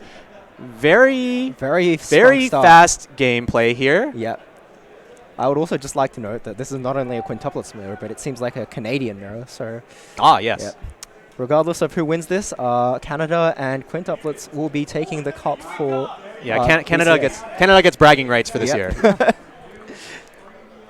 Now, I'm not sure where in Canada these players are from, because I know there's a pretty big vocal community in BC, right? Yep. And then, but there's also players from other parts of Yeah, Canada. I so think Calgary also has a community going on there. So. Mhm. Anyhow. This is not the most fantastic looking opening hand for Michael, having to play a Ricky as your playable on turn 1. Yeah, it is kind of a. Oh, okay. I was about to say, when you play Rickies in your deck, you need to make a turn 1 attack so you can play any Rickies that you draw later on. But So- instead, But instead, he just played both Rickies out. So maybe it's a bit of a different thought pattern here. On the other hand, Williams' opening hand seemed amazing. He triggered a standby. He brought out a 1/1. It's the 1/1 you want in the mirror because it, unlike the blue one, doesn't immediately fold to the opponent's costed characters. Mhm. And if this level 0 Ichika gets answered, he can pay 1, which is the climax, and clock 1 and ideally gain 2 cards.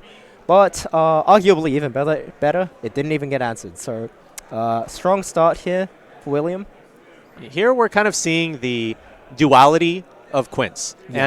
And I feel like it's actually just kind of a difference between, or at least it is a difference that I have seen more prominently between the Japanese builds Mhm. and the Western builds, All right. where I feel like Western builds tend to favor the Ricky more, Mhm. whereas the Japanese builds, they tend to favor the like Aqua type effect.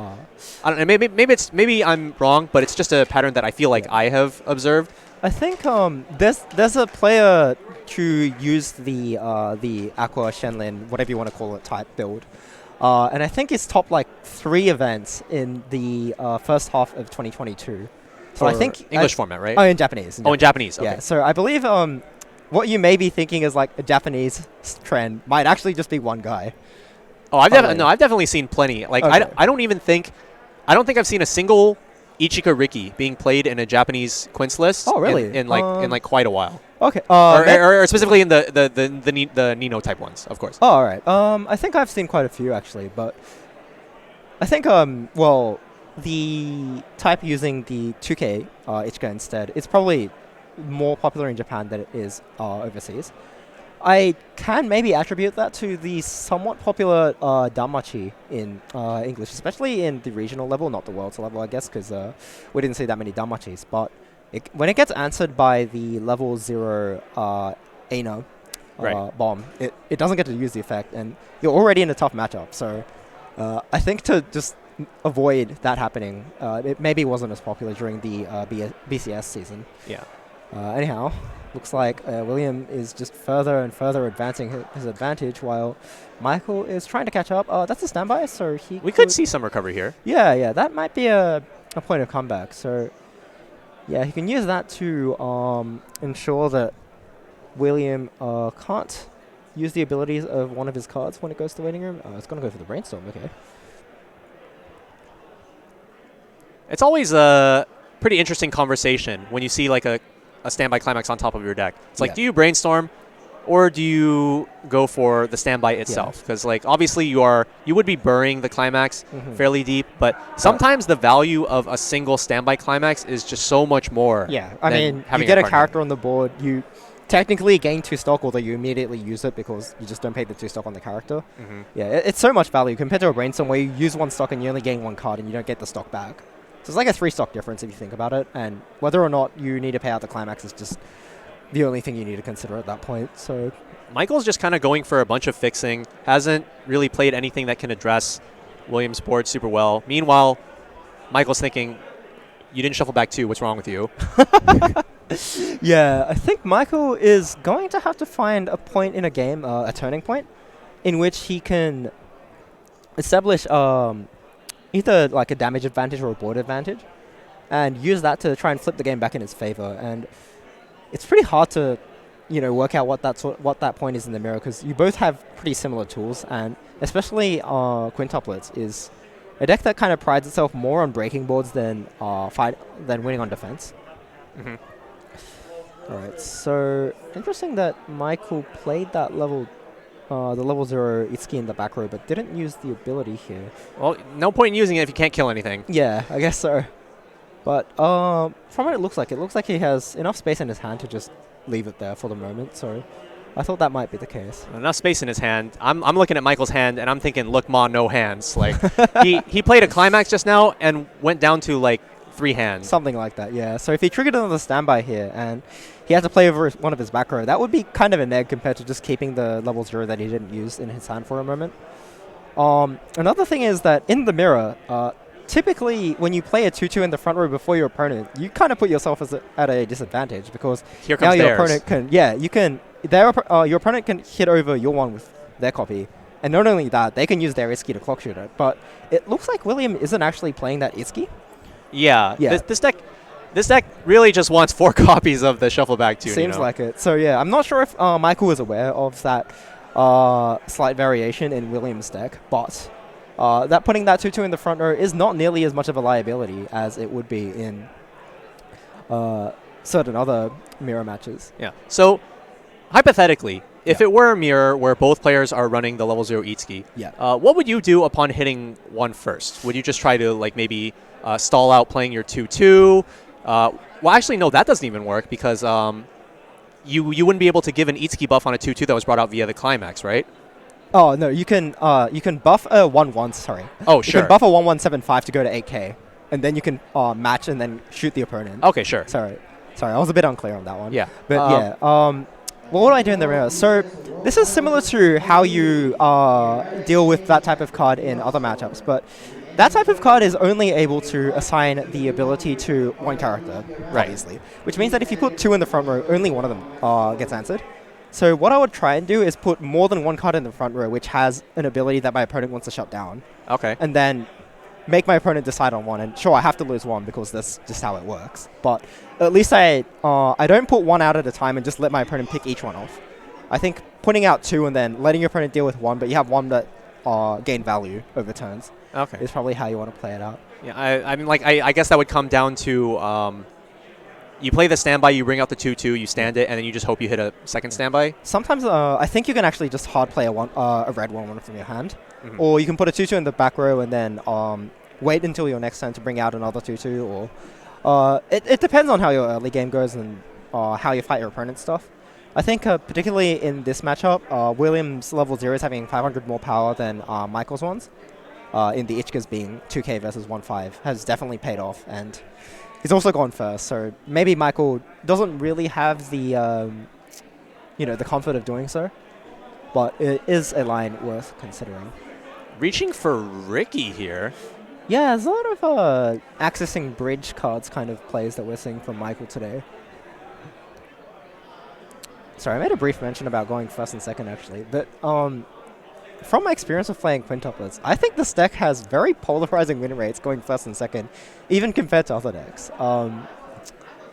Just like, because you don't gain card advantage through your combos, just the fact that you are 2 cards up by going first, I feel like is a pretty big factor in whether or not you win the game when you play this deck. As an this is very anecdotal evidence, but my run in my own BCS where I went 5-2. All the games I went first, I won, and all the games I went second, I lost. So I feel like just by virtue of going first in this mirror, William is at a pretty big advantage, and his level 0 is being bigger, as well as the fact that he's gotten his level 1s and stuff online earlier, has very much exacerbated the issue, I think. I definitely think that we have reached a very strong point for Michael, being able to permanently remove that 2-2 from the board. Yes, so it is putting in the work, finally. And then I don't think the fact that these 0-0s are just now dying is too important, as I think they've already got it, like, well, they've put in the work. I think more importantly, Michael is just now eating the damage, I think is the more important part. Yes. But there has definitely been some plussing that did not require paying 1 stock nor clocking the top card of your deck. These Ichikas have been here for a bit. Your card surviving and then being able to hit over your opponent is probably the strongest form of plus that you can have in this game. So, yeah, it's better than paying stock for your next play. Yeah, it's like they say that a climax combo that doesn't cost you any stock is good. Yeah. How about basically a climax combo that didn't require any stock and also didn't actually require a climax? It's probably the best of everything. Yeah, Can't get better than that. Pretty underrated. Yep. But yeah, as you said, I think Michael has very much stabilized. He's got 2 2-2s, whereas William is 0 because Michael was able to clock shoot the 2-2 away. One of his 2-2s can be answered by the red 1-1, but the blue 1-1's probably just got to fight the Ichika this turn and then, say bye-bye. Hard play 2-2 to attack the one on top. That's a very standby mirror typical play. If your stuff gets answered, you have to hardcast it. And we're just going straight into attacks, the William special. Although that being said, taking a look at his hand, there's not really too much to do right now. Yeah. For a standby, what will it be this time? Do we have a 3-2 Ichika in waiting room? I feel like that's usually I think that's usually the line, yeah. But finisher is also arguable. Yeah. Looks like it's going to be the change today. I like the Ichika considering William's hand. It did look like William had both a 3-2 Nino as well as a 3-2 Miku. So you have the option to either go into the heal next, go into a search next, on the fly by changing into it with the Ichika. Pretty much. And if he gets level 3, he can actually just he can play the Miku and then search for another card that he wants to play out of his hand and then change into it using the Ichika change. So yeah, definitely the flexibility offered by that play is pretty good. And encoring his characters. Michael just bleeding hand, having to encore these 2-2s every turn. That's the thing. That's the thing about about Nino, is that she has really, really high offense. Yeah. Her defense, while not insanely low, yeah, is definitely contestable. And then sometimes you end up in situations like this. Michael is flipping through his hand of 2 cards right now. That makes sense. Michael does have, I think, 4 stock or 5 stock. He has 5 stock, but he's so that's in no way ready for the late game based on that. No, hand. it's not. But you actually don't need that much stock as long as you can just stand by your stuff out on the board. So he can use that stock to pay 2 and salvage. You can pay 3 encore if he wants. His hand size is a bit concerning, but if the quality is high enough, it actually is probably not that bad. So it depends on the draws there. That's, I think I saw a level 2 combo climax, a 1-1, and level 0? It was indeed a level 2 climax, yeah. I think Michael was definitely hoping for the level 3 climax, though, as it secures it for the late game, and he can just then focus on using things like Brainstorm to grab the 3-2s, but unfortunately this Brainstorm just misses outright. Yep. Which could mean that he gets to trigger more climaxes, but... Okay, but... Well, the Brainstorm did put a 2-2 in the waiting room. Yeah, so he can use it to immediately make another big 2-4 swing. So we'll see. Salvage? Not going for the clock swap ability here, just going for the value. Yeah. Grabbing the 3-2. And then probably stand by out a 2-2 and stand it. Yep, here it comes. Yep.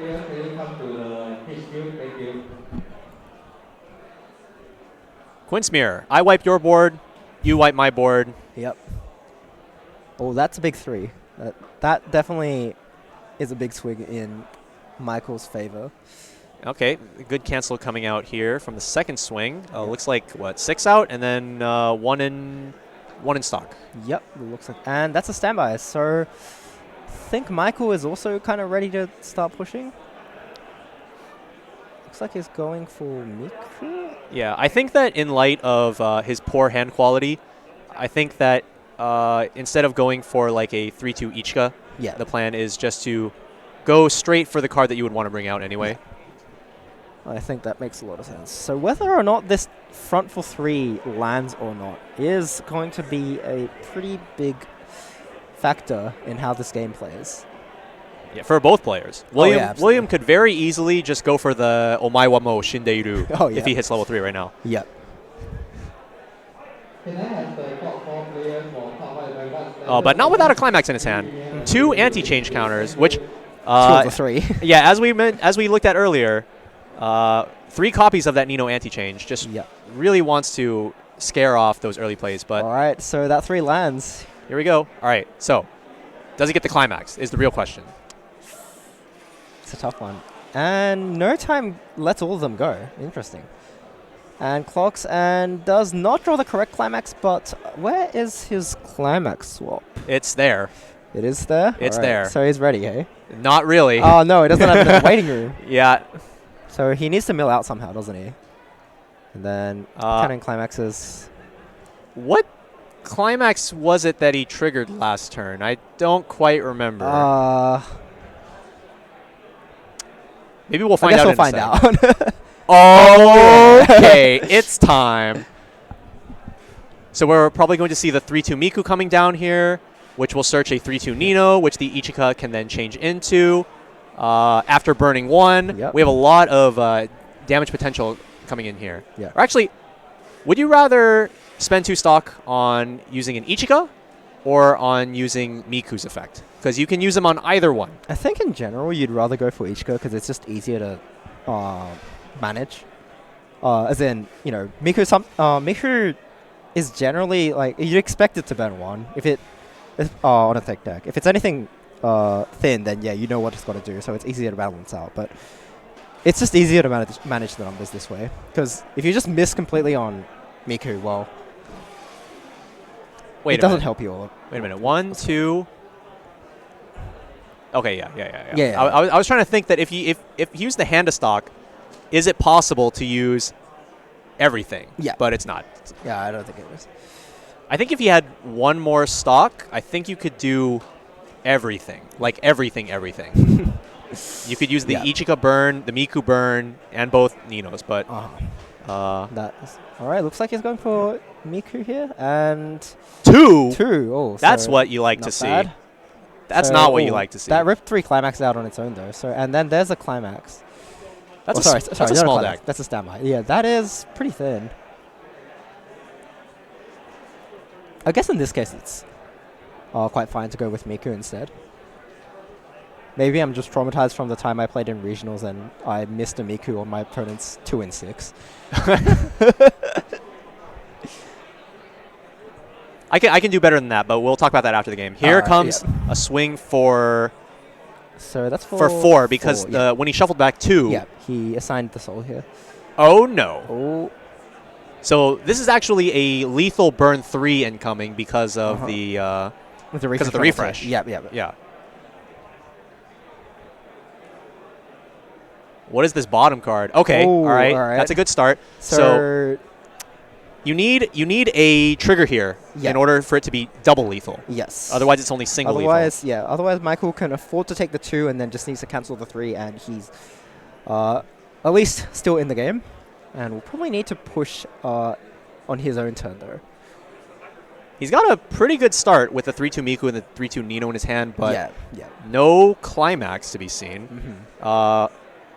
Decent amount of stock to potentially try to get into more stuff. Yeah.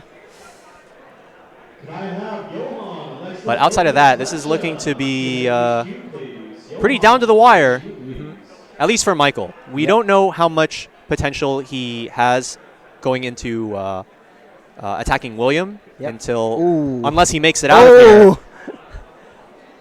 3 cancels. Can he get 1 more cancel? 1 more cancel? 1 more cancel? No. And that is going to be William. So William Kang is the BCS 2022 Weiß Schwarz World Champion. I don't know if you caught that in the... Oh, he looked excited. Yeah, he went straight into the camera and was like, "Let's go." Yeah. Well, you'll see more of these guys at the award ceremony, but yep, that is it for the gameplay this tournament, and I think we'll cut back to us in a moment. So we have seen obviously a lot of quintessential quintuplets today. Yep. I think we did mention at the start of the day that despite the hits to quintessential quintuplets, that we felt that it was still going to be a pretty strong deck. Yeah, I think it was the deck to watch out for. I think it was possibly the most represented deck overall. I think there was, what, seven? Yeah, I seven think we Ninos? counted at least 7. We may have got a few numbers wrong, but if not the most represented, it was definitely the second most represented. So yeah, it was popular and definitely strong as well, I guess. Yeah, definitely the big strength that we saw today was the efficiency with the moves that you can do at level 3, Yeah. and also the various flexibility that you have offered by the 3/2 Ichika. I know that's the bouncer, the Yes, change yes. bounce. That is one card that I know is on a lot of people's radar. Yeah. Even in the JP format, when a new restriction list was incoming, I knew that, including myself, some people thought that maybe that 3/2 Ichika changer was something that could potentially be a card that gets hit. Yeah, I think it would be no surprise if they did restrict that card. It does increase the range of things that the deck can do by quite a lot. Just sometimes it gives you stock by letting you play out stuff for free. Sometimes it burns cards. Sometimes it does both. Yeah, no, I think if it gets restricted, you know, it's kind of proven itself. So you just be that good. So Yeah. yeah, no surprises there. But as far as just English, Yeah. so when in just English we have a 2-card restriction list. Yep. When we have the level 2 and the event. When JP had these exact sets, Yeah. it was a 3-card restriction list that they got. So some people in the English player base Yeah. have obviously expressed a few concerns, maybe that the 2-card restriction list wasn't quite good enough, and that maybe they should have gone with a 3-card list, or maybe just a different list altogether. Possibly, yeah. But I think quintuplets, you know, first and second place at Worlds, it's definitely proven itself that even with this restriction, it is definitely like top of the crop type of deck. So I think it might, in fact, be restricted again before we go into the next Bushiroad Springfest season, or possibly Bushiroad Rumble Online. Yeah. I think that might be a little bit too soon for Possibly. another restriction, because obviously the most recent one that we had was just yesterday. Yeah, it's implemented yesterday, announced a month ago. So Yeah, right. And Yeah. but I feel like maybe another restriction list probably would happen, if anything, if it happens, probably before the start of the Bushiroad Championship Series 2023 I series. would be pretty surprised if I found out that it's just as it is for BCS with the expansion as well. So Yeah. yeah, I think it can only get better with the expansion if you don't touch if you don't deal with the restrictions. So yeah, I think that about wraps up our thoughts on Nino though. Yeah. Yeah. So before I forget, so that 2 and 6 miss that you had, right? Oh yes. Yeah, there was this one time at locals I was 3 and 7, and I really wanted to climax the push because my opponent was out like a million. Yeah. Yeah. Armin Brainstorm. Fill in the blank. Go Weiß Schwarz day.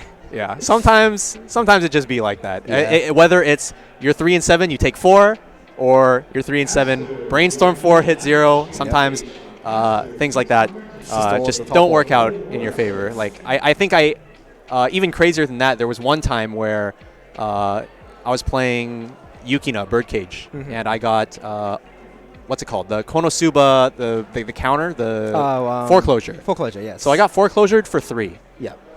And In a 17-card deck with 3 climaxes left, all 3 left. and it hit all 3, and then I just got destroyed the next turn.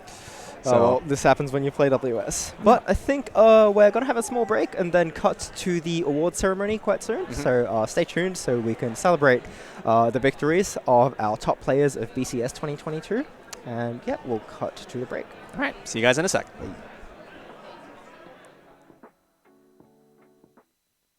Weiß Schwarz. The fantasy story of adolescence is once again spun on the stage of Weiß Schwarz. Booster Pack Rascal Does Not Dream of a Dreaming Girl. Now on sale. Bushiroad. Weiß Weiß Schwarz. A romantic battle of the brains unfolds again on the stage of Weiß Schwarz. Booster Pack Kaguya-sama, Love is War. Coming soon. Bushiroad. Weiß Schwarz. Rampage along with the dragons as Miss Kobayashi's Dragon Maid appears on the stage of Weiß Schwarz. Miss Kobayashi's Dragon Maid Trial Deck Plus and Booster Pack now on sale. Bushiroad. Weiß Schwarz. One spring day, come face to face with Weiß Schwarz on how to raise a boring girlfriend. Saikano, how to raise a boring girlfriend. Now on sale. Bushiroad.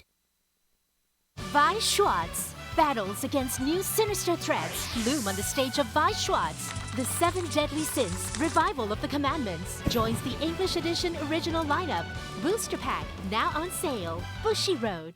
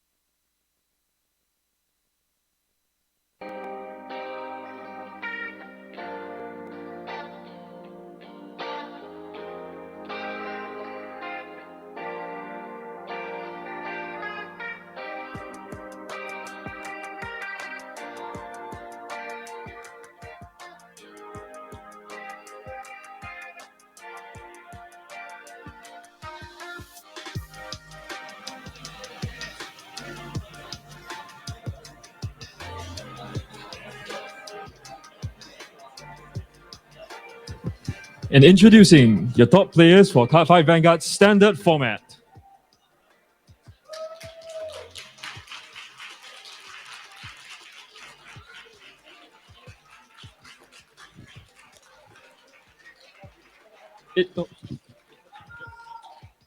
In third place, we have Nick Amato.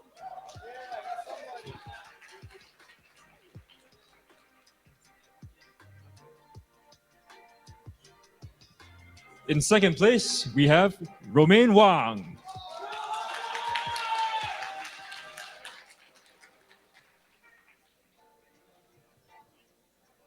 And finally, your champion, Alexandre Kwan.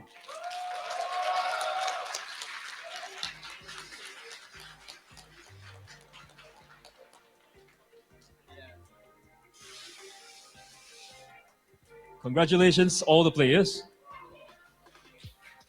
Let's have some cheers, guys.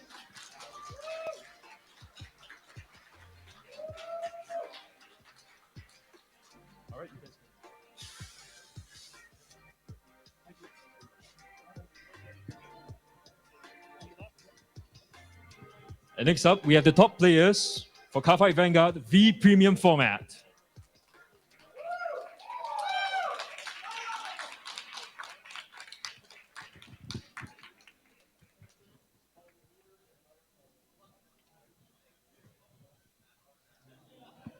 So in fourth place, we have Deshaun McNeil.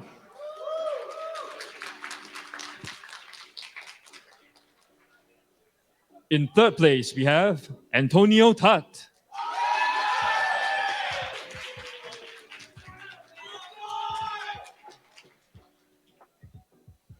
In second place, Charlie Tran.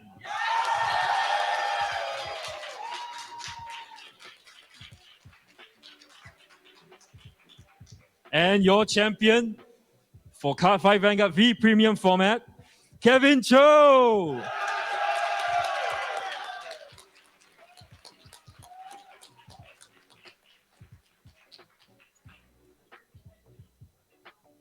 Let's hear another round of applause, guys. Let's go.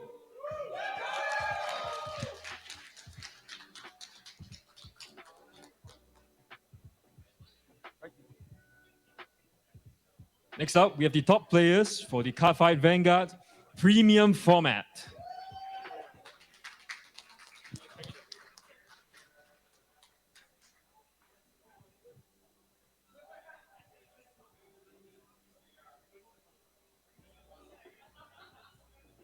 In fourth place, Eduardo Ruiz.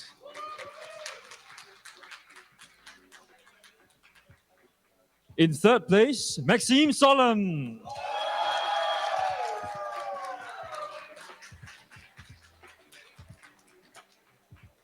And in second place, Stephen Le.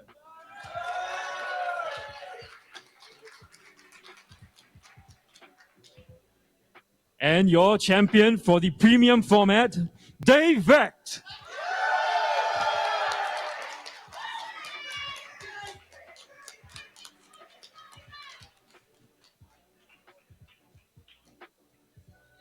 Another round of applause for our top players, guys. Let's go.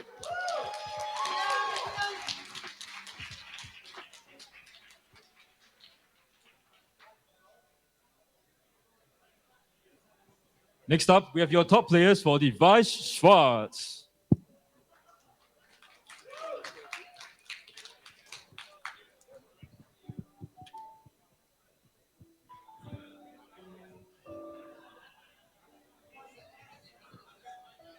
Right, in fourth place, we have Gordon Lai.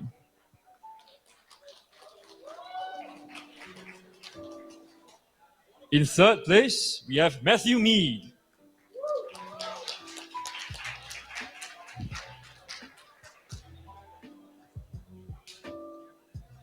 In second place, Michael Doolittle.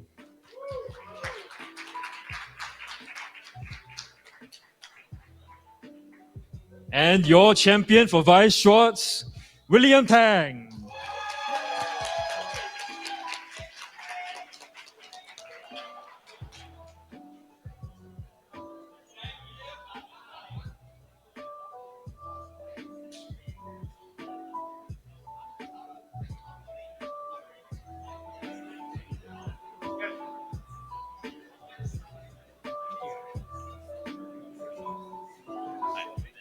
All right, big congratulations to all the players. Go back to the casters for the last word.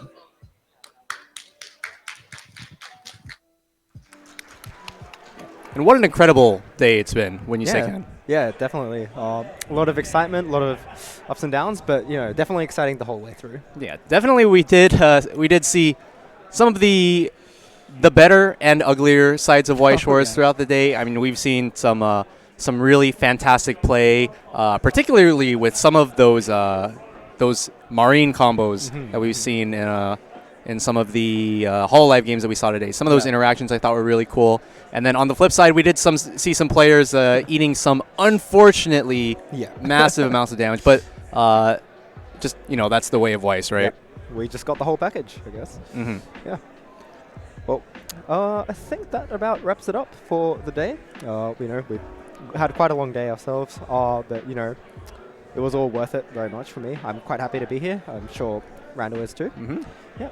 And we just I think we'll be wrapping up today, but we may see you in the next streamed Weiß Schwarz tournament, maybe Bushiroad Rumble Online 2023. But until then, we will we'll be gone, and we'll see you next time. Yeah. Well, just before we close out real quick. Yep. I mean, I'm sure they wouldn't mind. You got any shout-outs you want to make? Oh yeah, of course, shout-outs. Well, shout out to Bushiroad firstly, I guess, for inviting me here. Obviously, I wouldn't be able to come here on my own and just be a caster. Like, Bushiroad has to give me the opportunity, right? Shout out to everyone on the production side. Obviously, we wouldn't be able to do this without you. And shout out to Randall, because I'm a bit awkward on my own. So I need Randall or someone to carry me like this. And Randall's he's been really nice to me. I wouldn't be able to do this without you either. So thanks a bunch. Of course. And yeah, of course, I also got to give shout outs to the production crew. You guys have been great. You've been awesome. Also, a lot of the Bushiroad staff has been really good to us throughout the day. Keeping us fed, keeping us hydrated, all of the good stuff. And we've just been running a really clean show today. And this is really more than I ever could have asked for, just this entire opportunity. It's been really great to have Bushiroad be just so cooperative, I guess, about pretty much just everything. They've just been really easy and fun to work with. And then I guess it's just more of a personal shout outs to all the SoCal guys. You all know who you are. And I'm sure you, of course, for your Australian guys as well. Absolutely. I think some of you are watching me. It's probably not late at night anymore, so hi if you're watching. Oh, well, yeah. What time is it for the Australian watching? I'm currently 19 hours behind home. So in Australia, it should be. What's that? It's 5. It's 5. No, it's 2 p.m. right now. Yeah, it should be 2 p.m. on Sunday. So it was basically early last night, like a little bit past midnight. Sometime maybe like 2-3 a.m. Yeah, I think. up all the way into the morning. Yeah. Yeah. Pretty much. Yeah, we've been at it for a long time. We got here a little over 12 hours ago. Yeah, about then. Yeah, and then we've just been kind of going at it. But I know we've both been saying that, like, despite these really long hours that we've been having, we thought that we would be exhausted by the end of the day. But just we don't feel the least bit tired. Yeah, just all the fun that we've had, all the hype, and just coming here and doing something that we both love, right? Yeah, Weiß Schwarz. And I think that pretty much wraps up everything that we wanted to say. So thanks again to everyone for tuning in, and thanks to all the people as well that came out here to play this game that they love, whether it's from across the country, whether it's from a completely different country, whether it's from just right here in California. It was really cool to see all these people coming out for this amazing event. It was really cool to see all these people back in person playing all these card games, especially after the pandemic has been keeping things remote. Yeah. And that pretty much just about wraps it up. Yeah. I think everyone else, all the other games have finished their streams. We're just kind of the late ones, but Thanks for watching, everyone. And until next time, this has been Randall, aka Shizakats. Yep. And I'm Ken, also known as Zabton. And we will see you in the next one.